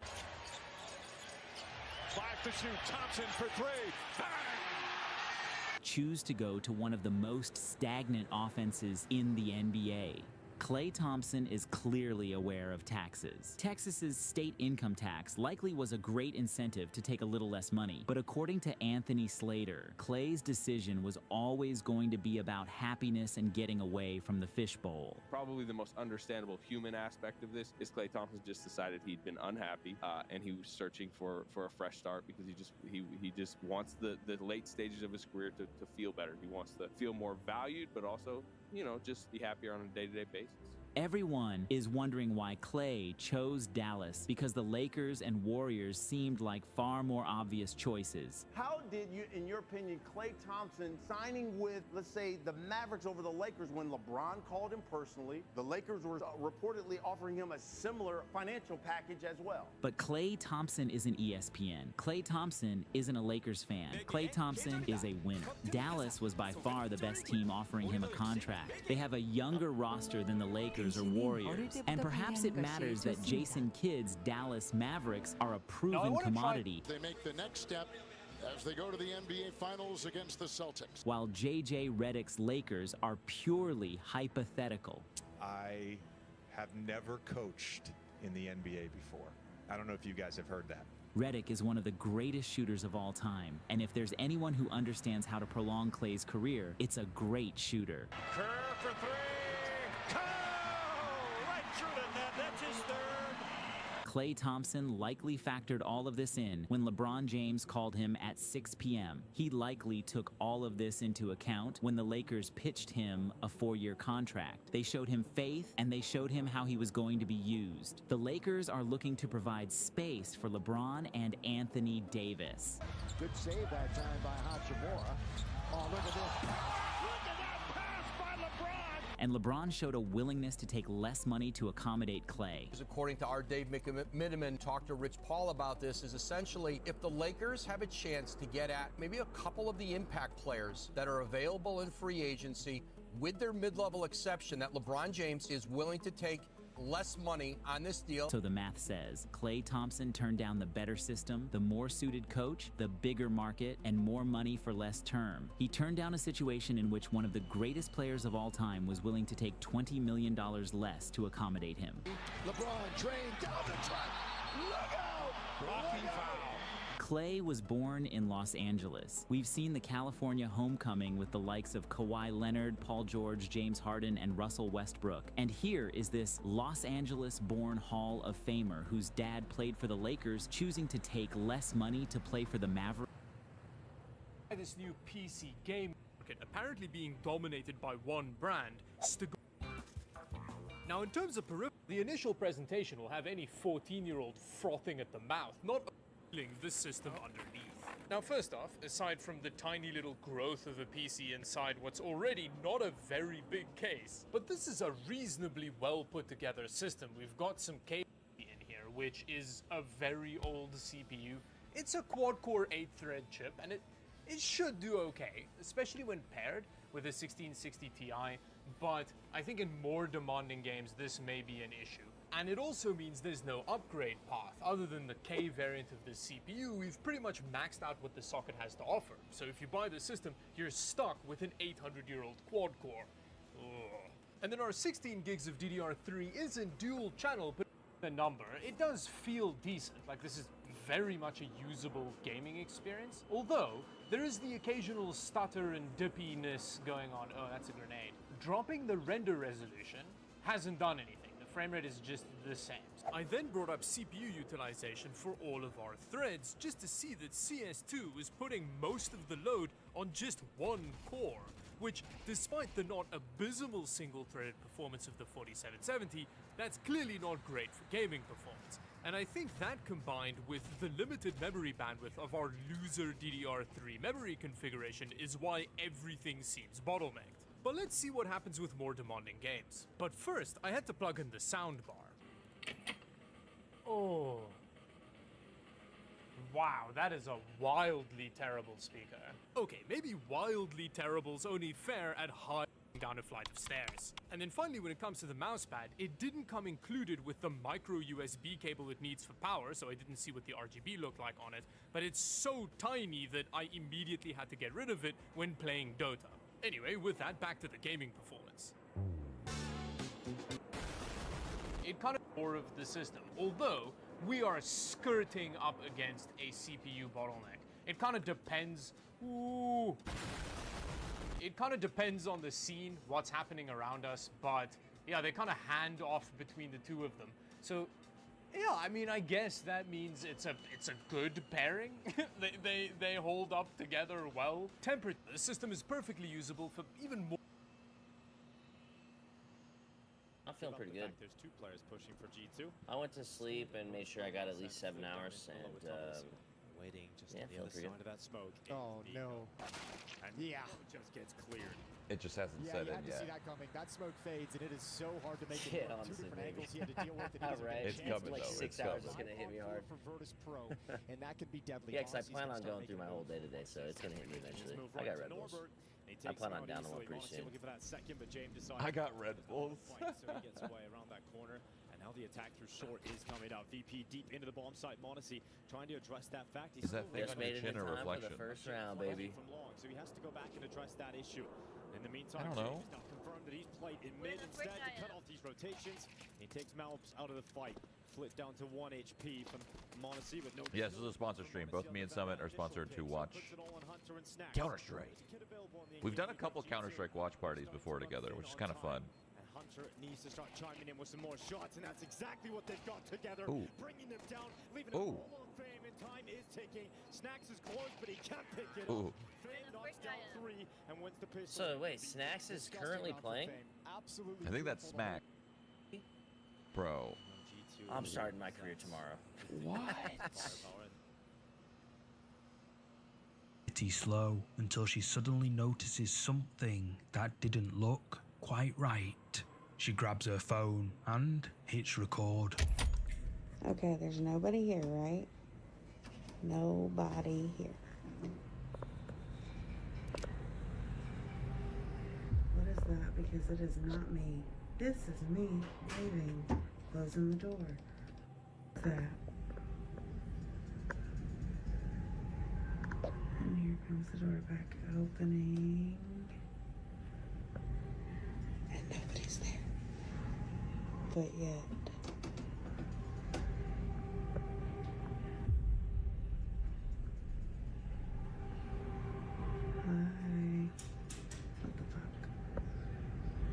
Looking up at the convex safety mirror in the corridor outside her workstation, Jess sees what looks like a shadowy figure reflected right back at her. And yet, there doesn't seem to be anyone else around. So, just what exactly is this? Not much is known about this clip, other than what Jess herself has told us. But according to her, she believes she caught a ghost on camera that night. But what do you think this is? Is it a ghost as Jess believes? Let me know down below. If you're a fan of scary videos, make sure you subscribe and hit the bell icon so you don't miss any future uploads.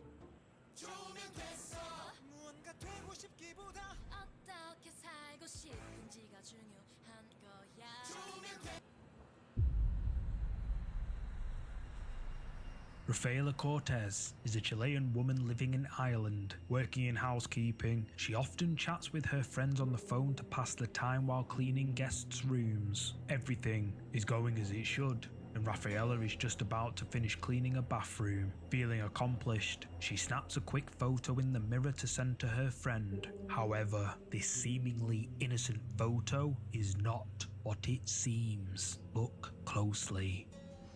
Ya, voy a mostrar la foto. Antes decir que esta foto se la mandé a mi mejor amiga. Mi mejor amiga siempre está al tanto de todas estas cosas. O sea, mi mayor testigo es mi mejor amiga. Pero esta foto literalmente a todos nos dejó así, choqueados. Porque se ve literalmente la persona en su máximo esplendor. O sea, esa silueta se logra ver casi perfecta. Como pueden ver acá en la foto, acá estoy yo. Para mi amiga hacer una foto, literalmente foto para el WhatsApp. Y yo no me percaté de esto. Yo no me percaté de eso. Yo saqué la foto, me puse a limpiar el baño porque uso guantes para limpiar los baños. Entonces saqué la foto, me puse los guantes y de ahí no agarré más el celular.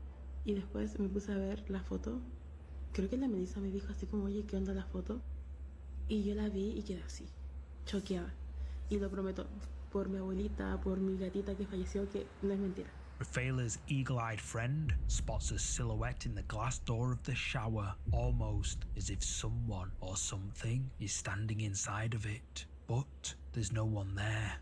Rafaela's friend immediately replies to her, alerting her of the presence of the shadowy silhouette. But when Rafaela checks, whatever her friend saw seems to have disappeared.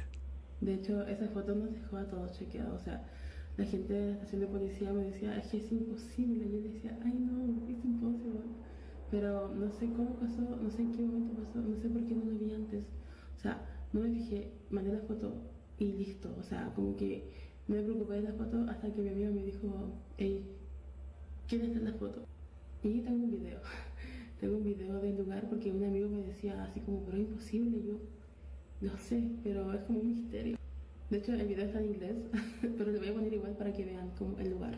When I close the door, if someone stay inside, is, you know, like can I see everything for the woman or for the man? I don't know, but I think so. It's just a mystery. So, if the shower is empty, just what is this?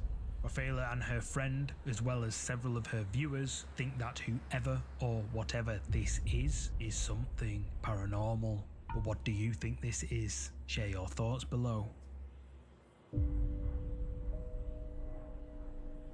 This next creepy video was shared to the rdogman subreddit by Reddit user LazyBrother1436, who thinks their house is cursed.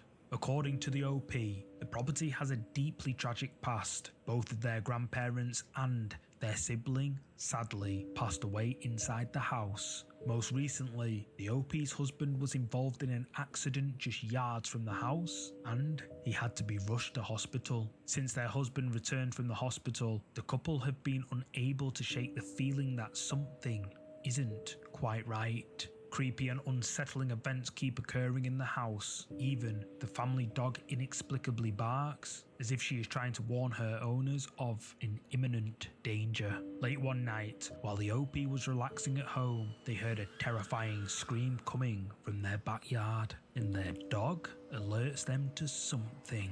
Wanting to record the evidence, the OP starts recording on their phone, and what they caught has left Redditors terrified.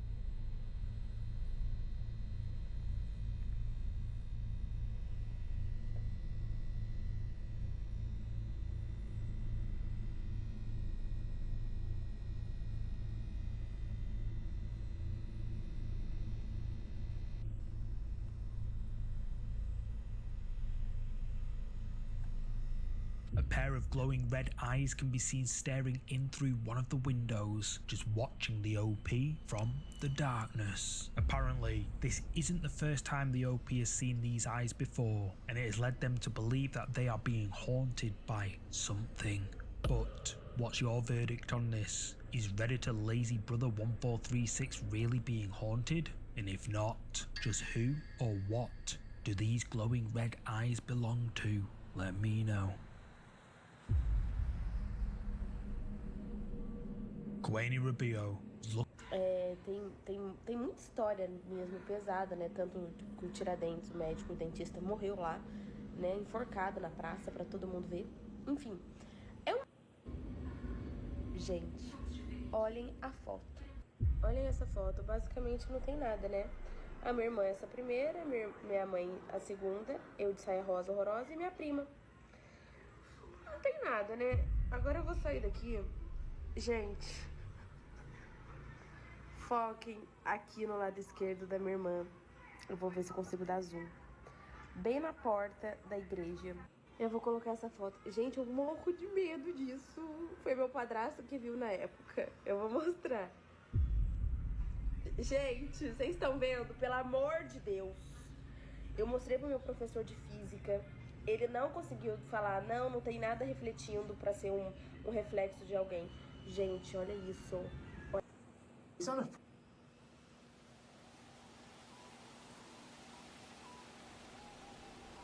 Proper mad one tonight. Go find him. That makes no sense at all. You're just causing so much bother. And it quickly gained traction. Here's the footage.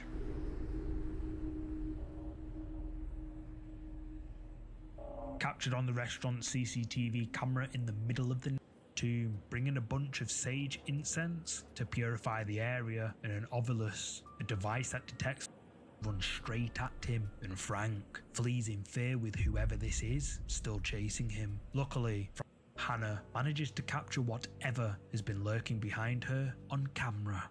Okay.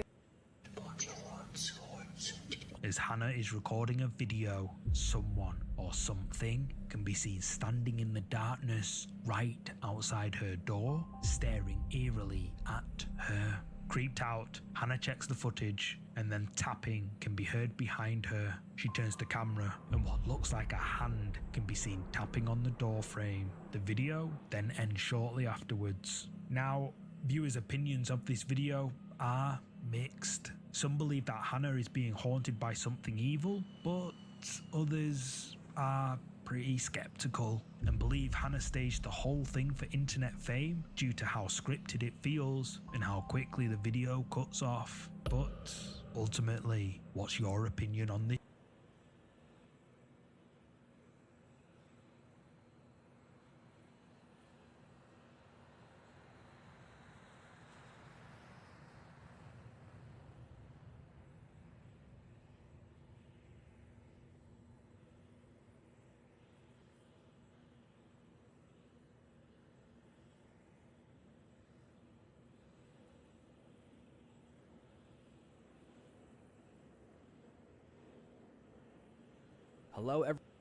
Hello everybody, and welcome back to and what I think about it and why it's scary. I've been getting I'm not like a movie reviewer in particular, but I kind of am, but I'm also, and this one was recommended a lot.